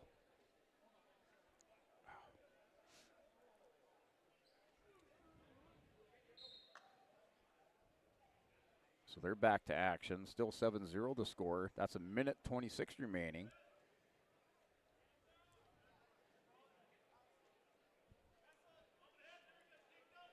Bombach and Legge, that's still in blood time now. Legge goes back out there, all cleaned up, ready to go. 3-0 score. Third period, a minute 57 remaining. Just started the second. We're in the third period with a minute 13 remaining. As Bell with the takedown, up 10-0 on Gavin Rood here, mat number 1. And that match there in the back room looks like that one went final for Nelson. So Jaron Nelson, your winner by fall. 3 minutes 50 seconds over Jorsted of Williams County. Another result there at 139 pounds here on mat 1. That was Kyler Shaleski over Owen Iverson of Oaks by fall in 50 seconds. That's the win by fall. Jack Bombach of Killdeer over Emmett Legge, junior at Velva. Bombach into the semifinals, mat 245 pounds.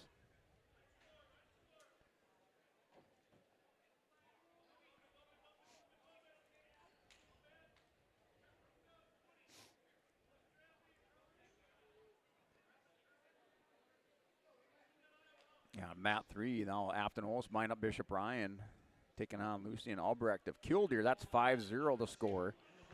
That's on mat 3, 133 pounds. Looks like the wrestler's in the referee position.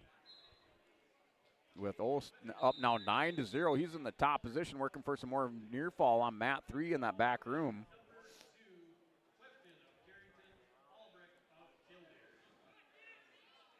So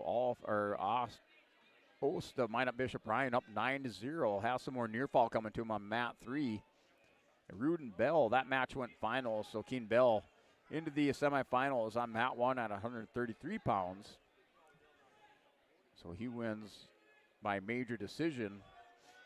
Mat number 139, Regan Gustafson of Stanley, a freshman, 17-3. Cody Gerhardt and Salem Almont, your quarterfinal matchup.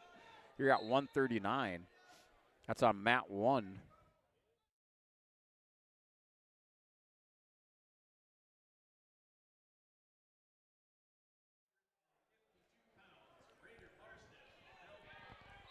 All right, and a scramble, big scramble over here on mat 2 between Matthew Dobitz of Hettinger Scranton and 8th grader, 27-13, Levi Jensen, Williams County. Dobitz has Jensen on his back. So Nathaniel Dobitz here trying to score a fall. He has a cradle locked up on Levi Jensen of Williams County. Here at 145 pounds, Dobitz looking for a fall on mat 2.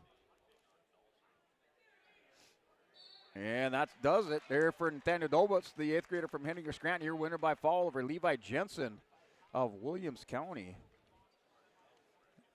at 145 pounds.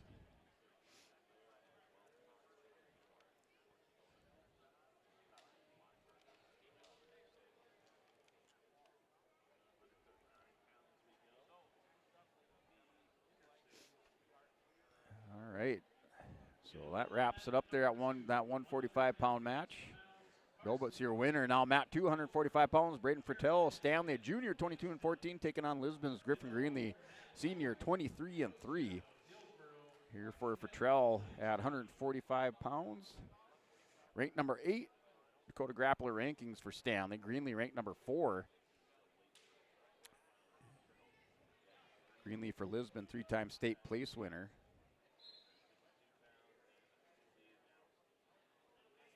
And Fertel for Stanley, don't have him on my board here for placing or state qualifying. Greenlee in on a single leg shot. A whizzer put in here by Fertel, but Greenlee's has the leg caught. Is going to try to hit a backwards trip. The takedown there for Griffin Greenlee. Greenlee up 3-0. Fertel is going to try to Granby roll through. He gets it. Rolls through on Greenlee. Greenlee's going to go elevator. Fertel's going to pick it up, drops down to a leg. Greenlee's going to roll him over, scoops over the top. Griffin Greenlee working for a fall for Lisbon. Has Fertel on his back. Greenlee's going to step over. So he has the near fall and the takedown, or I should say reversal. So we'll see how they score this out. It was 3-2 reversal Greenlee. 5-2 for near fall, 9-2. Greenlee in on another takedown, has a high crotch fireman. He's going to roll Fertel on his shoulders. Still haven't picked up the takedown yet. Oh, we got 7-1. Okay. So they just gave him 1 point for a loss of control. All right, and they called him a stalemate, so Greenlee had the high crotch firemen. They're going to call a stalemate, back up to their feet. 7-1's your score, 40 seconds remaining first period. Greenlee's going to take the back of Fertel, who got away with a clasper. Greenlee got away with one, up 10-1 first period. Greenlee's going to cut him loose, 30 seconds remaining. Here, mat 2, 145. Matchup between Regan Gustafson of Stanley and Cody Gerhardt. That's 4-3. It's a good matchup there at 139 with 34 seconds remaining. Greenlee with another takedown. First period. 13-3 Greenlee. Greenlee's in on another one. Drops down Fertel to his hip. Greenlee going to try to cut the corner. 6 seconds remaining. Greenlee's going to pull out, try to swim over the top end of the period, and the official blows the whistle. Greenlee not able to clear. And they're going to go to the second. Greenlee up 13-3. He's all over Braden Fertel of Stanley, and Fertel's teammate Regan Gustafson, he's in a dogfight. They're tied up at 4 on mat 1, 139 pounds, 15 seconds remaining in the first period. So got a good one going over here on mat 1. They're tied up at 4. Cody Gerhardt, New Salem, Regan Gustafson of Stanley. Off the whistle, Greenlee's going to hit a chin whip. See if he can get Fertel over to his back. And Greenlee's going to pick up near fall. And Gerhardt catches Gustafson in a head and arm. He has a end of the period. And the 4 near fall. So he had a reversal for Gerhardt. And the near fall up 10-4 there for Cody Gerhardt and Salem Almont, the sophomore, over Regan Gustafson of Stanley. And the win by fall for Greenlee. Griffin Greenlee, or the Tech fall for Greenlee, 19-3. Tech fall win. Griffin Greenlee, Matt 2, 145 pounds. Greenlee into the semifinals.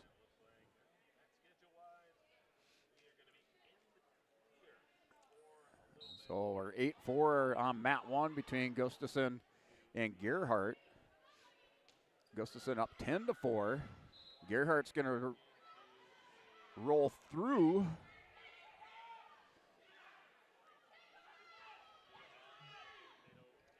Maybe I guess I called that one wrong. I thought it was Gerhardt with the head and arm. Gustafson up 10-4. Gerhardt hit the roll through, and you think he's going to go three-quarter Nelson, and we have some blood time. So Bank North, Bank blood timeout over there on mat number 1. Right now, Regan Gustafson's up 10-4. I think they have that wrong though. I think the score's backwards on track wrestling. Not positive, but I think it's backwards. They're between Gerhardt and Gustafson. So I'm pretty sure Gerhardt has the lead. 11-4. As it should have been a loss of control. So I think it's 11-4 Cody Gerhardt over Reagan Gustafson. I think track wrestling looks like that's wrong. Yeah, it's Clifton out here for Carrington. Yeah, at 152 pounds, has a cradle locked up. Gabe Clifton ranked number 2, North Dakota Class B Dakota Grappler rankings, ranked number 2 at 152, has a cradle locked up on his opponent. Out here in Liam Albrecht of Killdeer, a junior. So Gerhardt 11-4 is the score, so they have it correct now on track wrestling. 11-4 is the score. Their blood time, Bank North Bank blood timeout over on mat 1. Still trying to stop the bleeding.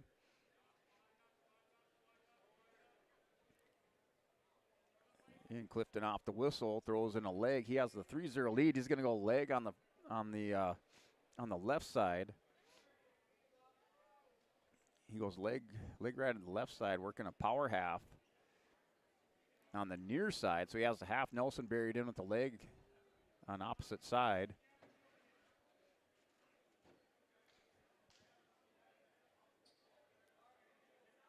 And let's see, he's going to try to switch it up, keeps the leg in there for Clifton. And final 5 seconds of the first period. Clifton will have the 3-0 lead over here on mat 2 against Liam Albrecht of Killdeer. And mat 3, Hudson Buckles Casson, New Salem Almont, up 7-0 there in the back room. 7-0 is your score. He's wrestling Dane Dunham of Stanley, a freshman, 14-12. So Hudson Buckles Casson here at 152 is up 7-0. Consolation round matchup on mat 2. They're both up on their feet, neutral position. The pin there for Cody Gerhardt as they got back into action. Gerhardt with your win by fall over Reagan Gustafson of Stanley. And Gustafson slow to get up, can't get up off the mat right now as he'll be tended to.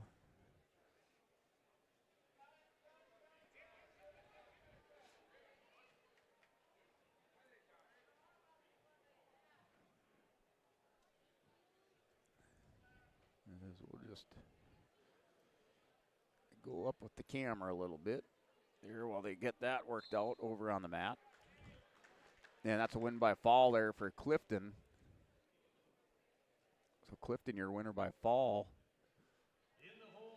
at 152 pounds over Liam Albrecht of Killdeer.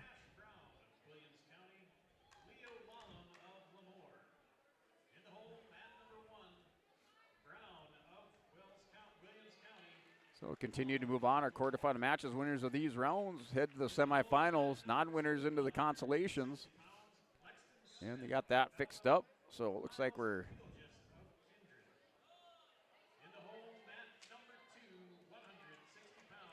back into action.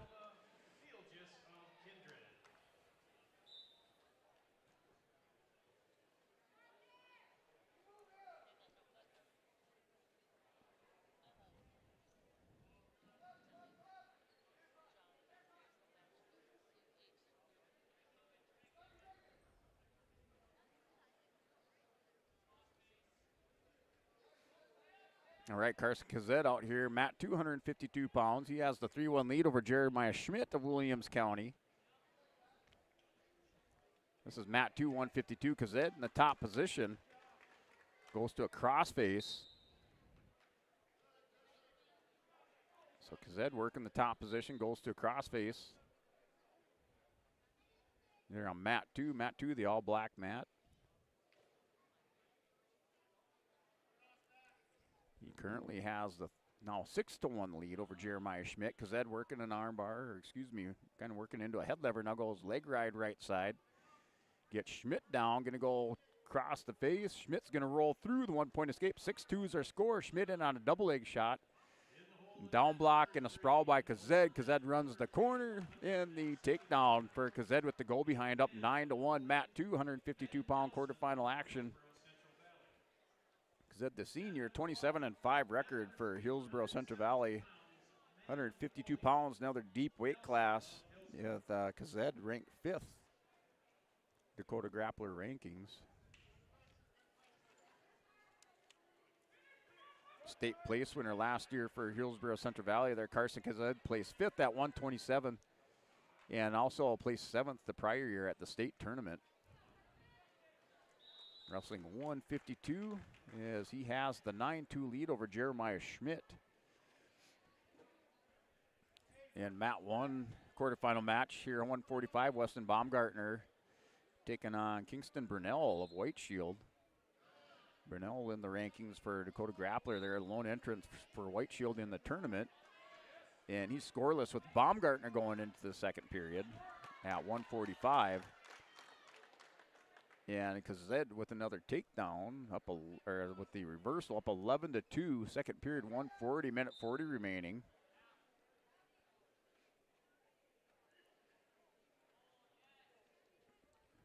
So that's with a minute 30 remaining. It's Carson Kazed wrestling Jeremiah Schmidt. 11-2 is the score. Kazed in the top position, just off the center, or towards the center edge of the mat. Kazed's going to go ball and chain with the tilt. Has the hand underneath. Elbow on the back, picks up the near fall. So he'll have 4 near fall coming for Carson Kazed. With 15-2, he'll have to break the hold to get the near fall. Still has it winged up on the far side.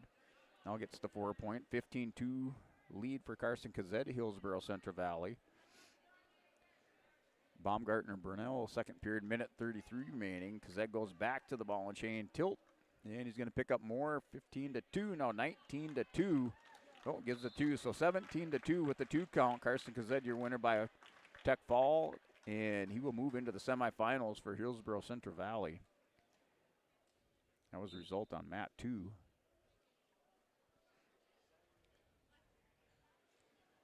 And mat 1 still scoreless, second period, minute 24 remaining between Baumgartner for Napoleon, the 8th grader, taking on Kingston Burnell, the junior for White Shield. And Baumgartner down, kind of trying to hit a knee pick on Burnell. Burnell is going to circle back around. And here's Angfer Lisbon out here, mat 252 pounds, wrestling Isaiah Dobbs of Bowman County. Dobbs junior, 22-13 record. Angfer Lisbon, senior, 20-2. Ang in the rankings, ranked number 4. Dakota Grappler rankings. Ang, a 2-time state place winner for Lisbon.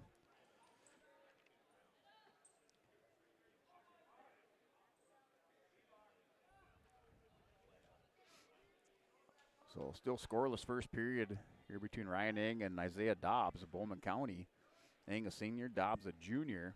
Still scoreless in the second period. mat 1, 145 pounds between Burnell and Baumgartner.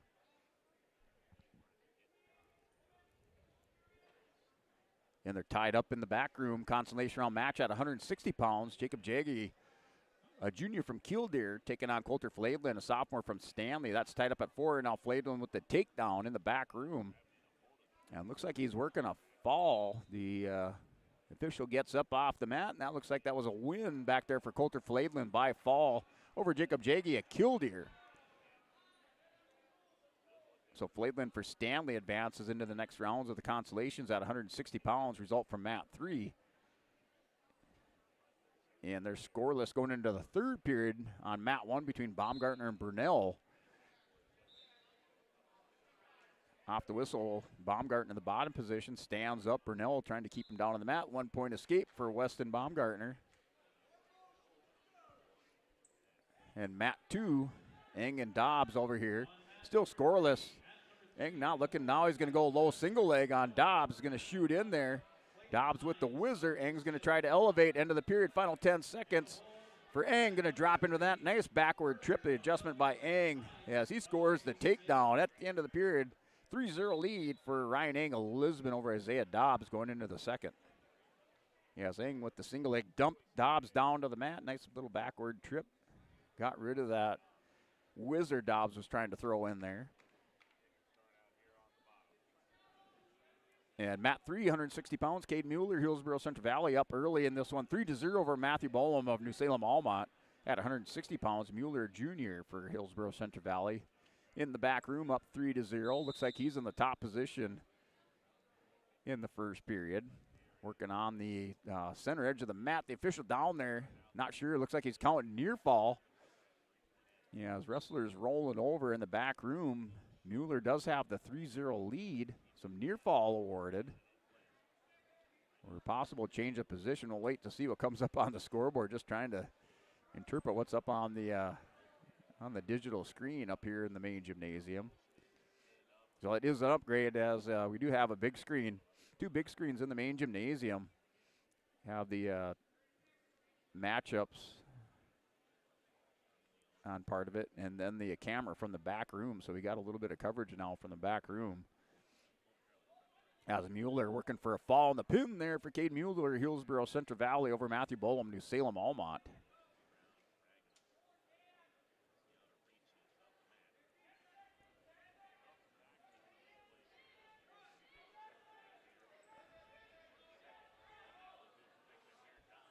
All right, Eng working for it. Has kind of a chin drop hooked up. That's second period. Eng's going to pick up near fall on Dobbs.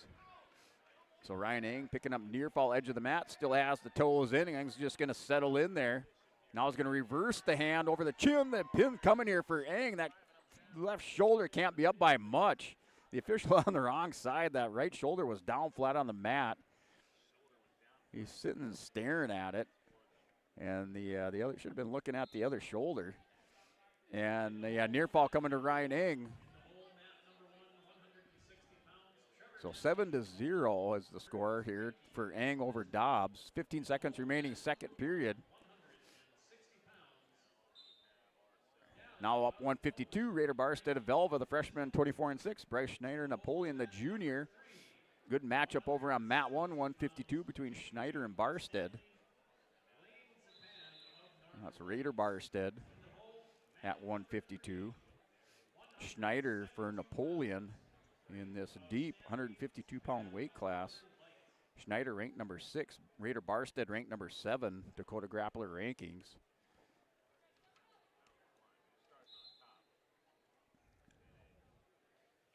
Schneider last year for Napoleon, a state qualifier. I think he was a state place winner the prior year. For Schneider, yet last year state qualifier placed 6th the year prior. Last year at 145-pound state qualifier. Schneider in working on a takedown on Barstead. Barstead stands up. Schneider has his back edge of the mat, and they get called out. Barstead gets the restart after Schneider is able to take his back here. Raider Barstead, 2-time state qualifier last year at 152 pounds, so 2-time state qualifier for Velva. And he is a freshman. Trying to make it on the podium this year as a freshman. 2-time state qualifier. Schneider, state qualifier last year, state place winner the year prior, placing 6th. Matchup on mat 1. Eng in control, 11-0 here for Ryan. And they're off the edge of the mat, 152 pounds as Eng slowly and methodically taken apart as they have Dobbs now with a minute 2 remaining. Dobbs in the bottom position, Eng up 11-0. And the stand-up caution going on Isaiah Dobbs, a little premature on the off the whistle. And there's Schneider's going to come up over the top. And still no scramble, no takedown awarded over on mat 1 between Schneider and Barstead. Here at 152. Barstead into the period, in on the takedown, dumps down Schneider to the mat. And Schneider trying to work a re-switch. And that time expires. Barstead strikes at the end of the period. He's up 3-0 over Bryce Schneider of Napoleon on mat 1. Eng here with 35 seconds remaining. In the third period has the 11-0 lead on Isaiah Dobbs, Bowman County, a junior. So Eng in control in the top position. Goes to work on the ankle on Dobbs. Now is going to go far side, going back to work on the ankle here for Eng. Has a leg in on the left side. Dobbs rolls over. Eng see if Eng can catch him. Dobbs trying to work underneath, catch the ankle. Eng gets back up on top. Good top riding position. Final 5 seconds. Ryan Eng is going to go on, win by major decision. 11-0. He's into the semifinals for Lisbon. That's a result on mat 2 at 152 pounds. So Raider Barstead, Bryce Schneider, that's 4-0. The escape, the takedown for Barstead at the end of the first period. Now the escape in the second puts him up 4-0 in the second period. Minute 25 remaining here with Bryce Schneider. They've had a couple really good scrambles first period. Barstead last 10 seconds dumps Schneider down to the mat to take the 3-0 lead. Now the escape is he's up 4-0.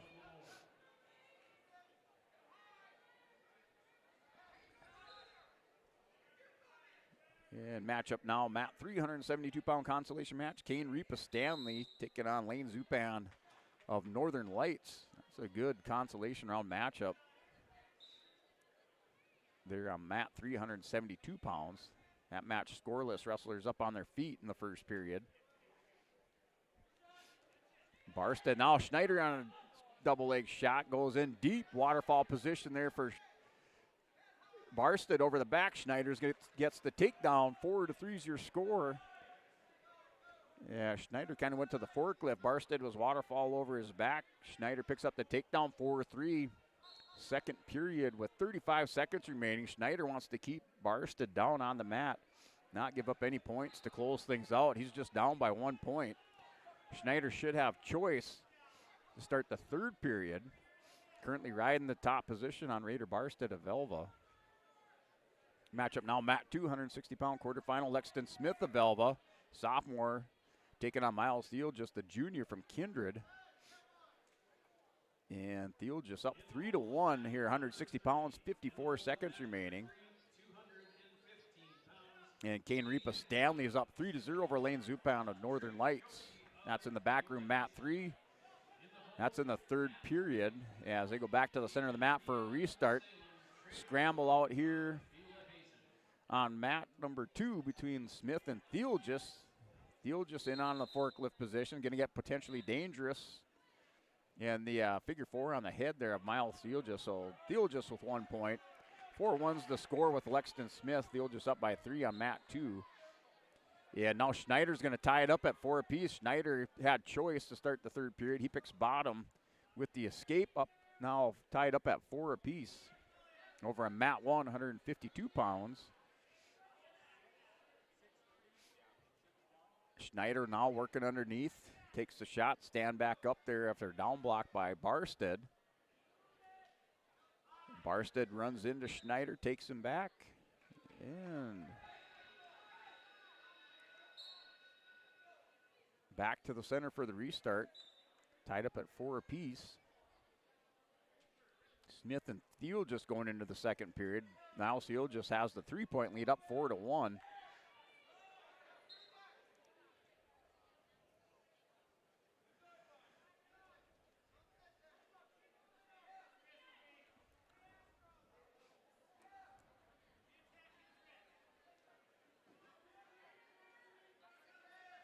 And Smith trying to sprawl out. Thiel just with the takedown double leg there. And Thiel just goes up now 7-1. Second period, minute 35. Here's Schneider on Barstead. And Schneider turned the corner. He got the 3-point takedown. Barstead goes hard down to the mat over on mat 1. And Schneider's up 7-4. As we're going to have some injury time.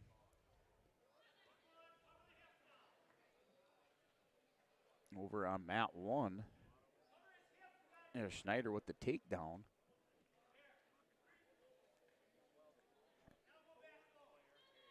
So some injury time over on mat 1 there for Raider Barstead. And Schneider with the takedown. He'll take the lead. So Schneider up, I think with that takedown, should be up 7-4 there for Bryce Schneider. They haven't put it up on the scoreboard, but they did award the takedown there by the official. Right, it's correct on track wrestling. Barstead kind of working over his elbow. Miles Steele just building up his lead over on Matt, 260 pounds. He's up 10-2. Steele just in the top position. Looks like he's trying to work on a chicken wing. Has the wrist caught, trying to pull it across the body. And back to action.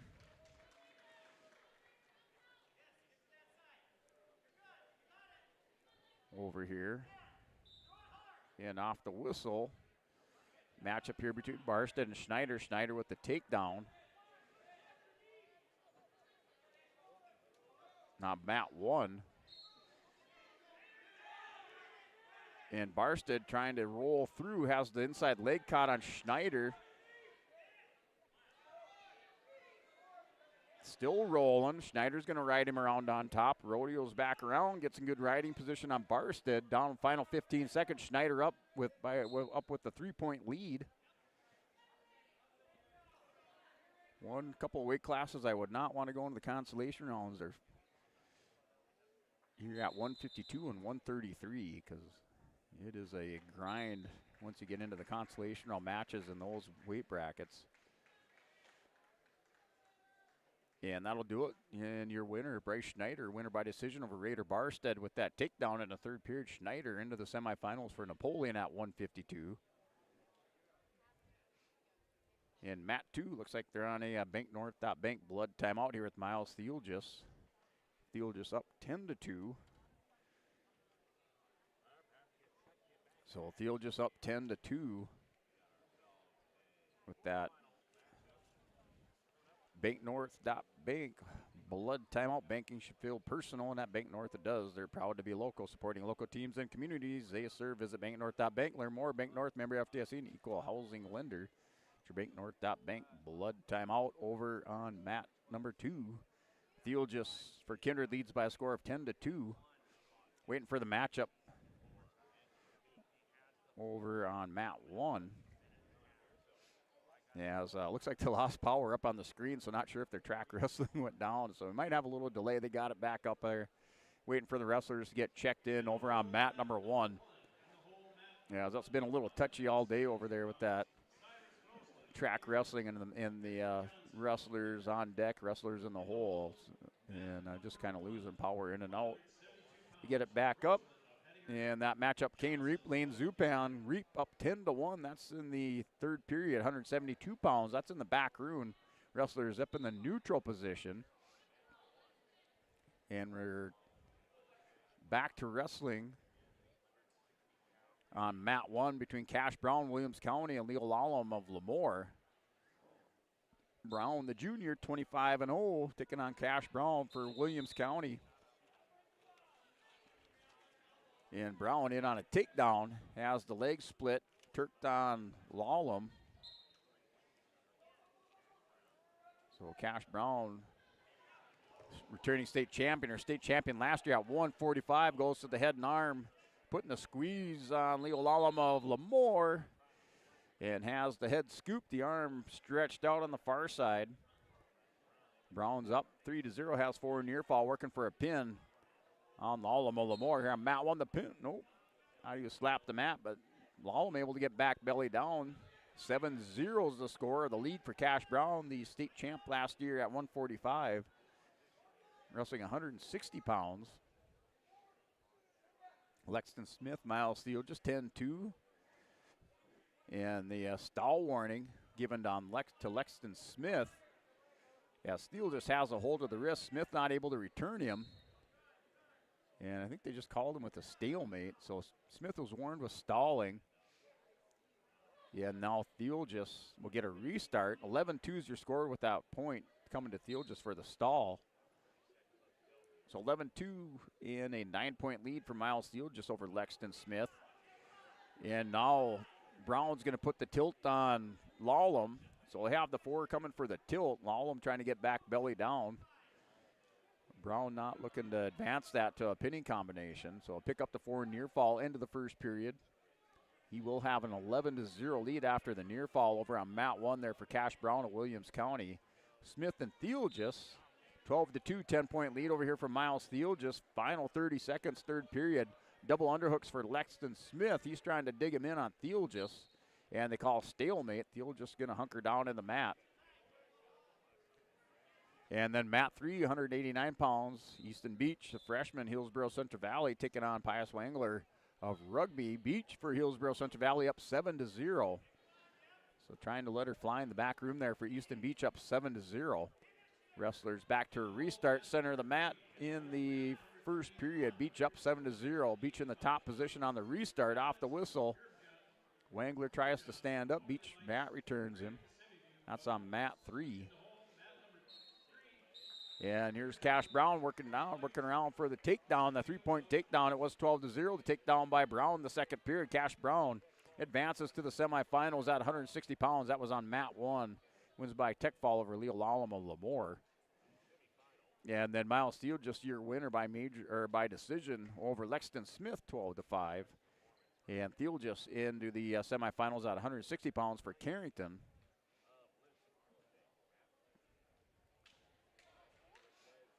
And here's Cruz Ranke for Lisbon. Ranke, 2-time state place winner for the Broncos.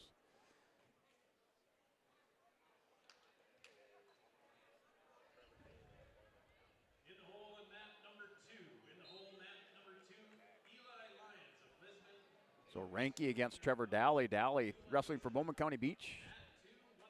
If I had it right, he was wrestled for Hettinger Scranton last year. He's a 2-time state qualifier for Hettinger Scranton. He's a senior this year for Bowman County Beach.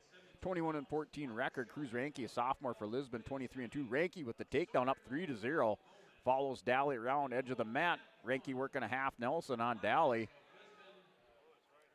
And then matchup mat 2, another Nighthawk out there in Stone Stadheim, Hettinger Scranton, sophomore.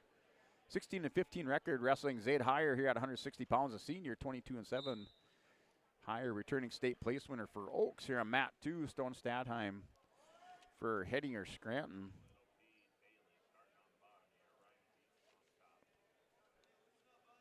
As Stadheim, a 2-time state qualifier, state qualified last year at 160 on mat 2. Ranke in control, still 3-0 that score over on mat 1.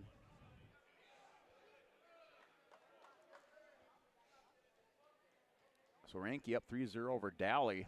And Ranke has the armbar locked in on Daly. He's going to walk it around his head. Daly still defending. Ranke has the far wrist caught. Ranke has it barred up. Going to scoop the shoulder. Now goes bar half. He's going to jump across far side. Works back to the armbar. Daly's going to counter it. Ranke going back to the armbar. Daly has that leg tied up of Ranke. Ranke trying to fight through it. Now he's going to go catch the wrist. Final 15 seconds. Ranke's just going to try to wear him down here. See if this armbar bar half combination is going to get Daly going over here. End of the period here for Ranke. He has Daly going over. Final seconds, the pin. And just like that, 2 seconds remaining. The bar half for Cruz Ranke into the semifinals. So first period pin there, Cruz Ranke with the bar half. 2 seconds remaining, 158 for the pin by Ranke. Heyer and Stadheim going at it. Stadheim, 2-time state qualifier for Hettinger Scranton. Heyer returning state place winner. And final seconds of the period. Heyer's trying to turn the corner. Time runs out. And we're scoreless in the first period. At the end of the first period here on mat 2, it's the quarterfinal matchup.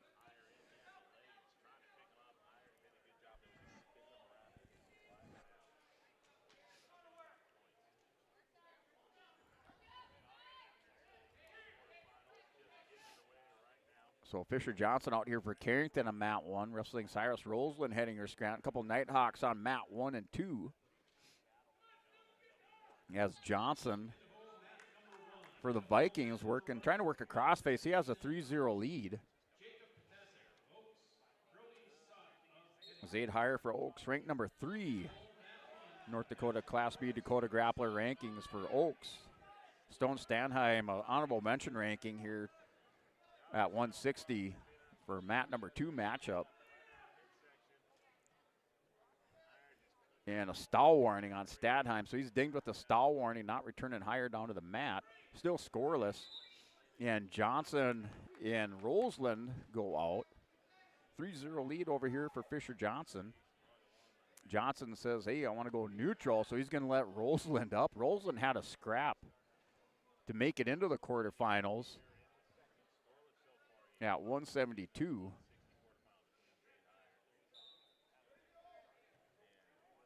And he's from what I can see, he's a pretty dynamic wrestler there, Cyrus Roseland. So he's going to throw the kitchen sink at you, and a takedown now for Fisher Johnson. Johnson, good sound technical wrestling. Yeah, it's a 6-1 lead now for Fisher Johnson. He steps back around, up 6-1. Mat 1, that's first period, 35 seconds remaining. Johnson in the top position, working up over the top. Roseland ties up the wrist on Johnson. Johnson keeping him broke belly down, center of the mat, working that far arm. That's mat 1. And then mat 260 pounds, quarterfinal match, Zaid Heyer and Stadheim. Heyer's going to stand up again. Stadheim's been warned for stalling already. He could pick up another one if he doesn't cut him loose, the stall warning, and possibly going to give up the escape. And kind of a tactical error for the stall warning. Now the escape. Heyer's going to take the 2-0 lead. So now we're 30 seconds remaining second period. Heyer's up 2-0. He should pick up the stall in the escape if they scored it right. Should have been the second stall warning. You know, maybe I'm just imagining it.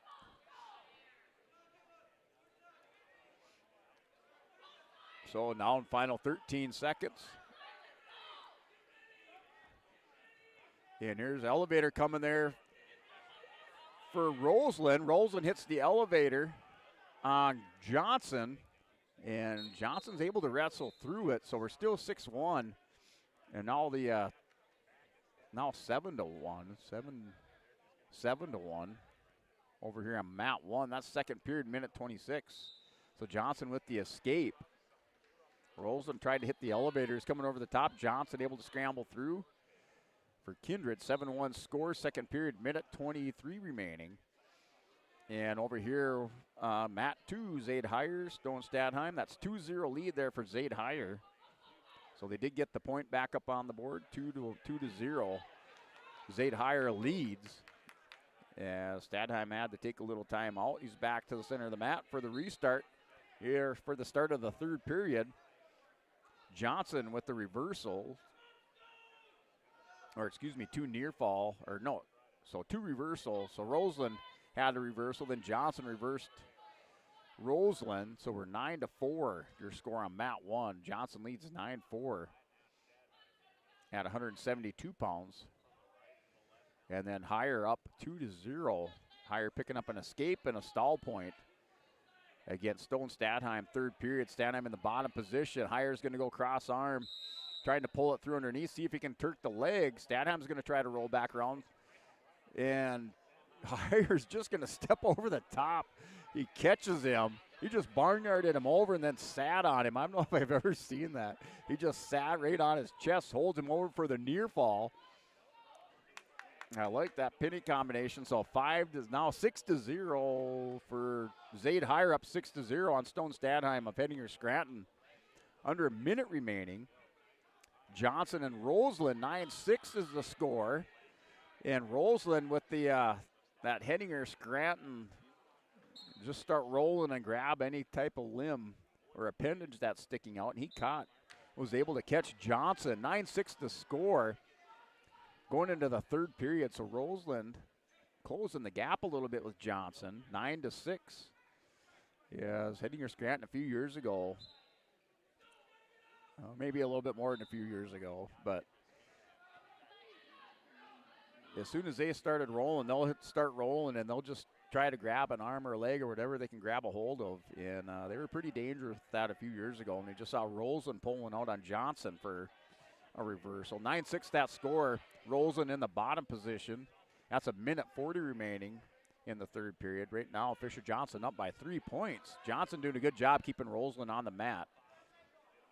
Higher up 6-0 over Stone Standheim. Final 12 seconds. Standheim stands up, and Higher is going to go down. Low doubles on the mat return. He's given a stall warning with 5 seconds. They're going to go stalemate. So I think he stalemated him. Not sure if the official thought it was the end of the period, but they go stalemate back to the middle of the mat. Standheim in the bottom position. Higher lead 6-0. Third period, 5 seconds remaining. And Zaid Higher, winner by decision over Stone Standheim of Hettinger Scranton by a score of 6-0. Mat 2 Higher into the semifinals for Oaks at 160. Johnson now with the 1 point escape for Roseland. Johnson's going to shoot out. Yeah, and they go back to the center. Back to the center for a restart. 9-7 that score. Cyrus Roseland still in this. He's just down by 2 points. A takedown will extend the lead here for Johnson, or give Roseland a 1 point lead. Because currently 9-7. Johnson on a double leg. He's going to try to run this over. Somehow Roseland able to grab the head and the arm, and a 3 point takedown here for Fisher Johnson. 12-7. This one isn't over yet though. 12-7's the score. Johnson with the takedown. Final 20 seconds. And Mat 2, 172-pound action. Lincoln Spear, Tucker Jones of Lemoore. Lincoln Spear, Kemmer Bull Bells, Burke Central, the KBBC. Spear up in this match 3-0 with a minute 37 remaining. Johnson and Roseland look like they're going to finish this one out. No change of position. And Fisher Johnson, your winner by decision over Cyrus Roseland on Mat 1 at 172. Fisher Johnson into the semifinals for the Kindred Vikings. And Mat 2, Lincoln Spear up 3-0 over Tucker Jones. Mat 3, 285 pounds, Drayden Shimanowski of Oaks taking on Alex Guterjohn of Northern Lights. And that is scoreless in the first period. Looks like the wrestlers up on their feet. Minute 30 remaining, so wrestlers still up on their feet. And then working for a foul, Lincoln Spear, Kimmer Bull Bills, Burke Central has Tucker Jones on his back with a minute remaining. He's up 6-1, 2 takedowns, and then the escape for Jones. 6-1's the score. Spear working for a foul over on Mat 2. He has Jones on his back. The pin for Lincoln Spear. Spear into the semifinals for Kimmer Bull Bells, Burke Central. Another 172-pound matchup on Mat 1, 172. Williams Sheldon, Williams County, Sawyer Knoll, Bowman County. And that is a takedown for Knoll. So Knoll has the takedown. He's up 3-0 against Walker Sheldon of Williams County. And here's Lyons for Lisbon, Mat 2. So Eli Lyons, Lucas Wiedner of Beulah Hazen. Lyons, a senior, 22-2. Wiedner for Beulah Hazen, a senior at 12-4.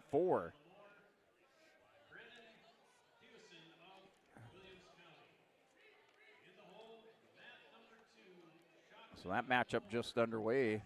Lyons working on an underhook. Wiedner, tall and lanky, might have a little height advantage on Lyons. Lyons going to go back into a stance, working center of the mat. Goes to a hard collar on Wiedner.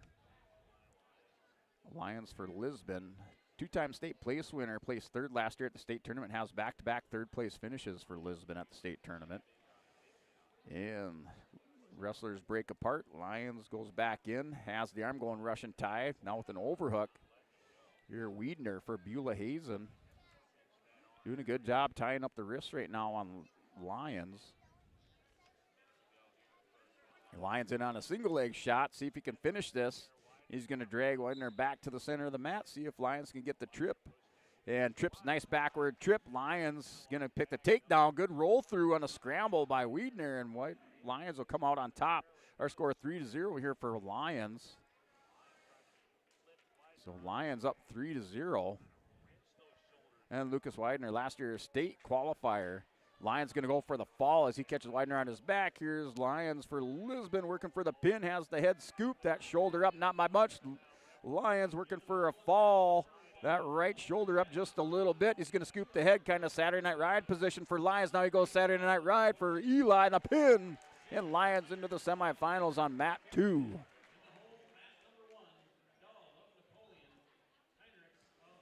So Eli Lyons for Lisbon with the win by a fall. And he's into the semis. And now up Matt 1, Jacob Potasic and Brody Sott heading our Scranton as that's your matchup. And we're gonna step away quickly. Riley Lucina's coming up here on Mat 1 at 189. So we're gonna step away. We're gonna take a timeout, take a commercial break. We're gonna come back for more here at the 2026 New Salem East-West Wrestling Tournament. So more just ahead on YourLiveEvent.com. Green Earth Landscaping offers a full range of services, including commercial and residential landscape design and installation, maintenance and sprinkler services. From outdoor kitchens to patios, retaining walls, lighting, fine grade, sod and hydroseed, and anything in between, Green Earth Landscaping has you covered, servicing the Fargo-Moorhead area and beyond. For more information, go online to greenearthnd.com. That's greenearthnd.com.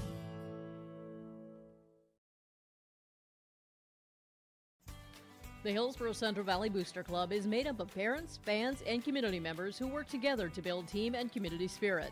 The Hillsborough Central Valley Booster Club supports Hillsborough and Central Valley students in their school activities and encourages all students to be involved in the activities at your school.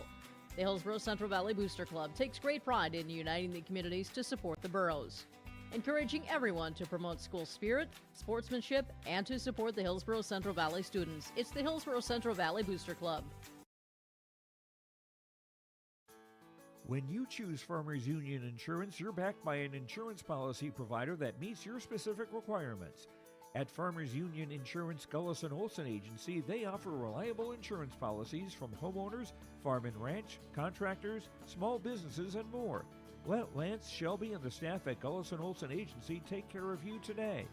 For more information, stop into their office on Main Street in Lisbon for Farmers Union Insurance Gullus & Olson Agency. Goose River Bank is here for the communities we serve, building relationships that last a lifetime. Serving the strong Red River Valley and beyond, we are your neighbors, friends, and family, committed to providing everything from everyday personal banking to loans for your farm or business. Visit one of our locations in Mayville, Hillsborough, or Hatton, or reach out and we'll happily come to you, because it's the neighborly thing to do. Goose River Bank. Strong bank, strong communities. At the Hillsborough Body Shop, Ben brings years of experience and friendly service to every repair, big or small. It happens. Vehicles get damaged, unfortunate crashes, scratches, windshields broken. Ben will take care of it with honest professional service that you can rely on. 701-636-4981, Hillsborough Body Shop. 701-636-4981. Ben says, thank you for your business. Hillsborough Dairy, with delivery of fresh dairy products and more to your home door. I've had Hillsborough Dairy delivering cold, fresh dairy products and other items to my door for years. Three main reasons why. It's the convenience, the products are fresh, and the delivery service from the Udder Guy. Nobody does it like the Udder Guy. Every week, we get the C-Teak. Please call him at 701-436-5877. Delivery right to your door from Hillsborough Dairy. Imagine your life in Hillsborough, a place where neighbors know your name and opportunities are real. Here, you'll find affordable home lots and grants to help you build your future. In Hillsborough, safety, affordability, and community aren't just promises, they're our way of life. With a 24-hour fitness center, a strong school system, a trusted hospital, and a thriving business district, Hillsborough has everything you need to live well. Here, your family is our family, and your future shines bright. Discover Hillsborough, where small-town living means big opportunities. People often ask me, why are Hillsborough Central Valley athletes so successful? Have you seen our fitness center? The weightlifting doesn't stop with our athletics. At Hillsborough Public School, we strive to do difficult things all the time. We help struggling readers read. Our MTSS process makes sure all students are improving. Hillsborough students are challenged to do difficult tasks each day. Please come and check out our school. And if you need a place to exercise, check out our fitness center. Hey, welcome back here at liveevent.com as we're back for more action from the 2026 New Salem East-West Wrestling Tournament as we have your Tim Kazed seat sales scoreboard update here from the New Salem High School, broadcasting to you from that Stock Growers Bank broadcast booth as your top 5 teams as we are finishing up our quarterfinal rounds. And in 5th place, Bowman County in 5th with 45 points. 4th place, Hettinger Scranton with 46. 3rd place, Carrington, 47.5 points. And 2nd place, Lisbon, 54.5 points. And in 1st place, and holding 1st place right now, the Kindred Vikings with 58 points there for Kindred. And then looking at Hillsborough Central Valley holding on to 11th place right now, trying to make it in the top 10. They're just a half a point out of top 10 right now. Yes, Hillsborough Central Valley with 30.5 points for those area YLE schools that we're covering here at the 2026 New Salem East-West Wrestling Tournament. As that is your Tim Kazed seat sales scoreboard. Looking at your Olson Accounting recap as we are here into the quarterfinal rounds. The winners of these matches will advance into the semifinals out here on mats number 1 and 2 are your quarterfinal matches. Mat number 3 are your consolation round matches. And looking for the Kindred Vikings wrestlers into the semifinals for Kindred. Right now you have at 107 pounds Jaden Rude, 121 Bristol Swanson, 127 Gavin Swenson, excuse me. And then at 160 Miles Theogis and Fisher Johnson at 172, making it into the semifinals this far. Also up into the quarterfinals for Kindred is Kaysen Nudell. Nudell into the quarterfinals. His match coming up here at 285 pounds. So that is for Kindred Vikings. Kindred currently in 1st place with 58 points. The Lisbon Broncos in 2nd place with 54.5 points. Into the top 8 for Lisbon is Ian Anderson for Lisbon. And into the semifinals for Lisbon at 145 pounds, Griffin Greenlee. 152, Ryan Eng. 160, Cruz Ranke. 172, Eli Lyons make it into the semifinals. Lyons just picking up a win by fall out here on mat number 2. Also up in this quarterfinal round for Lisbon, you have Lucina at 189. He's coming up here on mat 1. 215, Madden Schwab, and 285 is Brock Lyons into the quarterfinals, trying to make it to the semis for Lisbon, still coming up in this round. And then for Hillsborough Central Valley getting a couple wrestlers into the semifinals with Justin Terrell at 121 pounds and Carson Kazed at 152. Also picking up a nice win in the consolation rounds for Hillsborough Central Valley is Caden Mueller at 160, Ben Nelson at 172, and Easton Beach at 189 pounds for Hillsborough Central Valley. Hillsborough Central Valley currently in 11th place with 30.5 points. As that is your Olson Accounting. Your Olson Accounting hourly recap. We had to take the bottom of the hour here as we kind of went long that first round. Had a number of wrestlers out on the mat. So we're here with our hourly recap. Yeah, Lucina now out there for Lisbon. And the Broncos trying to get another one into the semis here. Lucina's going to pick up the takedown. He's wrestling Daniel Hoffa Jr. for Bowman County. 15-11. Lucina going to work with the cradle right away. He's not going to waste any time. He's got this cradle locked up there. Daniel Hoff, not a small man either, and Lucina has him cradled up. Hoff has that arm poked behind him. Lucina's going to roll him over with the cradle. Let's see if Lucina makes the adjustment with the pinning combination, if he scoots his belly out. And Lucina going to try to work for the fall. The Broncos kind of making that adjustment on their cradles. Instead of bottom knee in the side and forward in the temple, they go try to scoot the hips behind them and put the chin in the shoulder and put more pressure on him. Lucina back to the cradle. He has the near fall. And this thing's pretty tight here with the cradle on Daniel Hoff. And has 45 seconds to work for a pin for Lisbon. And Lucina's going to scoot those hips way out on Hoff. That right shoulder can't be up by much there. Hoff and the pin there for Lucina. And Riley Lucina picking up an Agassi Egg precision move of the day with that cradle, as we love some cradles here for Lisbon Broncos. And Riley Lucina picking up your Agassi Egg precision move of the day. That's the second one we've handed out today. For this one going to Riley Lucina for that Agassi Egg precision move of the day. Your local precision planning dealer, Agassiz Precision Inc. in Hillsboro. Call 701-636-2109 or visit plannerdoc.com. And Lacina into the semifinals for Lisbon. And they had an exciting one over here. Matt, too, wasn't really following it between Sola and Battinger, and that was 8-7. Sola had the lead. That match did finish up. We'll have to wait for that final to come up there and see what that final was.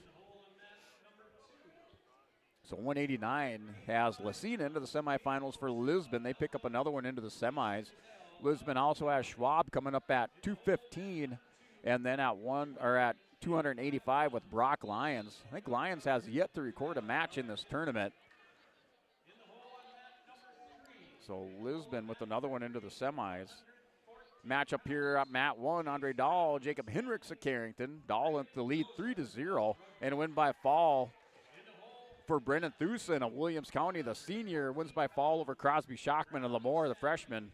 And Thusen into the semifinals on Mat 2 at 189 for Williams County.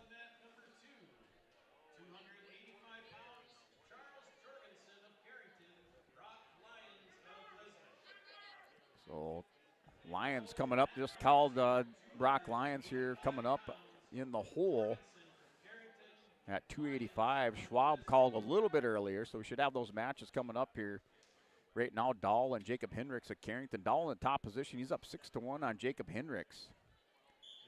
Andre Dahl, state place winner last year for Napoleon over here on Mat 1. He's currently in the top position. Now goes to crossface on Henricks. Henricks trying to fight out of it. Henricks, a senior for Carrington, wrestling 215 pounds. And no, not able to get anything together or any type of turn over there for for Andre Dahl. So still 6-1 with the final 15 seconds of the first period. So our score is 6-1. Andre Dahl with the lead. Over here on Mat 2, 215 pounds, Tucker Tin, Kimmer Bowbells, Burke Central, junior, 16-12. Jaden Foss of Velva, senior, 26-13. Here, 215-pound quarterfinal matchup on Mat 2.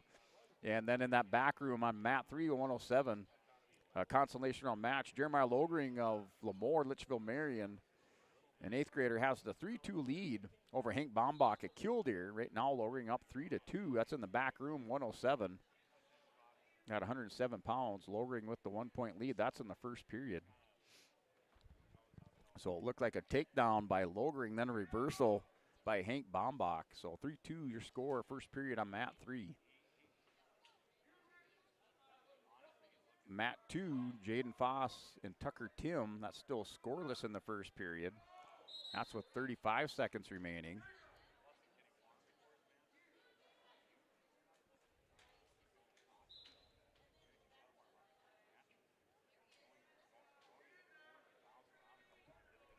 And then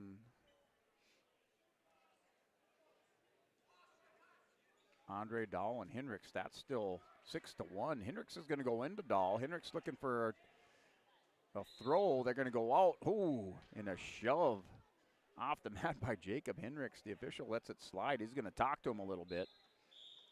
Henricks gave Dahl a little bit of a shove at the end as they were going out. Henricks going in again. He's looking for a big throw. He goes head and arm on Dahl. Dahl's going to drop down, drops Henricks to the mat. The takedown now for Andre Dahl on Jacob Henricks. Dahl up 9-1, second period.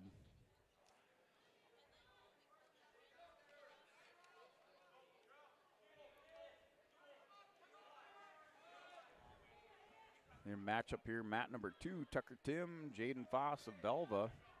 That's still scoreless second period. Tim in the top position for Kimmer Bowbells, Burke Central. Foss trying to isolate the wrist. He's got it isolated. Hips away there for Jaden Foss, the 1-point escape for the senior. He has the 1-0 lead with a minute 29 remaining. Jaden Foss, 2-time state qualifier for Velva. State qualified last year at 215 pounds. Jaden Foss currently ranked number 8, North Dakota Class B Dakota Grappler rankings. And Tucker Tim, Kemmer Bull-Bells, Burke Central, I think he was a state qualifier last year. Yep, 2-time state qualifier, state qualified last year at 2:15. So pretty good matchup, even matchup out here. 1-0 is the score for Jaden Foss, up 1-0 on Tucker Tim, second period with 53 seconds, and they're going to go off onto the hard floor. Foss able to stay up off the floor, and the stall warning given out to Hendricks now over here on mat 1. 9-2 is the score, the 1-point escape for Dahl, up 10-2. He's up by 8 points. Goes on a low single on Hendricks. He's going to take Hendricks down to the mat. 3-point takedown for Andre Dahl, up 10-2. And Hank Bombach opening up that lead on Logring. So Logring opened up with a takedown over on mat 3. Bombach extending that lead. Now he's up by 9 on Logring. Hank Bombach up 12-3 in the 107-pound consolation round match. That's in the second period on mat 3.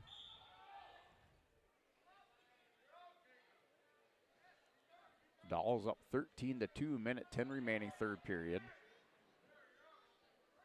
And Dahl will let Hendricks go 13-3. That's with a minute remaining, third period. Quite the crew over there on the edge of the mat there for the Dahl Hendricks match. Usually you don't see that big of a crew over here on the edges of the Salem mats. They keep them pretty clean.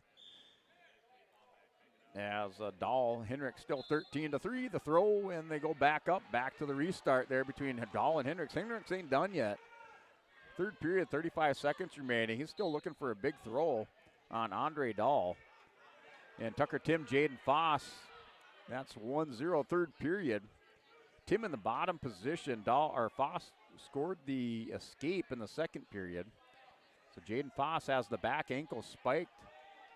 Has Tim broke belly down on the mat there. Now a 3-point takedown for Dahl. He's going to extend this lead. 16-3 is up by 13 with the big lead.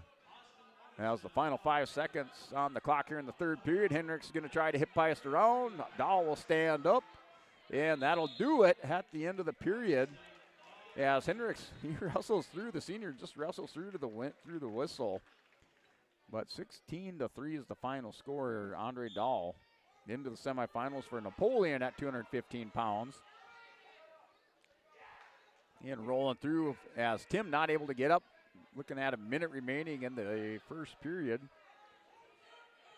Here wrestling Jaden, or in the third period wrestling Jaden Foss. So third period, 1 minute remaining. Foss still up 1-0. Jaden Foss trying to get the right out on Tucker Tim. Foss with had the 1-point escape second period. Now out here, mat 1, 215 pounds is Max Klein of Oaks, the senior, taking on Turbeville of Bowman County, the senior. So a couple seniors matched up out here at 215. Klein returning state place winner for Oaks.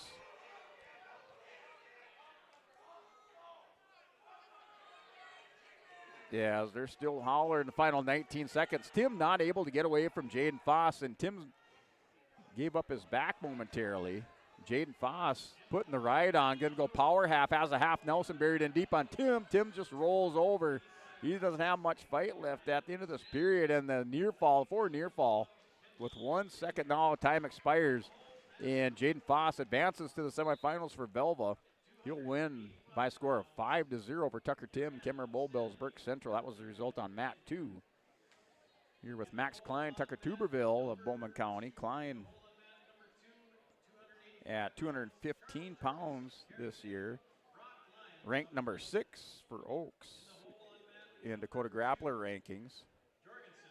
So he's here wrestling Tucker Tuberville of Bowman County Beach.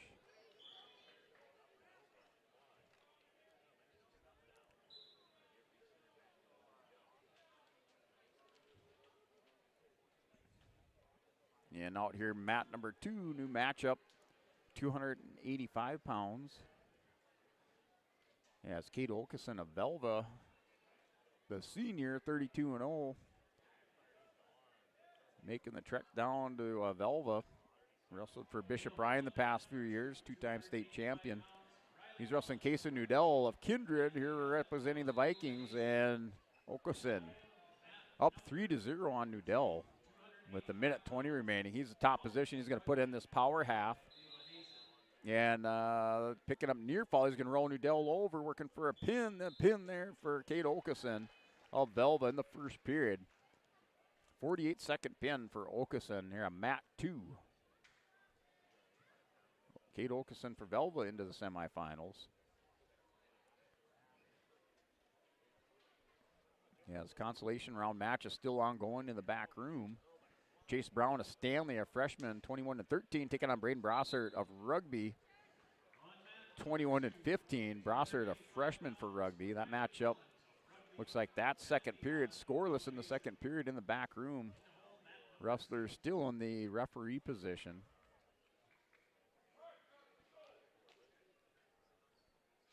And now out here, Brock Lyons for Lisbon.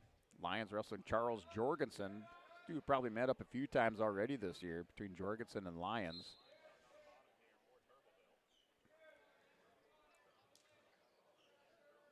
So here you got 289 pounds. Lyons ranked number 5. Yeah, 285. Jorgensen has a little bit of sight, little bit of weight advantage on Lyons. Jorgensen goes overhook, over tie. Now working a hard collar on Lyons. Klein and Tuberville still scoreless, or excuse me, a 1-0 score. It looks like Klein with the lead, 1-0. Over Tucker Tuberville of Bowman County.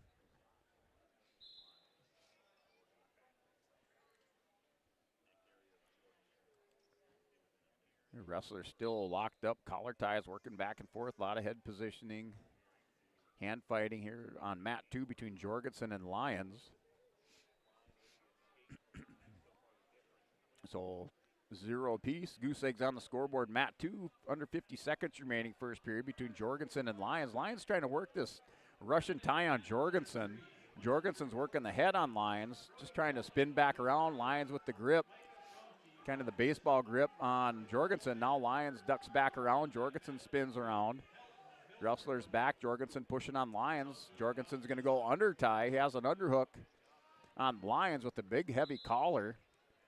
And mat 2 still scoreless now with 20 seconds remaining. Jorgensen going into Lyons. Lyons holding center of the mat. Yeah, it looks like we have a blood time here between Max Klein, Tucker Tuberville. Klein with the takedown, 4-0 lead at 215 pounds. So a 4-0 for Max Klein. They have a Bank North Dump Bake blood timeout over here on mat number 1.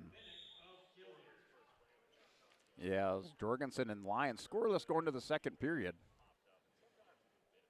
So scoreless second period. Yeah, it's blood time being taken care of over on mat 1. Mat 2, Lyons in the bottom position, Jorgensen in the top. Like I said, Jorgensen with a little bit of height and weight advantage on Lyons. Lyons off the whistle, tried to stand up. Jorgensen cuts him down. Matt returns him. Now goes double thigh prior, double thigh ride on Lyons. Lyons just trying to quad pod, see if he can move those feet. He's going to try to grab the wrist and spins around. Hip pace. Lyons stands up, hits a head and arm. Oh, and almost had it. Just missed the arm on Jorgensen. The 1-point escape for Lyons. So 1-0 lead, Brock Lyons. So Brock Lyons just missed the head and arm off that scramble. And Lyons will have the 1-0 lead on mat 2. So mat 3, Chase Brown of Stanley is up 2-0 over Braden Brossart of Rugby. That's the back room. Looks like they're working far side of the mat. They're back for a restart to the center on mat 3. So it's still 2-0 lead over there for Chase Brown. They're back to the center of the mat, and that's with 42 seconds remaining. That's in the third period, 114-pound consolation round match. Near fall coming. The official down on the mat, the pin back in the back room. As it looks like Chase Brown, your winner by fall over Braden Brossart of Rugby.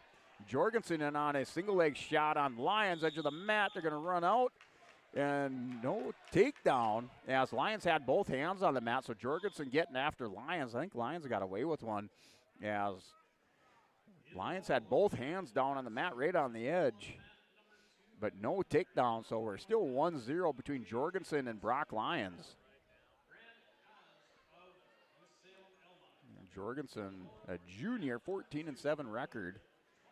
Just coming in hard on Brock Lyons, has the underhook and hard collars. Lyons had to take it a pummeling out there. Now Lyons is going to go with the Russian Tide.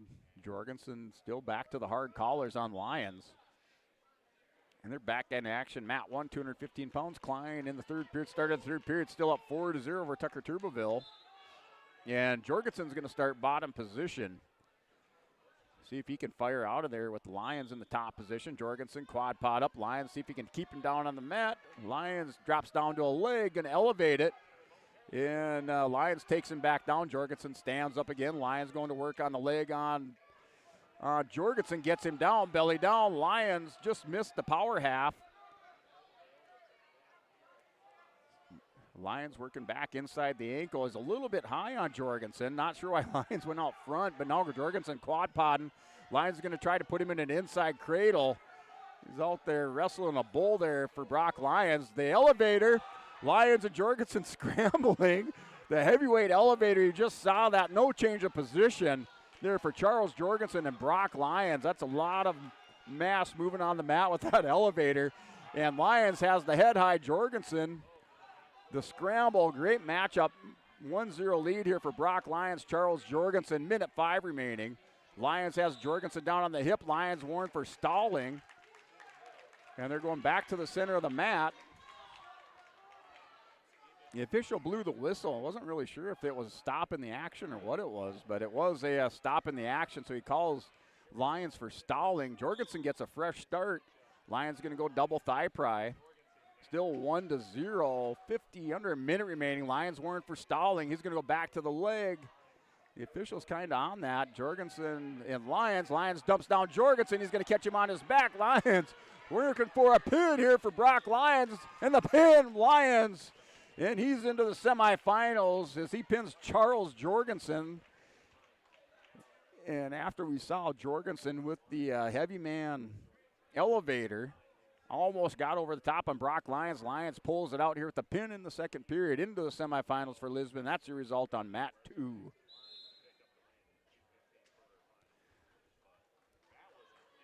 So mat 1, Klein and Tucker Turbeville, Bowman County, that's your final. And Max Klein into the semifinals for Oaks at 215 pounds. Klein wins by decision 6-0. And here, mat 2, 285, quarterfinal matchup. Riley Collins and Anthony Hallett of Beulah Hazen. Mat 2, and there it is, Anthony Hallett. He throws down Collins of Rugby. Had him feet to back. He's going to pick up 3 near fall. 6-0 score. Anthony Hallett has the 6-0 lead early on in this one with 1:34 remaining. Mat 1, Cole Richard for Kindred. Mad Schwab for Lisbon. Here, 215 pounds. And that duel between Lisbon and Kindred, and that's a win by fall. Anthony Hallett, your winner by fall over Riley Collins of Rugby. So Anthony Hallett, Beulah Hazen into the semifinals at 285. Schwab here at 215. Schwab had to wrestle Mengi. Mengi wrestled up. And then Richard went up and wrestled 285 in that duel between Lisbon and Kindred. And Richard put in a good performance. Lions had him in a pinning combination. Richard able to get out of that. And that was one of the keys to that Kindred Viking victory, is just those moves that Kindred made in that lineup on the 189 and up. So here's Schwab and Cole Richard. Winner of this goes to the semifinals at 215 pounds. Schwab sat out last week at the Storhog, so back in here at the East-West. Currently wrestlers up on their feet and scoreless. Under a minute remaining first period. Matchup here, consolation round matches here on mat 2, 121 pounds. And Richard with the takedown up 3-0 on Matt Schwab. So Richard up 3-0 on Schwab. here with 35 seconds remaining. Consolation round match, E.J. Janikowski, Bowman County, and Brant Haas, New Salem, Almont. And that score 3-2. We had a takedown and then a reversal between Janikowski and Haas. And now wrestlers up to their feet. Janikowski with the reversal. He's in the top position on Haas and New Salem, Almont. So 3-2's that score. And then Richard up on Schwab in the first period, 20 seconds remaining. Schwab hits the roll on Richard. He's going to grab the leg, the reversal, the near fall coming for Schwab off the restart. Schwab's going to pick up near fall, so he can just hold him there. As he has his 4 near fall, Schwab explodes with the reversal and has a pinning combination hooked up again here for Schwab at the end of the period. 3 seconds. See if Schwab can get a couple more. As he didn't get near fall from the first, so he had 4 near fall, 6-3. He went into a different move and didn't get any near fall off of that, so I'm not sure about that one. But the official, to me, after he broke the hold off of the roll through, he should have signaled a near fall. Then Schwab went into a half Nelson. That's 2 different moves, broke a different hold into a different pinning combination. And now Mat 3, Micah Fromke, sophomore for Lisbon, up 3-0 over Brody Pelton of Hillsboro Central Valley. That matchup on Mat 3, 114 pounds. So Fromke in the back room. They do have some consolation round matches on mat number 2 going on between Janikowski and Haas. Right now, 4-2 lead for Brant Haas, New Salem, Almont over E.J. Janikowski. 6-3 is our score on mat 1, 215 pounds between Schwab and Cole Richard. Winner of this into the semifinals. Second period, minute 30 remaining. And here, this big snap down by Schwab, trying to turn the corner. Richard's going to catch Schwab on the edge of the mat. Richard can tie it up with the takedown. They're still scrambling. Schwab over the top. Richard has Schwab on his hip. A takedown ties it up for Richard. Schwab's going to try to drag him and get a restart, and they go off the edge. No change of position, and a good scramble there between Cole Richard of Kindred and Matt Schwab of Lisbon.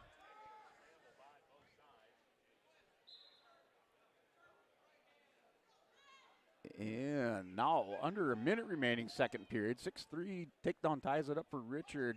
Takedown for Schwab breaks it open a little bit. And we're still 4-2 over here. Brant Haas, New Salem, Almont, a senior. Yes, he has a 4-2 lead over E.J. Janikowski, a freshman for Bowman County. Janikowski, a big record, 24-18. In the top position, trying to get a turn. And no near fall awarded over the Janikowski. There's Schwab in on a single leg, kind of high crotch, just missed catching and swimming over the top and catching Richard on his back. So Schwab with the takedown up 9-3, final 15 seconds of the second period. And Schwab up, breaks it open a little bit. Now a little bit of breathing room here for Matt Schwab, up 9-3. And Schwab warned for stalling. He gets the takedown, and within 5 seconds he's warned for stalling. Okay, all right. So 9-3 is your score.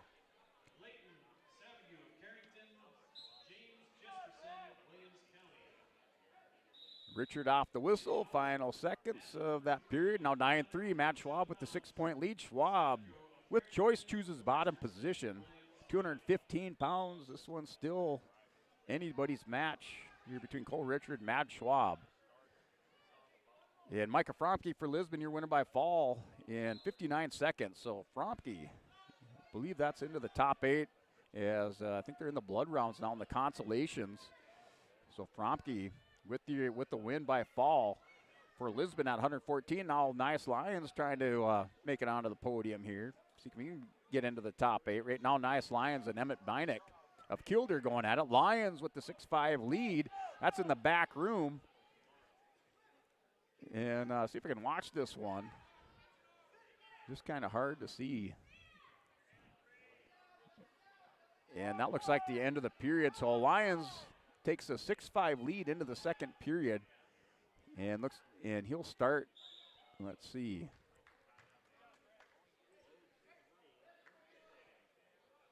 Going to go neutral to start this second period between Lyons and Beinek. Lyons, a freshman for Lisbon, having to make that trek up to 121 pounds. Fromke went down to 114. Fromke picking up a win for Lisbon in the wrestle back round. Believe he's into the top 8 now. Nice Lyons trying to join his teammate. Here, right now, Nias has a 6-5 lead. Lyons kind of in the top position of that scramble and may have a takedown, just trying to look it over there. Right now they're scrambling still. And another takedown over here for Schwab as Schwab takes control of this matchup now, 13-3. Had the escape and the takedown for Matt Schwab, up 13-3, built up the 10-point lead. It was close early. Richard scored the first takedown. Schwab finally wakes up, knocked off the mat rust a little bit as he has the 10-point lead off the whistle. Schwab's been warned for stalling. Richard stands up. Schwab working underneath. You have to return him to the mat or he could give up a point. Nice big mat return by Schwab. He's going to go into the half Nelson, trying to take advantage of it. A way to swim up after the mat return. I like to see that right away, recognizing he can clean up some points there. Same way after a takedown. And Schwab up now with 10 seconds remaining, 13-3. Lyons building his lead after that takedown. Beinek now 9-5's the score. As Nias Lyons building up his lead. He has the 4-point lead over Emmett Beinek in the second period. And there it is, 10-point victory there for Matt Schwab, major decision win. And Schwab into the semifinals for Lisbon at 215 pounds.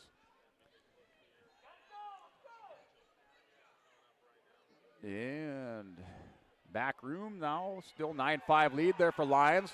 That matchup here between E.J. Janikowski of Bowman County and Brant Haas. That's a wild one here for the hometown crowd. The 2-point reversal for Janikowski, I believe. And Haas has a head and arm. And he's still trying to pull that over the top on Janikowski. Janikowski's just going to sit back. And 7-5 lead here for E.J. Janikowski on mat 2 in the third period, final 5 seconds. Haas still hanging on to the head. Janikowski looks like he's going to hold on to win on mat number 2. E.J. Janikowski into the placing rounds here as he wins 7-5 over Brant Haas. Or E.J. Janikowski wins 7-5 decision on mat 2. Lions 9-5 on mat 3. That's in the third period. Looks like Lions in the top position in the back room. I'm going to have to get out my bind. I think I have binoculars. And now we got it. Beinek. Beinek gets back around on Lions for a reversal. Beinek trying to turn Lions over. He gets him over. Now Lions rolls through. So there was a reversal for Beinek. Lions picks up a couple more points, 12-7. Beinek still here at the scramble position in this situation. Looks like under a minute remaining. Beinek still working on Lions, catches in a chin whip. Lions scrambles back over. As they're scrapping it out there in the back room, Lions trying to make it into the placing rounds. And 12-7 is that score. As they're rolling back and forth in the back room, Lions look like now he's taking control in the top position. And the 2 reversal for Nias Lions. Now I think it's 14-7 over there on mat 3.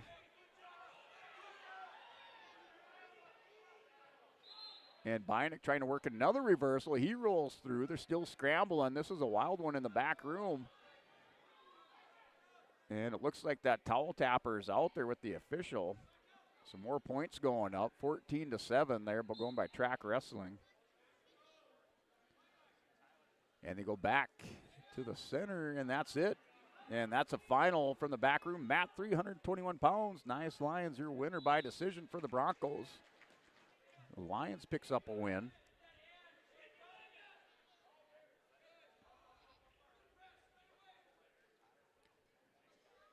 And quarterfinal matchup, 285. Levi Uran for Stanley, Delaney Feldman.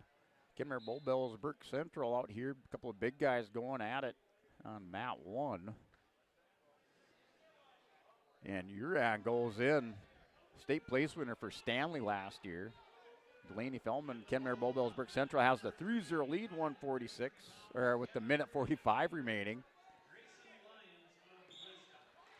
And that's a pin out here on mat 2, Tyler Fitch, Tyson Grunick. So Tyler Fitch for Hettinger Scranton here in the consolation rounds at 121 pounds wins by fall over Tyson Grunick of Napoleon.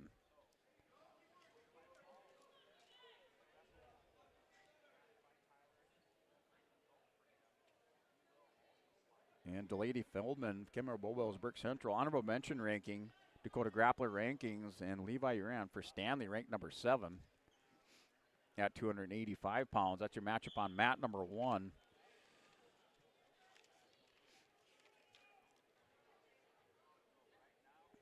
Uran last year placed 8th at 285 pounds for Stanley.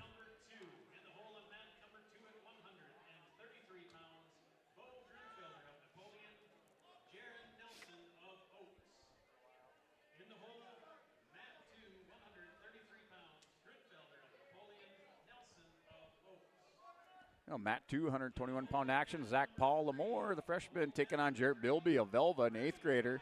Currently 3-0 lead for Bilby. Has Paul locked up in a cradle. Going to roll him over.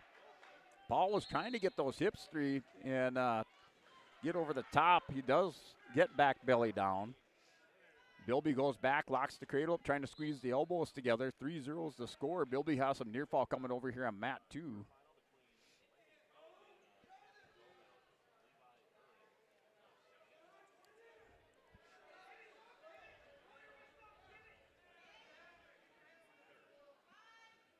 As Lisbon putting in a good round there with the quarterfinal round for Lisbon. And then in the consolation brackets. And it looks like Lisbon up on the Tim Kazed seat sales scoreboard. Lisbon kind of breaking open the lead after that round, after the quarterfinal round. Lisbon putting in 83.5 points now in first place. Second place, Oaks with 61 on the Tim Kazed seed sales scoreboard. And third place, Kindred with 58 points. Fourth place, Hettinger Scranton, 53.5. Fifth place, Velva with 53 points. And that's the update from that Tim Kazed seed sales scoreboard. Your top 5 teams. And then Hillsboro Central Valley still in 11th place, holding down that 11th place spot with 30.5 points.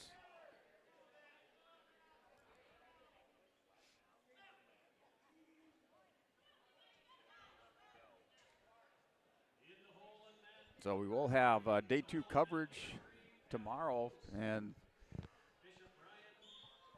depending on the start time, as usually starts at 9 o'clock on day 2, but should be up and running for our Irie Insurance pre-tournament show on day number 2 right around 8:30, and we'll look to have some of those coaches interviews, kind of follow up with the coaches after the day 1 action, get them to kind of set the stage for day 2 here at the Salem East West Wrestling Tournament.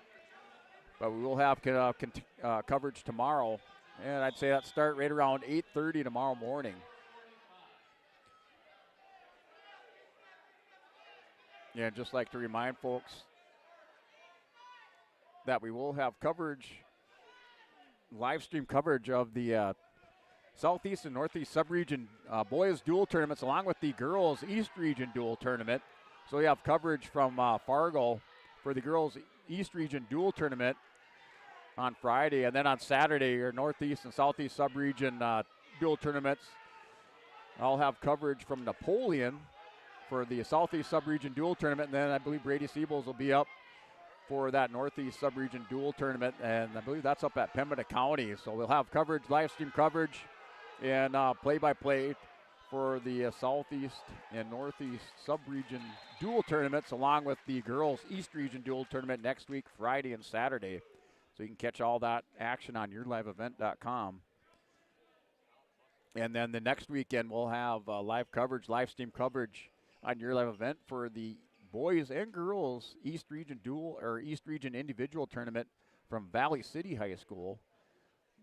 So going to the Valley City Activity Center. We're there for the East Region Boys and Girls Individual Wrestling Tournament. The top 8 individuals out of that tournament, they'll advance to the state wrestling tournament at Fargo, and then we'll have coverage at the Dome for both the individual and dual tournaments, and that will be voice only for that state coverage, but we will have live stream coverage for our region dual tournaments, and then also for the individual East Region individual tournaments here on YourLiveEvent.com.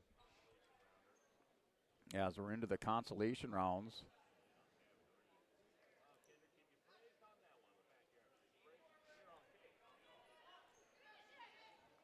Out here on mats 1, 2, and 3, all matches are consolation round matches. So mat number 1, 114 pounds, Nolan Mengi of Kindred taking on Gunnar Fricke of New Salem Almat. That's 3-0 lead out here for Gunnar Fricke of New Salem Almat, up 3-0 over Nolan Mengi. Mat 2, 127-pound consolation round match, Easton Baumgartner wrestling Loudon Hogan. That's scoreless in the first period, and they get potentially dangerous called there for Baumgartner on Hogan. They go back to the center for a restart. And then mat 3, Gavin Rude, Kindred taking on Grayson Lyons of Lisbon. Lyons up 3-0. Lyons getting the best of Rude last week at the Storehog. I think they met up twice. They went 1-1 at the Storehog tournament. Now Lyons up 4-0 in the second period. So Lyons building up the lead there in the back room, mat 3. And they get a break in action going back to the middle for the restart.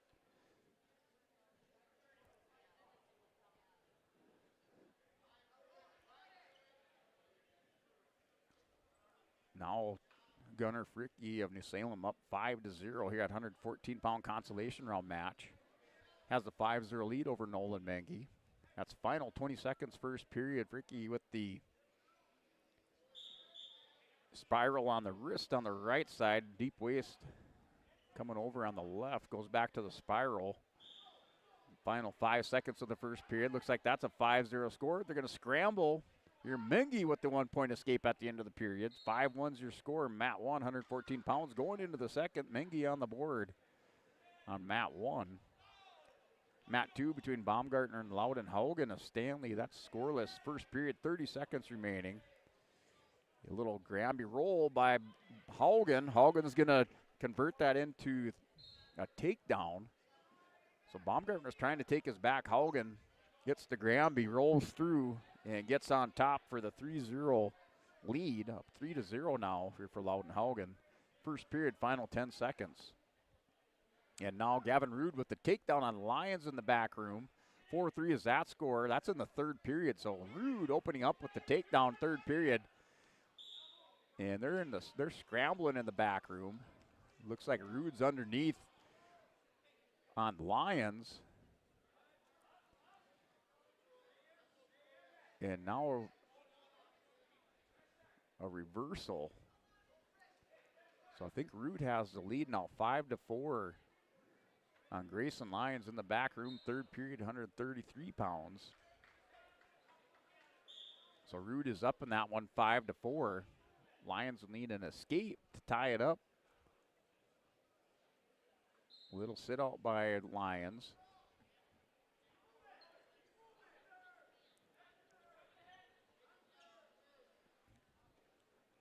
And Rude's still in the top position. Yeah, as they're now under a minute remaining. So Gavin Rude up on Lyons. He has Lyons going to his back pinning combination set up by Rude. The official down there taking a look. Rude was able to get Lyons over and working for a pin, and it does there for Gavin Rude. So Gavin Rude, your winner by fall over Grayson Lyons on mat 3. Lyons had the early lead, 4-0. Rude closed the gap and then throws Lyons over for the win by fall on mat 3.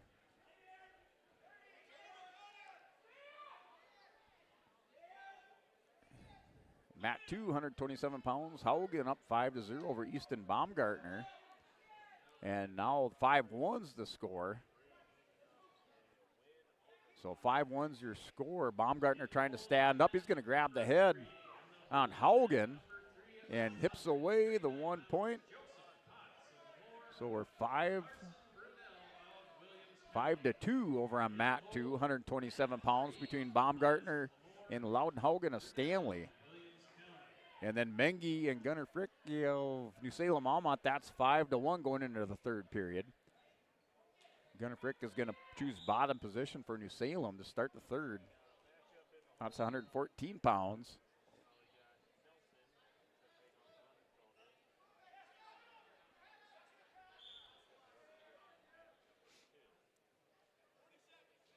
So Mengi in the top position. Minute 45 remaining. He's going to spiral the wrist, and Baumgartner's going to catch Haugen. Haugen now was able to kind of roll through on that. Not sure how he did that. Looked like Baumgartner was going into a nice throw and a pinning combination, and Haugen gets free. So we're 5-5 with the takedown. The 1 point loss of control. I don't know what's going on here. This got a 1, I think, for Baumgartner. So Baumgartner 6-5. If that's the correct score, 6-5 up on the scoreboard. So they got Haugen with the lead, 6-5 over Baumgartner. They threw up the wrong score, so that went to green there with the loss of control. Baumgartner trying to drag down Haugen. Final 10 seconds, second period. Wizard position. Haugen's trying to gain. Tutuli does at the end of the period. He gets the takedown. He'll take the lead now, 9-5 after the escape and the takedown, up by 4 over Easton Baumgartner. Mengi's still in the top position. He's down by 4 points with 40 seconds remaining to Gunnar Frick of New Salem Almont. So that score 5-1. He has that leg, trying to turk the back legs on Gunnar Frick. Frick able to get back, belly down. Mengi still back, working on the legs. Final 24 seconds remaining. Mengi could tie it up with a 4 point near fall. Stall warning there to Gunnar Frick of New Salem. Baumgartner and Haugen, start of the third period, 9-5. Matt returned. Baumgartner taken down. Matt, 333 pounds, consolation round matchup. Jackson Wilson, Carrington, and Caden Hooley, Northern Lights. 3-2 is your score. So 3-2, Caden Hooley leads in the back room. 133 consolation round match.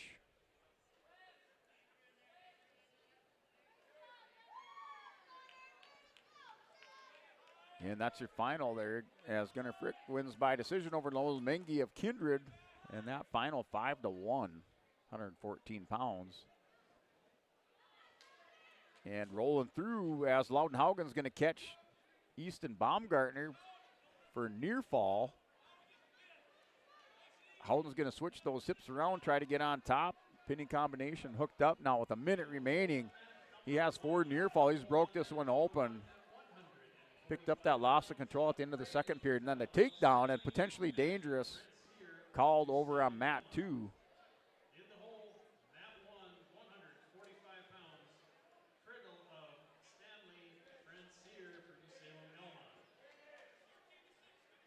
So now 13-6 after the near fall. Baumgartner down by 7. 127 pounds, 52 seconds remaining. Third period.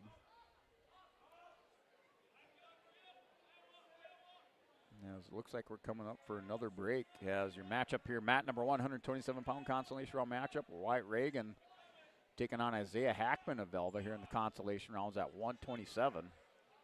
And Hackman has the tilt hooked up on Reagan, so he's going to pick up a takedown and near fall.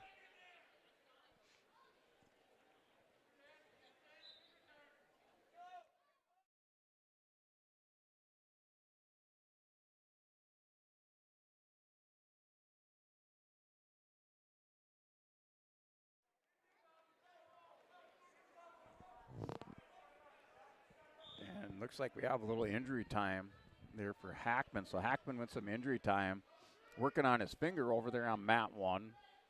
Baumgartner and Hogan, that's 13-8. Baumgartner had the escape. He's going to try to go with the throw, not doing it. And Loudenhaugen, your winner, at 127 pounds, consolation round matchup. So Loudenhaugen, your winner by 6, 13-7 over Easton Baumgartner.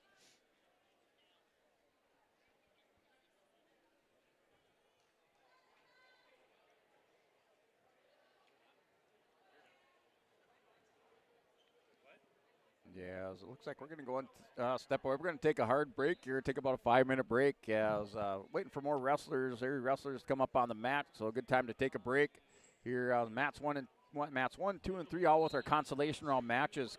As the non-winners from the quarterfinals drop down in the consolation round matches, so those consolation rounds here coming up. As we're at 127 pounds on mat 1 and 133 on mats number 2 and 3. So we're going to go and step away, take about 5 minutes, come back for more here on YourLiveEvent.com.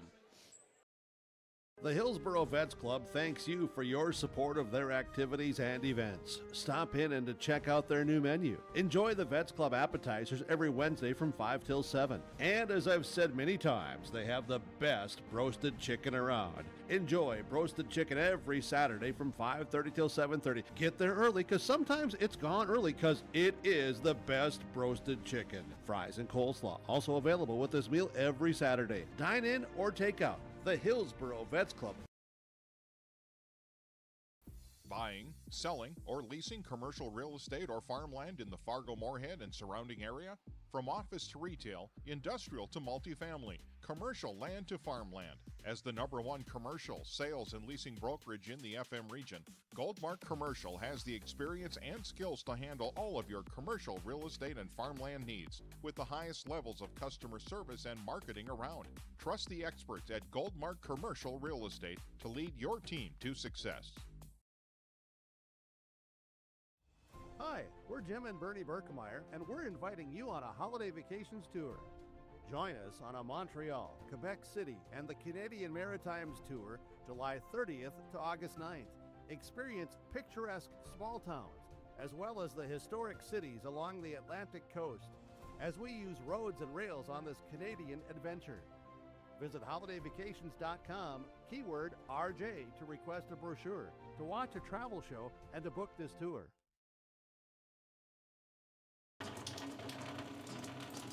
Oh, jeez.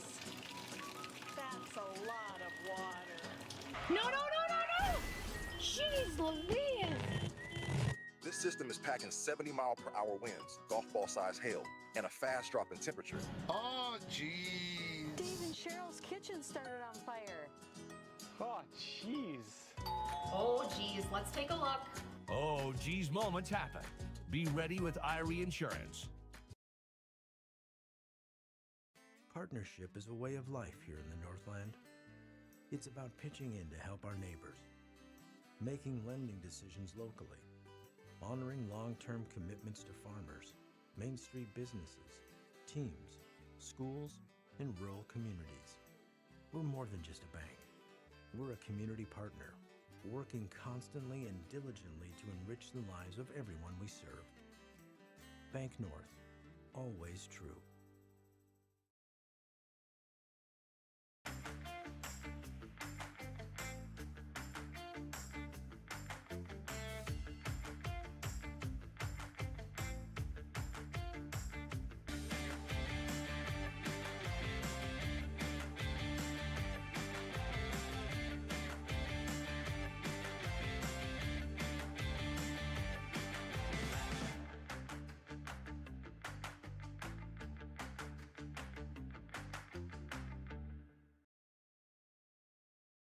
The Kindred Public School District looks to collaboratively cultivate an environment that challenges learners to reach their full potential in a student-centered, community-supported environment while building authentic relationships that promotes active engagement in learning, literacy, and life. Kindred Public Schools' mission is to educate, prepare, and maximize student potential. Kindred Public School District, student-centered, community-supported. For more info about upcoming school events and news, go online to kindred.k12.us.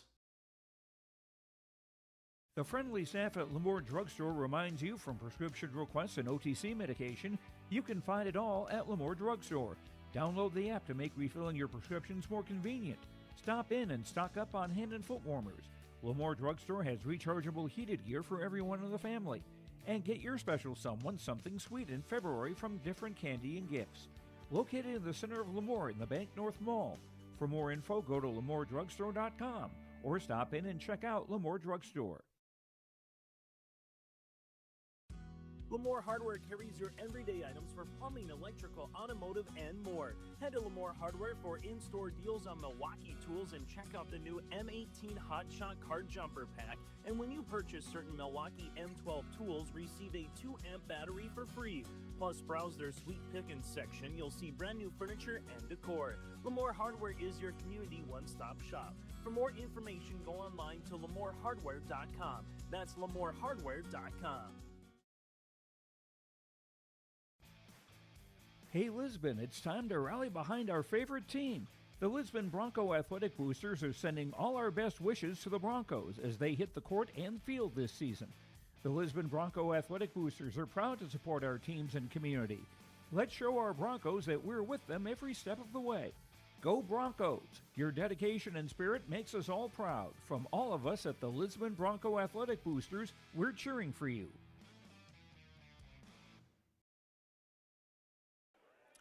All right, welcome back here to the 2026 East-West Wrestling Tournament. We're live from the New Salem High School. We have mats number 1, mats 2 here in the main gymnasium, mat 3 in the back room. As we're here in our consolation round, blood round matches. The winners of these matches will place in the top 8. As there's still another round of consolations going on here inside the main gymnasium. Not sure if we're going to wrestle the next round of consolations or if they're going to end the day here, but possible another round of consolations as we've made it through the quarterfinals. And we'll go ahead and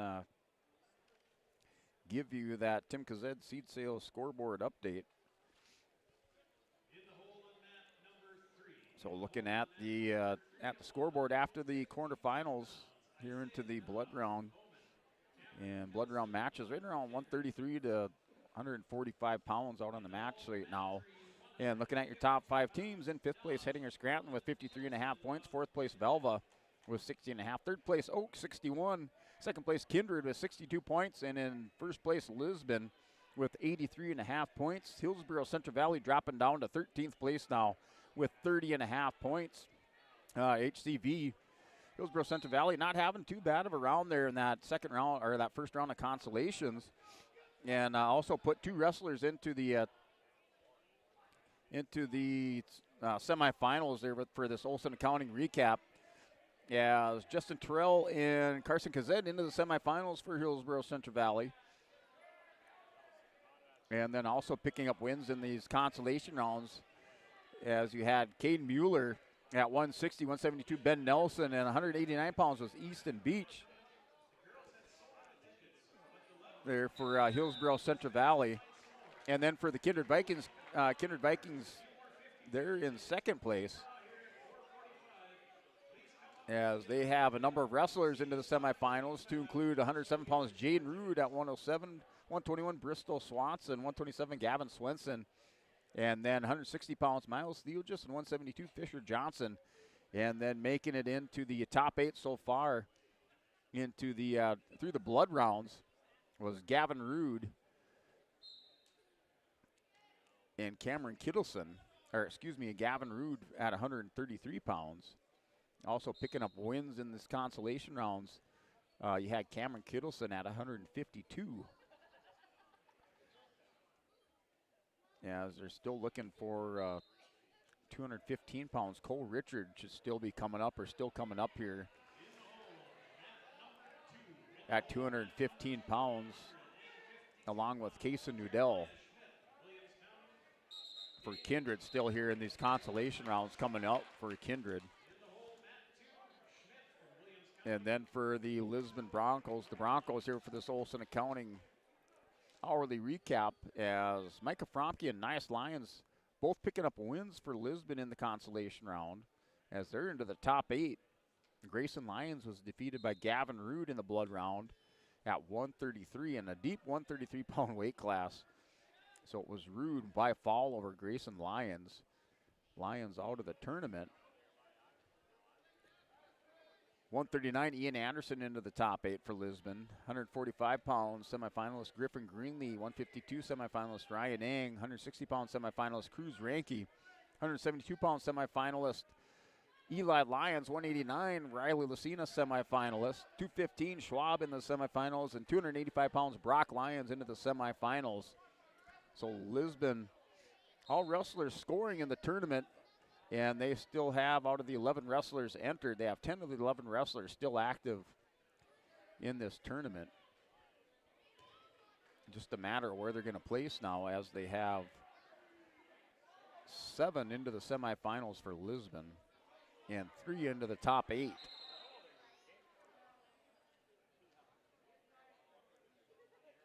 As that is your Olson Accounting hourly recap. Looking out here across the mats on mat 1, 2, and 3 in the back room, we have mat 1, 139-pound consolation round matchup between Owen Iverson Oaks and Broderick Mole of Beulah Hazen, the sophomore. That match right now is 9-5. Mall has the 4-point lead over Iverson. And then mat 2, 139 pounds. Here, mat 2, Leighton Spear, Cameron Bobelsburg Central, and Ryan Gustafson. Gustafson, your winner by fall, as he wins with a half Nelson penny combination in the first period. Gustafson over Leighton Spear by fall on mat 2. Once again, wrestlers who pick up a victory in this round place in the top 8.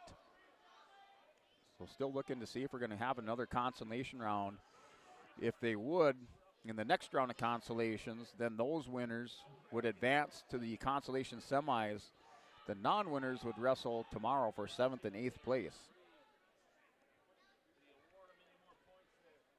So Iverson and Broderick Mall, that's 10-8.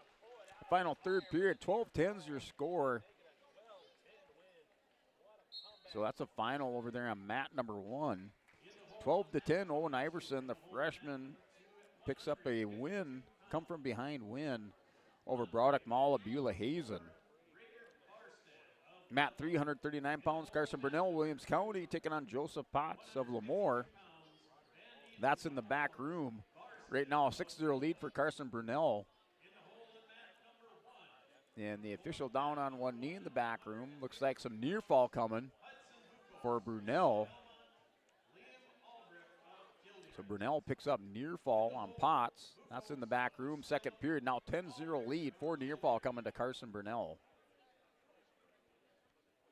Mat 1, 145, Braden Fertel, Matthew Francier of New Salem Almont. Off the whistle, start of the period. Francier in on a high crotch fireman's. Fertel scrambling back up to his feet. No points awarded. Going at it on 145 pounds over on mat 1. And mat 2, 145, Levi Jensen, Grayson Matson. Jensen for Williams County, as he has Matson down, belly down on the mat.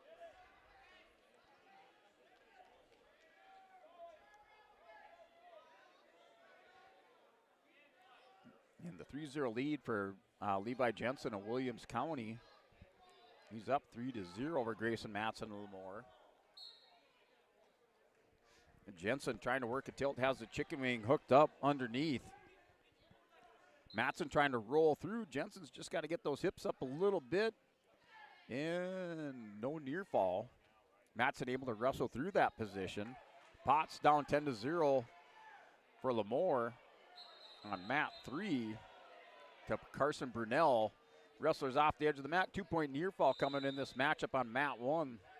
That looks to be the marquee matchup with all the action right now on mat 1 between Braden Fertel of Stanley and Matthew Francier of New Salem Almont. End of the period, end of the first period, and it's still 3-0 lead there for Levi Jensen of Williams County over Grayson Matson and Lemoore on mat 2. Jensen will have choice as Matson deferred over to Jensen. Jensen chooses bottom position for Williams County.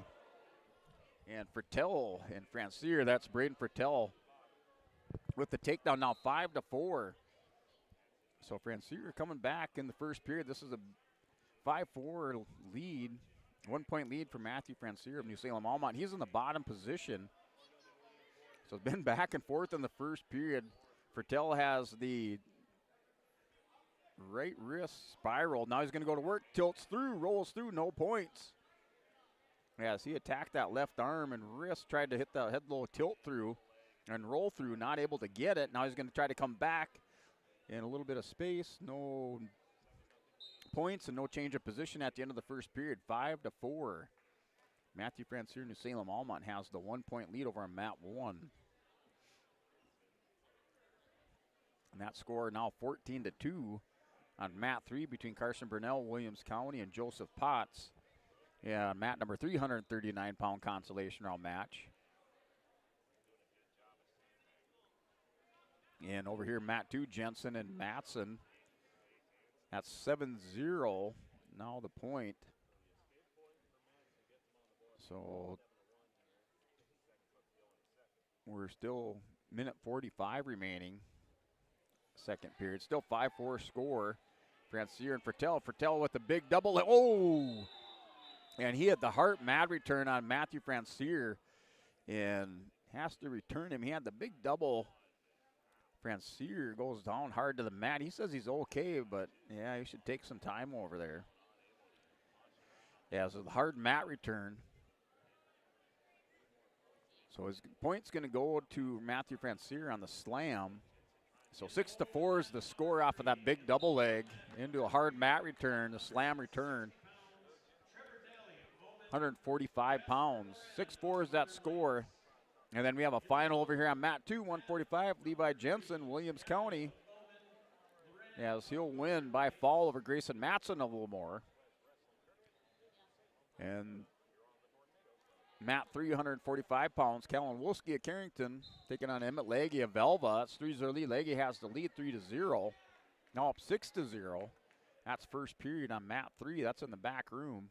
They're wrestling center of the mat. Looks like a hard crossface by Legge on Wolski.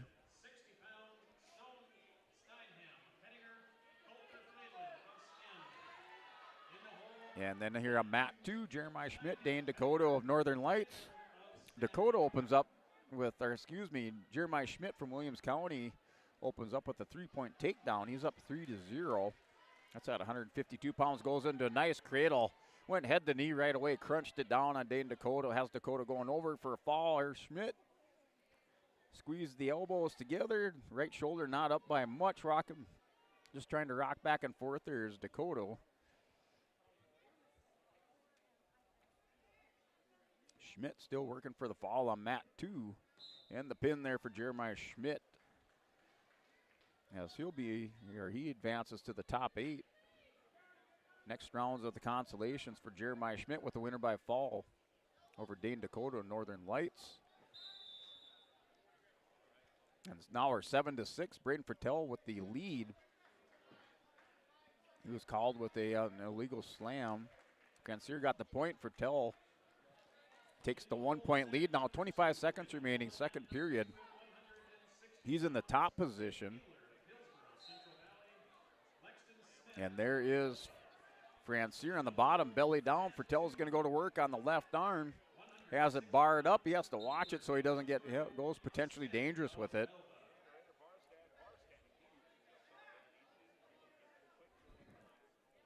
That matchup, Emmett Legge, a junior from Velva, up 10-0 over Callan Wolski of Carrington. Fertel and Francier still 7-6 there. Braden Fertel has the arm bar there on Matthew Francier. Well, not able to get him over. 7-6 the score. That's at the end of the second period, going to the third 1-point lead over there, Braden Fertel of Stanley. Mat 2, that was Raider Barstead for Velva with your winner by fall over Andre Van Eden. Barstead into the top 8 for Velva. And then mat 3, Callan Wolski, Emmett Legge. Legge still up 13-0 over on mat 3. And now Francier with the reversal. He has some near fall coming. As 9-7. Francier with near fall. On Fertel. Fertel trying to stand up, see if he can get the reversal. He does get to his feet. 9-8. The 1-point loss of control of the escape. He has the underhook on Matthew Francier. Francier's going to try to dump him. Fertel comes over the top, catches him. He's working for a pin. Francier trying to roll through. Fertel catches him head and arm. Left shoulder up just a little bit, trying to bridge out of it. And Braden Fertel working for a fall for Stanley for the Blue Jays. The official down there has the good look. Francier had the lead, and the pin going over there for Braden Fattel of the Stanley Blue Jays. He's into the top 8.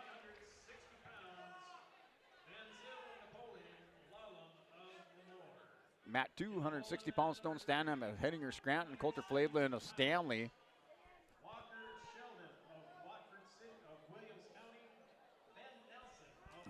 So have a couple Blue Jays trying to make it into their top 8.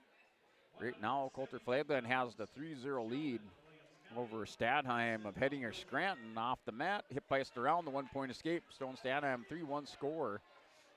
That's in the first period. 31 seconds remaining. 145 pounds, Matt 1. Hadley Janikowski, Bowman County taking on Weston Baumgartner, Napoleon.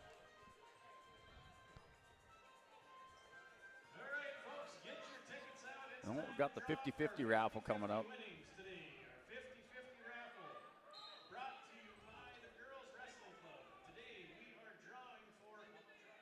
And that's a 3-point takedown for Weston Baumgartner of Napoleon.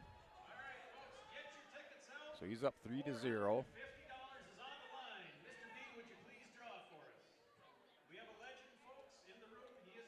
Stadheim and Flavelin still going at it.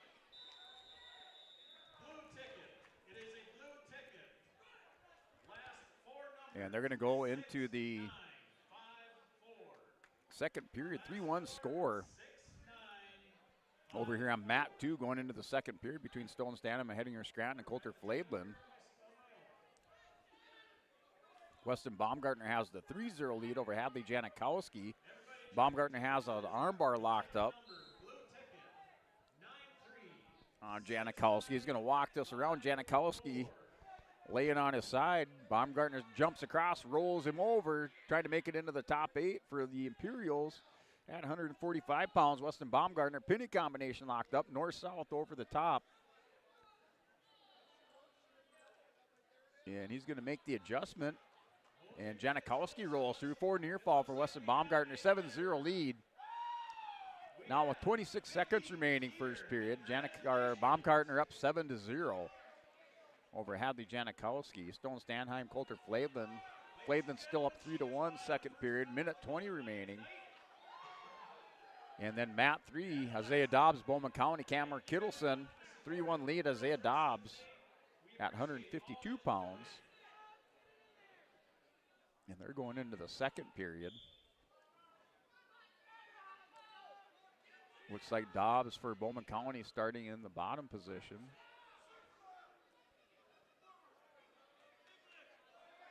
Kittleson in the top. And still 3-1 lead for Isaiah Dobbs. Mat 2, Flavelin in the bottom position. They go back to the center for a restart. Still 3-1 that score. Coulter Flavelin has the 2-point lead. He's in the bottom position with 47 seconds remaining. Baumgartner still has the 7-0 lead over here on Mat 1, 145 pounds. He's in the top position. That's the second period. Start of the second period. Picked up a takedown near fall. Big Turk of the leg, trying to step through, didn't get it, but he has the crossface still locked up, or should say working underneath kind of that claw ride position. Has that far arm scooped up underneath, trying to Turk the back leg, pick the back leg up and push him over. Janikowski doing a good job of defending that. He's back base down. Baumgartner has to get back around behind him on Mat 1. Still with the 7-0 lead there is Weston Baumgartner. And then Mat 2, 160 pounds, Coulter Flavelin, Stone Stanheim. That's still 3-1. Flavelin in the top position.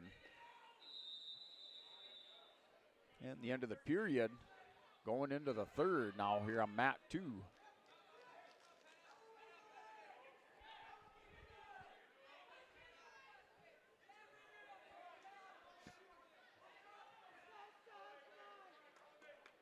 So our score is 7-0. They're in the scramble on Mat 1, 145 pounds.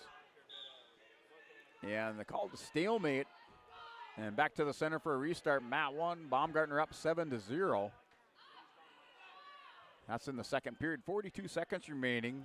Janikowski has to go back to the bottom position. And then Mat 2, 160 pounds. Stone Stanheim, Coulter Flavelin, still 3-1 score. Flaidlin in the top position, trying to ride him out. That's third period, minute 29, and that's Stadheim with the 1-point escape, 3-2 score. Stone Stadheim in on a high crotch shot, switches it up, trying to walk it around, crack down Flaidlin. Flaidlin still sprawling, working the head, had the back ankle, now goes to the back ankle, trying to run a crossface here in the situation position on mat number 2. Flaidlin not able to advance it, and they get stalemate back up on their feet. 3-2 score. Coulter Flaidlin has the 1-point lead. And Stoughton Stadheim going in, working a big underhook. Looks like he's trying to hit a throw. And Flaidlin's going to go underneath. He tried to hit a high crotch. See who can muscle it over, and then they're going to kind of spin out of there. So Stadheim and Flaidlin going at it. Flaidlin back underneath, trying to dump Stadheim. Final 40 seconds, still 3-2 score over on mat 2. Now Stoughton Stadheim has kind of an inside cradle front headlock position, trying to go ahead in the hole.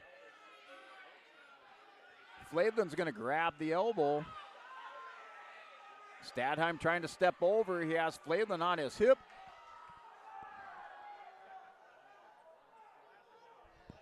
Flaidlin goes to work the leg. He's just got to get arm around the waist. He can pick up this takedown and kind of close this one.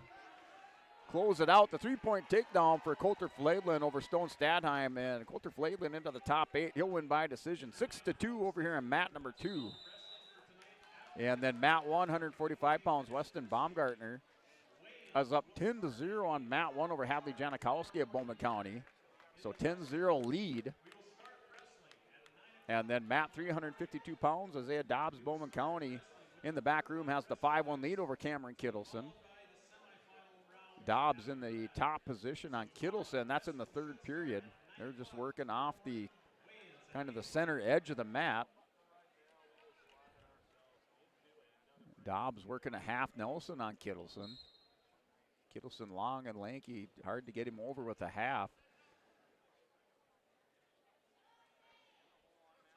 And mat 2, Hillsborough Central Valley have Cade Mueller out here wrestling Lexton Smith of Velva. Smith in on a high crotch shot on Mueller. Mueller has the wrist tied up. Got to watch it. Ooh, and Smith dumps down Mueller to the mat. 3-point takedown for Lexton Smith. And Baumgartner, this matchup still going on here. Mat number 1, Baumgartner still up 10-0 with 13 seconds remaining third period. There's a cradle on the pin there for Lexton Smith of Velva over Cade Mueller, Hillsborough Central Valley. Smith into the top 8 for Velva at 160.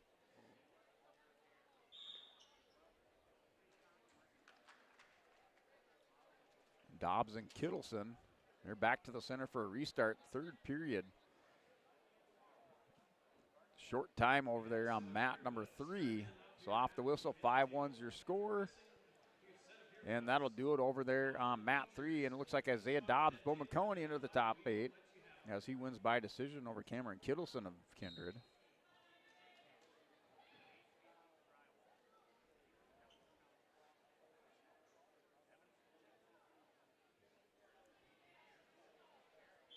And mat 2, new matchup. Daniel Van Zyl, Napoleon taking on Leo Lallam of Lemoore, the sophomore. Lallam with the takedown, opens up, has the cradle. Immediately goes head to knee with the cradle. The rolls over Van Zyl. Napoleon, the official down there, the shoulder blades touch the mat. The pin there for Leo Lallam of Lemoore on mat 2. Mat 1, Hudson Buckles Casson and New Salem Almont taking on Liam Albrecht of Killdeer. Right now, Buckles Casson in on the double leg shot, trying to turn the corner, hooks the leg.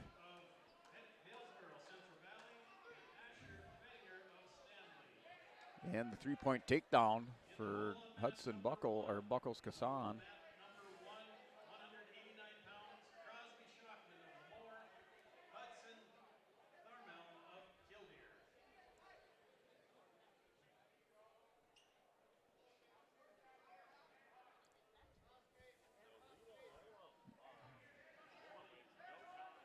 And waiting for the matchup over here on mat 2. Looking for Kane Reap and Tucker Jones. So I'm pretty sure that's the matchup they're waiting for. Matt 2, 172 pounds, Kane Reap and Tucker Jones. Looks like they're going to check into the table over on Matt 2. Matt 1, 152 pounds, Buckos Kasson, New Salem Almont. In the first period with 51 seconds remaining, he has the 3-0 lead over Liam Albrecht of Killdeer.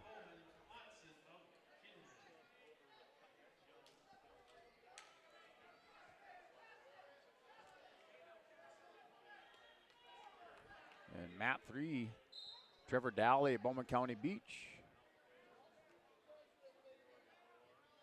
Taking on Jasper Loran of Northern Lights.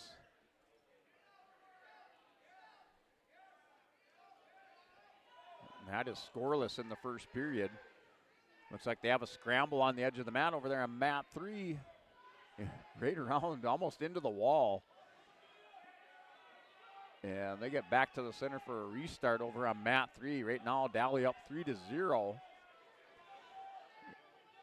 And Hudson Buckles Kasson here on Matt number 1, 152 pounds. He's going to pick up 4 near fall. He's up 7-0 over Liam Albrecht of Killdeer. And then Matt 2, 172, Kane Reap, Tucker Jones. Jones at the top position. He has the 3-0 lead on Kane Reap of Stanley. Now with 1:05 remaining in the first period. Tucker Jones up 3-0. Here, consolation round matches. Winners of these matches in the consolations advance to the top 8. Tucker Jones working a cradle over the top. Reap able to isolate that hand and wrist. Has the fingers. Jones comes underneath, kind of ball and chain with the arm underneath through the legs. And there is 40 seconds remaining. Jones still working up over the top. Reap hanging on to that arm. Now Jones is going to lock up a cradle. He hopped over the top, locks the cradle up. Reap maintains control of the wrist. He plants it on the mat, trying to scoot those hips away. Not able to get it. Now a switch coming for Kane Reap. Reap trying to switch and not able to get it. So now we're 3-0. They're still 3-0. No reversal for Tucker Jones.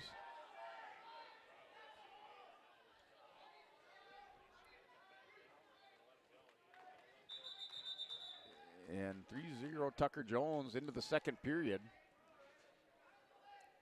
Wrestling on the edge of the mat. Kane Reap tried to go to the switch, not able to get it. Jones covers him. And now Matt 1, 7-0 lead. Hudson Buckles Kasson of New Salem Almont up 7-0 over Liam Albrecht. Albrecht on his hip. Buckles Kasson has a cradle hooked up on him. But Albrecht able to grab the leg. They're going to stalemate it with that cradle hooked up, so no advancement. They just stalemate it back to the center of the mat. And Matt 2, 172. Kane Reap, Tucker Jones still 3-0. Reap in the top position now 4-3. So Kane Reap up 4-3. The escape and the takedown for Kane Reap.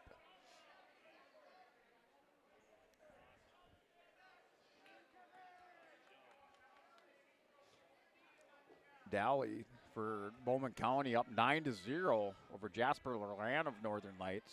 That's Matt 3, 160 pounds. That one just went final, so Dowley your winner at 160, 172-pound matchup. Walker Sheldon, Williams County. Ben Nelson, Hillsborough Central Valley. A consolation round matchup on that one. The winner of that advances to the top 8.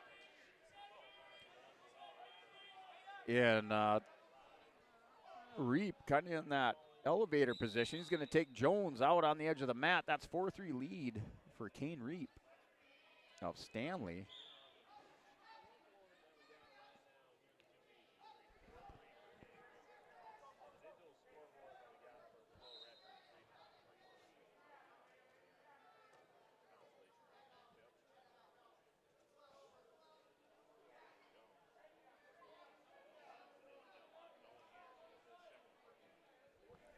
So there is Kane Reap in that top position. He has the 4-3 lead, 172 pounds, Matt 2.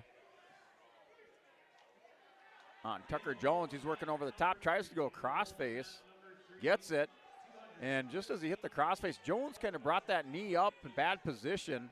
False cradle hooked up now by Kane Reap. He's got to watch it with Tucker Jones. Jones has that arm free on the left side. Reap did a good job, flattens him out, takes him over. Let's see, Tucker Jones and Reap going to see who can muscle it out. Still 4-3. No near fall given up by Jones. Reap still with the cradle locked up. Call it the false cradle. Jones is able to get that arm out. Time expires. 4-3 going to the third. Jones with choice.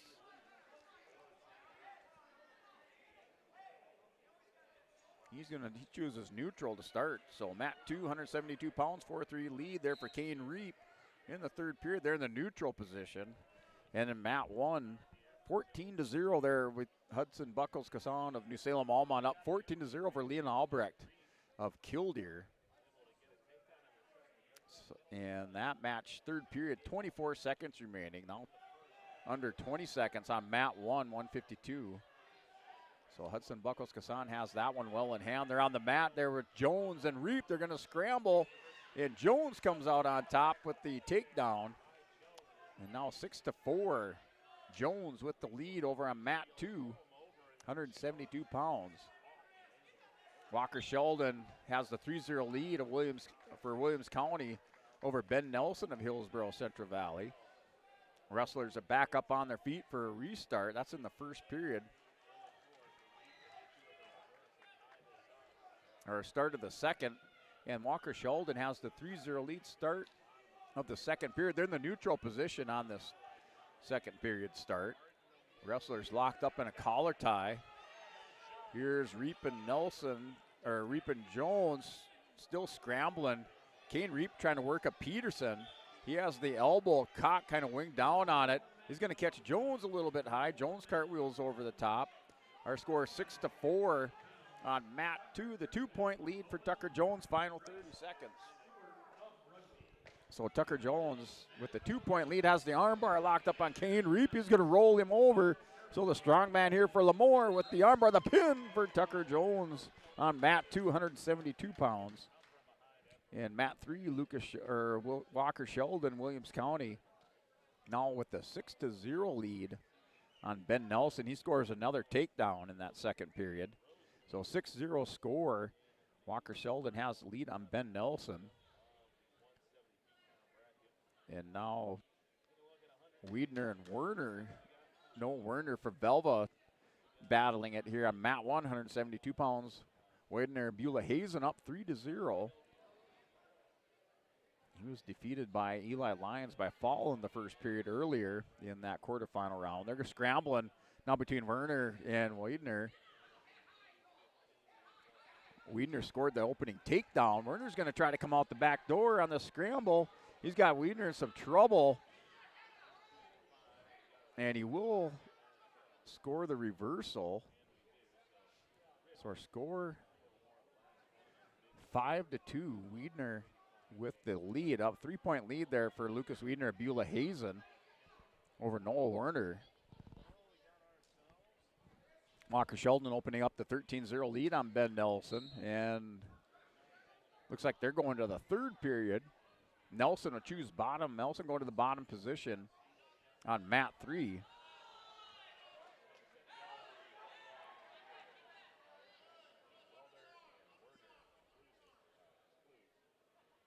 And mat number 2, Easton Beach, Hillsboro Central Valley, Asher Bettinger of Stanley. 3-0 is your score. Beach has the 3-1 lead for Hillsboro. He goes in, nice big overtime by Beach. They're going to back up just in off the center of the mat. There with Asher Bettinger of Stanley and Easton Beach, Hillsboro Central Valley. Beach has the 3-1 lead. You're at 189, minute 15 remaining. And a stall warning now for mat 1 for Lucas Wiedner of Beulah Hazen. He's up by 4 points over Noel Werner. That's in the second period with a minute 40 remaining. And then mat 3, 172, Walker Sheldon. Looks like he wins by fall. So mat number 372 pounds, Walker Sheldon, Williams County are winning by fall over Ben Nelson, Hillsboro Central Valley. Walker Sheldon into the top 8 for the Firestorm.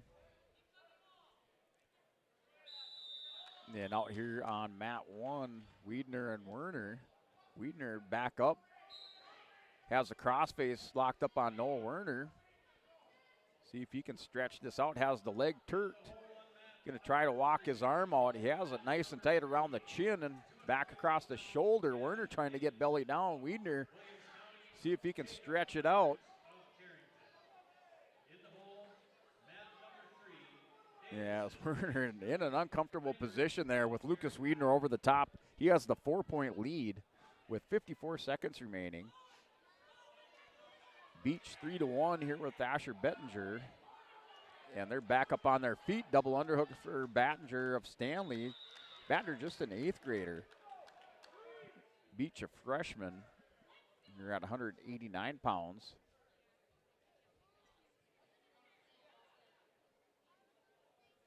And now Wiedner able to get or throw Werner over. So he does have his near fall coming. He's just going to keep on applying the pressure and wearing down Noah Werner. Werner's tapping as that arm around the throat from Wiedner and Werner. Wiedner still stretching it out. And that'll do it for the period. No towel tapper out there.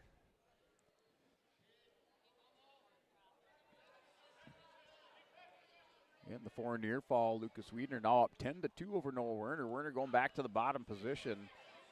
Wiedner has put the punishment on Werner in that period. Did some damage, up now 10-2 on Matt 1, 172 pounds. Easton Beach, Asher Bettinger up on their feet.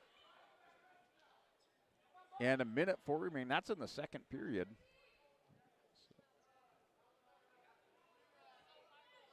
Back to the center of the mat. A little adjustment on the singlet there for Battinger. Down to 50 seconds remaining, second period.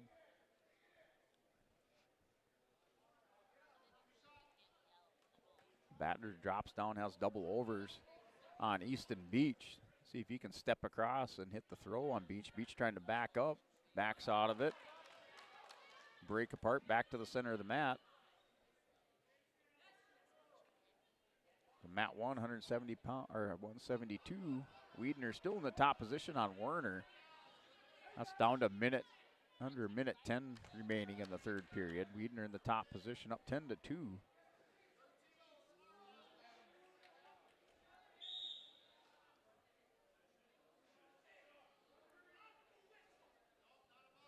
So back to the center for a restart. Stalemated out, 58 seconds remaining.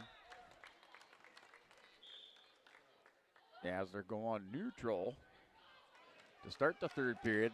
So Badger wants neutral position with Beach. Beach has the 2-point lead here for Hillsborough Central Valley. New matchup, Mat 3, 189. Ottenson, a kindred here in the consolation rounds, wrestling Danny Hoff, Bowman County Beach. That matchup just underway, back room. Looks like they're working for a takedown. They're wrestling the center of the mat. Both wrestlers down on the mat, scramble position.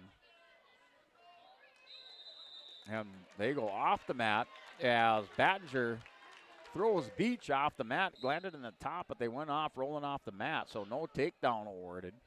Still 3-1 score, 1:30 remaining between Asher Battinger, Stanley, and Easton Beach of Hillsborough Central Valley over here on mat 2. That's with 1:23 remaining. Mat 1, 172, Locust Wiedner, Beulah Hazen has the 11-2 lead now over Noah Werner at the end of the third period. They have stop in action. And not sure, maybe some blood time. So I think it's blood time over the Bank North. Bank blood time out possibly. Still trying to figure out what's going on. The official talking to the coach talking to the wrestler over there. And they go back to the center for a restart. But still have to take care of some body fluids on the mat on the far side. So the towel boy goes over there, takes care of it. Waiting for the restart on mat 1. Right now, Lucas Wiedner, Beulah Hazen with 6 seconds remaining has the 11-2 lead over Noah Werner of Velva. And then mat 2, 189, Easton Beach, Hillsborough Central Valley up 3-1 over Asher Bettinger. With 20 seconds remaining third period. Bettinger needs the takedown. Takedown for Bettinger will put him in the lead. He's in on a double leg shot on Beach. Beach sprawls out, has him on the edge of the mat. See if he can turn the corner. Goes to the other side. They're off and back to the center for a restart with 5 seconds remaining. Beach and Bettinger. So Beach can give up a stall. Battinger's going to try to throw him. Beach lands it on top. And there it is for Easton Beach, Hillsboro Central Valley. He's into the top 8 at 189. The result on mat 2.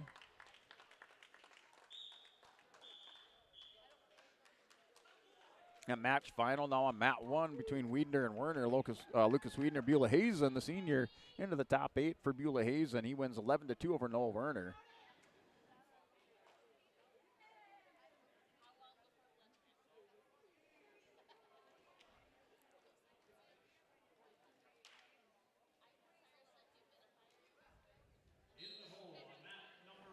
And mat 2, 189, is Joaquin Salgado.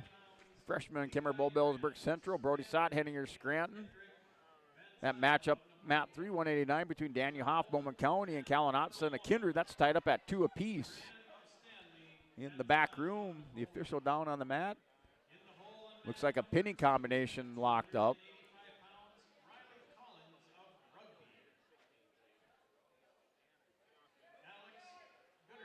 Yeah, as wrestler on their back trying to bridge out over on mat 3. Hoff, Bowman County up 4-2 now in the back room. Official down on the mat. And a big throw there, Crosby Shockman with the win by fall over Hudson Tormal and a Killdeer to mat 1, 189. So mat 2, 189, Joaquin Salgado, Brody Sott. That's still scoreless first period, minute 3 remaining. Wrestlers up on their feet. Collar ties, pushing on each other back and forth. Little head and arm action by Sott from Henninger Scranton. Salgado able to back out of it, gets the hips turned into him. Mat 3, 215, Cole Richard and Legend Dion of New Salem Almont. That matchup here at mat 3, 215 pounds.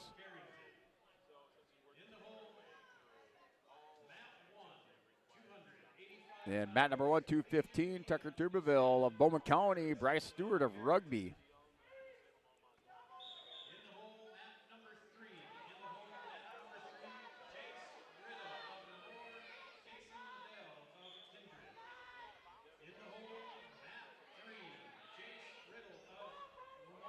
Here, mat 1, 215. Turbeville and Stewart, they're scrambling with an underhook in the situation position. Snap down by Stewart. Turbeville of Bowman County in that bottom position of the scramble, or of that situation. Here on mat 2, 189, Brody Sott, Henninger Scranton, Joaquin Salgado. They're scoreless going into the second.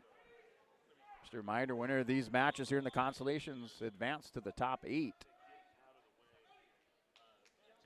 Yeah, as we're coming up, quarter after the hour, it looks like.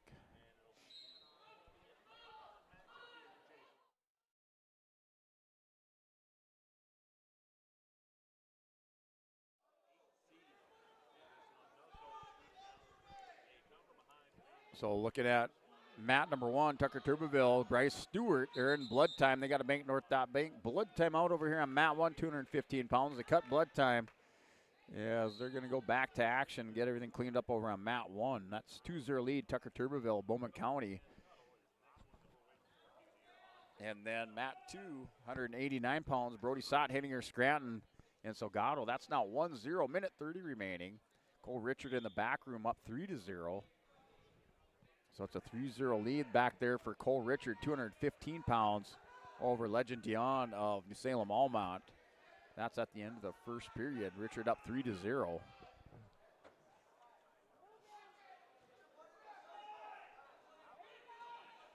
A little Merkel position, no takedown though. Now the 3-point takedown on mat 2. So Brody Sott went into the Merkel. Joaquin Salgado got over the top. Now Sott's going to reverse him, puts Salgado on his back for Henninger Scranton. Salgado trying to get off, rolls the shoulder over, trying to get belly down. Brody Sott in the top position is going to throw a half Nelson in there, stretching him out on the edge of the mat. So Brody Sott will have some points coming to him at the end of this. He has 4 near fall, and we're tied up at 3. But it'll be a 7-3 lead for Brody Sott heading or Scranton. If Salgado able to get back belly down off the edge of the mat. So Brody Sott up now 7-3. Cole Richard building the lead now up 7-2 over Legend Dion New Salem Almont. That 7-2 score, Mat 3, 215 pounds. Tucker Turbeville and Bryce Stewart over on Mat 1. They took a point off there. That's still scoreless there between Stewart and Turbeville, so they take some points off of that. That's the end of the first period.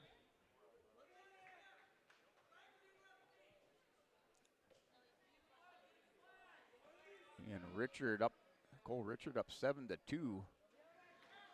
And that back room, Mat 3, 215 pounds. They're going to roll him over. The official down takes a look.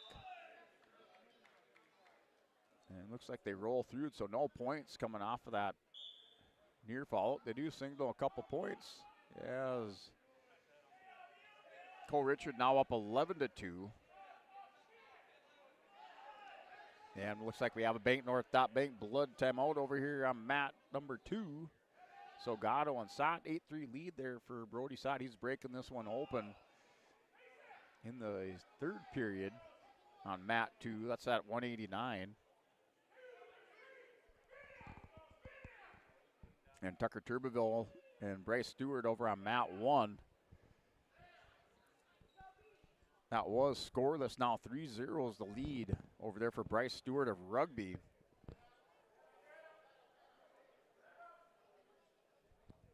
As Stewart has Turbeville rolled over the pin over there for Bryce Stewart of Rugby.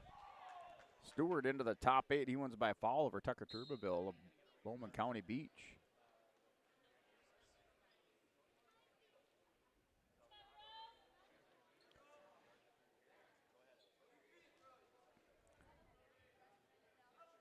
A matchup, mat number 3, 215. Cole Richard has the 9-point lead, 11-2 over Legend Dion of New Salem Almont.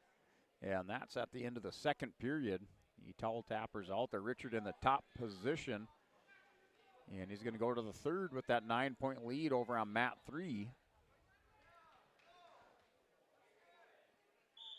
New matchup out here on mat 1. Levi Huron of Stanley taking on Hendrik Van Zyl of Napoleon. Van Zyl, a 7th grader, big 7th grader out here on mat 1. And the pin over here on mat 2 for Brody Sott of Hettinger. He takes control of that matchup with Joaquin Salgado, Kemmer Bowbells, Burke Central, mat 2. Brody Sott into the top 8 for Hettinger.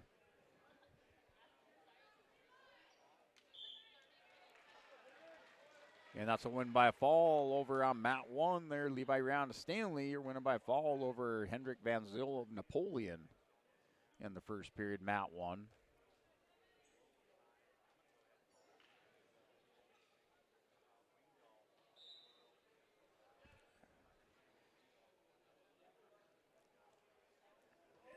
And still 11-2 back there at mat number 3, 215 pounds for Cole Richard of Kindred. And Legend Dion of New Salem, they're in the back room, back up on their feet. Points coming.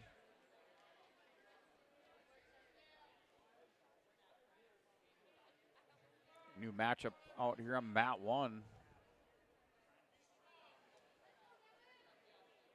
Yes, Legion Dion New Salem Almont here at 285 pounds, wrestling Charles Jorgensen of Carrington. That matchup just underway, scoreless here in the first period on mat 1 between Jorgensen and Legion Dion of New Salem Almont. And then going over to mat 2, Tucker Tim wrestling Devin Wingdahl, Hillsboro Central Valley. So Tucker Tim has the 3-0 lead. He's in the top position over here on mat 2 at 215.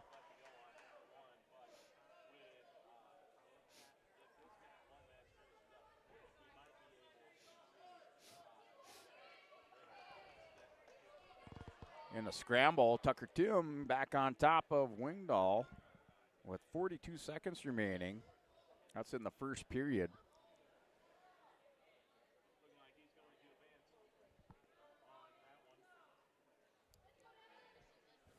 So down to the final 30 seconds of the first period over on mat 1 in Jorgensen and Legion Dion of New Salem Almont. That's still scoreless. They're hand fighting up at the center of the mat here with 30 seconds remaining. And mat 2, 215, Devin Wingdahl, Hillsboro Central Valley, and Tucker Tim. Tim in the top position trying to turk the leg and bowl over Wingdahl here for Hillsboro Central Valley. Wingdahl belly down, has the arm caught behind his back there. Tucker Tim trying to work the edge. Time runs out. First period, 215 pounds. Tucker Tim has the 3-0 lead over Devin Wingdahl, the junior from Hillsboro Central Valley.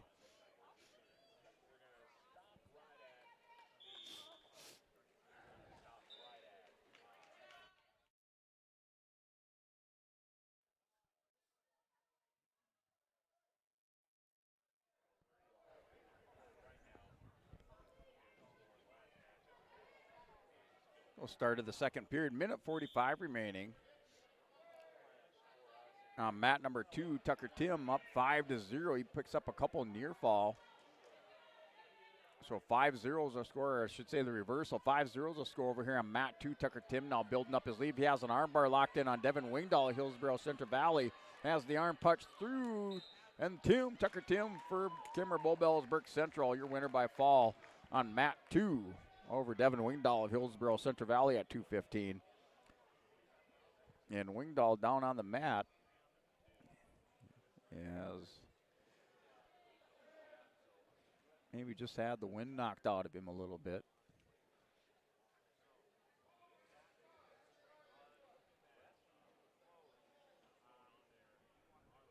So we'll just turn that away a little bit.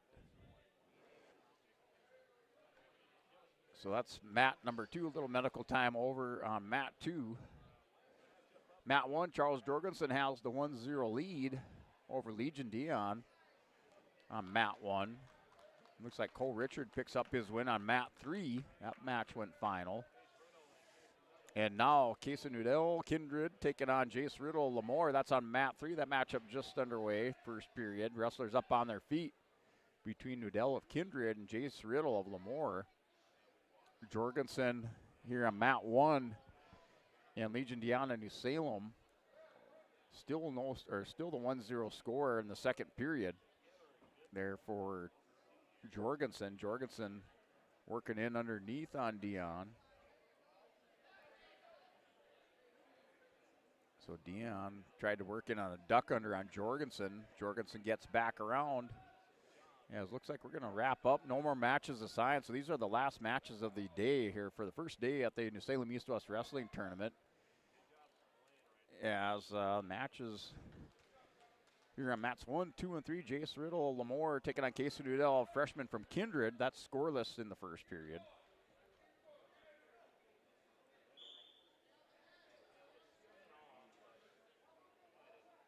And then mat 1, 285 pounds, Legion Dion, New Salem Almont, Charles Jorgensen. That's still 1-0. That's a minute 50 in the third period. So wrestlers up on their feet. Still working collar ties. That's third period action. Snap down by Jorgensen.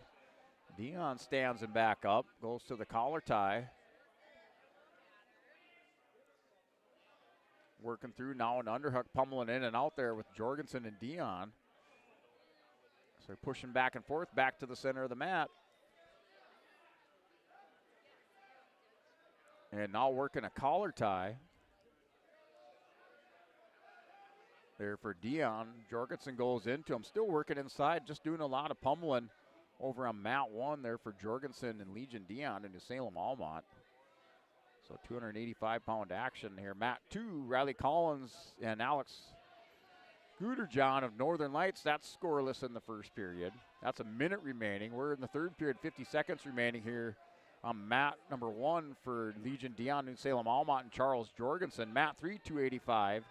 Jace Riddle, Lemoore, and Casey Nudell of Kindred. That's scoreless in the second period.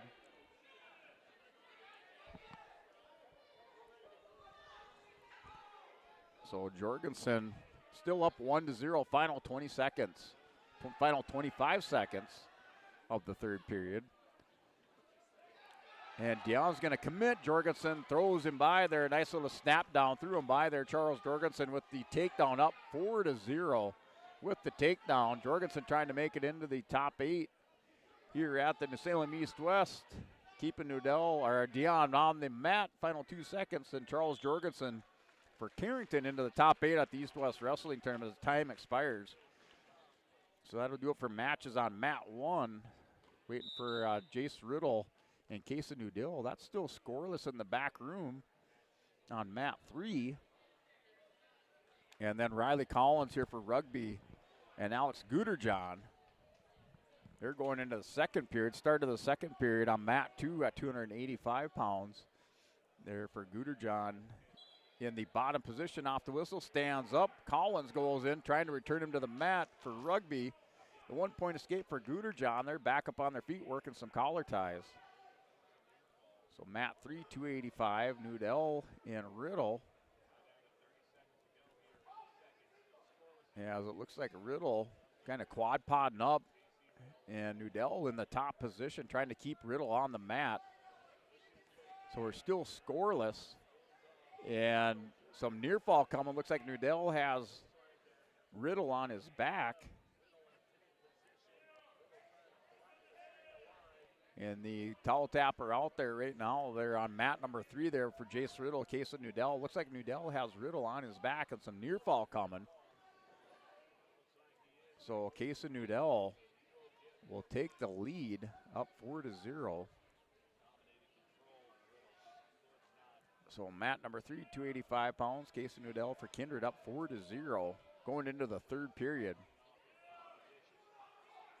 And still matchup here on mat number 2, Riley Collins, Alex Guderjohn. That's 1-0, 49 seconds remaining in the second period.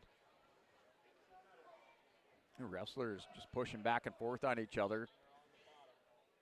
Here for Collins and Guderjohn on mat number 2.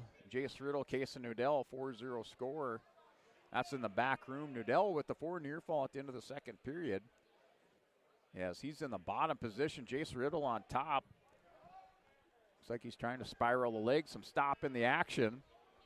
And not sure, it looks like blood time, so maybe have a Bank North Bank blood time out on mat number 3 there on 285 pounds there for Jace Riddle and Case of Nudell. As we're at the bottom of the hour here, and we'll probably come back. We'll go through our semifinal matchups for tomorrow and our matchups in that third round of consolations. Just try to see where all the wrestlers are at for Lisbon, Kindred, in Hillsboro, Central Valley, and see what our semifinal matchups are for tomorrow. So 1 round of consolations in the morning, and then we should have our semifinals for our second day of wrestling here at the East-West Wrestling Tournament. Guderjohn put down on the mat there by Collins. Collins is going to scramble around for the 2-point reversal. 2-1's your score. That's 1:45 remaining. Riley Collins of Rugby has the 2-1 leads over Alex Guderjohn here on mat 2. And Nudell and Riddle now with the escape. So we're 5-0 on mat number 3. So Nudell with the escape has 4 near fall. Nudell takes Riddle down. 3 more takedown. Now 8-0 lead for Case of Nudell on mat number 3 at 285 pounds. Mat 2, 285. They're tied up at 2. The 1-point escape for Alex Guderjohn. So we're tied up at 2. So 2-2. So we're tied up 2 apiece. Tied up at 2 apiece. And Guderjohn's going to fall on top of Riley Collins. So tied up at 2, and they're going to scramble through it. Collins gets back up, but he has the takedown and near fall. 9-3 is the score there for Riley Collins. Alex Guderjohn, mat 2, 285 pounds, 30 seconds remaining. And Alex Guderjohn breaks this one open. 9-3 has a 6-point lead. Collins is going to need a takedown and near fall to take the lead or tie it up. And Jace Riddle, Case of Nudell, 8-0 is your score, and that's going to do it back there in the back room. And there's Collins, and Collins missed the head and arm, trying to throw over Guderjohn. Final 5 seconds here in the main gym on mat 2. Alex Gooderjohn of Northern Lights will advance into the top 8. And then that went final in the back room for your final result, final matches of the night. And Casey Nudell wins 8-0 over Jace Riddle. So Nudell into the top 8 for Kindred. As we're going to step away, we'll take a quick break, come back for more here from the East-West Wrestling Tournament. This is YourLiveEvent.com. Lisbon Public School District ensures that all students will learn, experience success, and be good students from elementary through high school. The school staff and community takes great pride in providing meaningful, innovative opportunities for students who continue to maintain ACT scores above state and national averages. Watch your kids continue to grow within the Lisbon Public School District, from the playing surface to the classroom. For more information, go online to lisbon.k12.nd.us.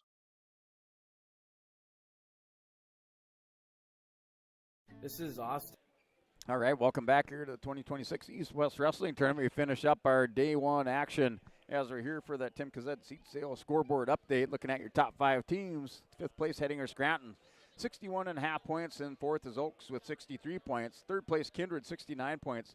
2nd place, Velva, 72 points. And in the 1st place, Lisbon here after day one with 83.5 points for Lisbon. And Hillsborough Central Valley tied for 14th place with Napoleon at 32.5 points.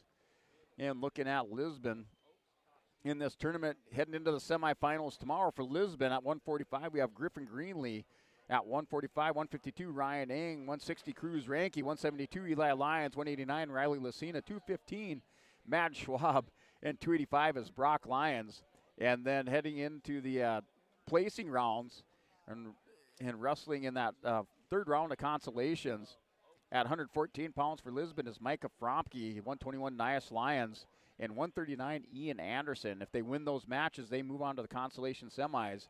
And if they do not win, they will wrestle for 7th and 8th place. But Lisbon right now entered 11 wrestlers. They have 10 that will place in the top 8, 7 into the semifinals, and then 3 more wrestlers in the consolation round wrestling to try to get into the consolation semis, as that's where we'll open up on day 2 with that 3rd round of consolations. And then looking at Kindred Vikings here for day 1, as they put 5 wrestlers into the semifinals. And so they have 5 wrestlers into the semis for Kindred. We have 107 pounds Jaden Rude, 121 Bristol Swanson, and 127 Gavin Swenson. Also at 160 Miles Steelgis and Fisher Johnson for Kindred.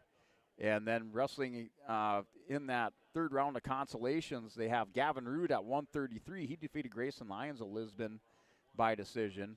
And then at 215 and 285, Cole Richard wrestling in the trying to wrestle for to get into the consolation semifinals, along with Casey Nudell. So they have 3 other wrestlers into the top 8 for Kindred in Gavin Rude, Cole Richard, and Casey Nudell. And then for Hillsborough Central Valley with a couple of wrestlers into the semifinals, as they have at 121 pounds Justin Terrell at 121, and then at 152 Carson Kazed into the semifinals. Into the top 8 at 189 was Easton Beach. So they have 2 in the semis, 1 wrestler still going at it here at 189 for Hillsborough Central Valley, Easton Beach. Easton Beach tomorrow in that consolation round, see if he can get into the consi semis. If not, he'll wrestle for 7th place. So that wraps up the Tim Kazed seat sale scoreboard and our Olson Accounting tournament recap so far for Lisbon, Kindred, and Hillsborough Central Valley. We went over those top 5 teams in order once again. 1st place, Lisbon with 83.5 points. 2nd place, Velva, 72. 3rd place, Kindred with 69. 4th place, Oaks with 63. And 5th place is Hettinger Scranton. Yeah, we'll save our Dakota Heritage Banks. We'll try to get those DHB post-game interviews or post-tournament interviews. We'll get those tomorrow after the placing round in those final matches. Try to get some of our wrestlers up here for those Dakota Heritage Banks interviews here for day 2. And then we'll start off tomorrow morning right around 8:30 with our pre-tournament show, as we'll have some more coaches interviews, follow up with our coaches, talk about day 1, and then going into day 2, what they see out of their teams coming up here at the East-West Wrestling Tournament.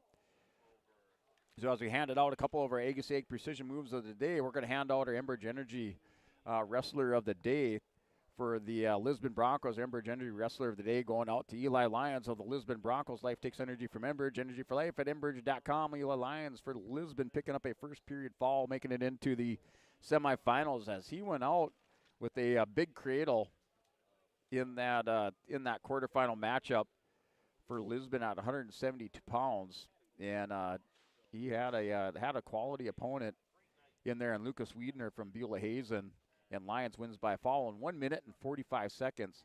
And he will pick up our Enbridge Energy Wrestler of the Day for day one action here for Enbridge Energy. Life takes energy from Enbridge. So Eli Lyons bringing the energy here for Lisbon into the East-West Wrestling Tournament.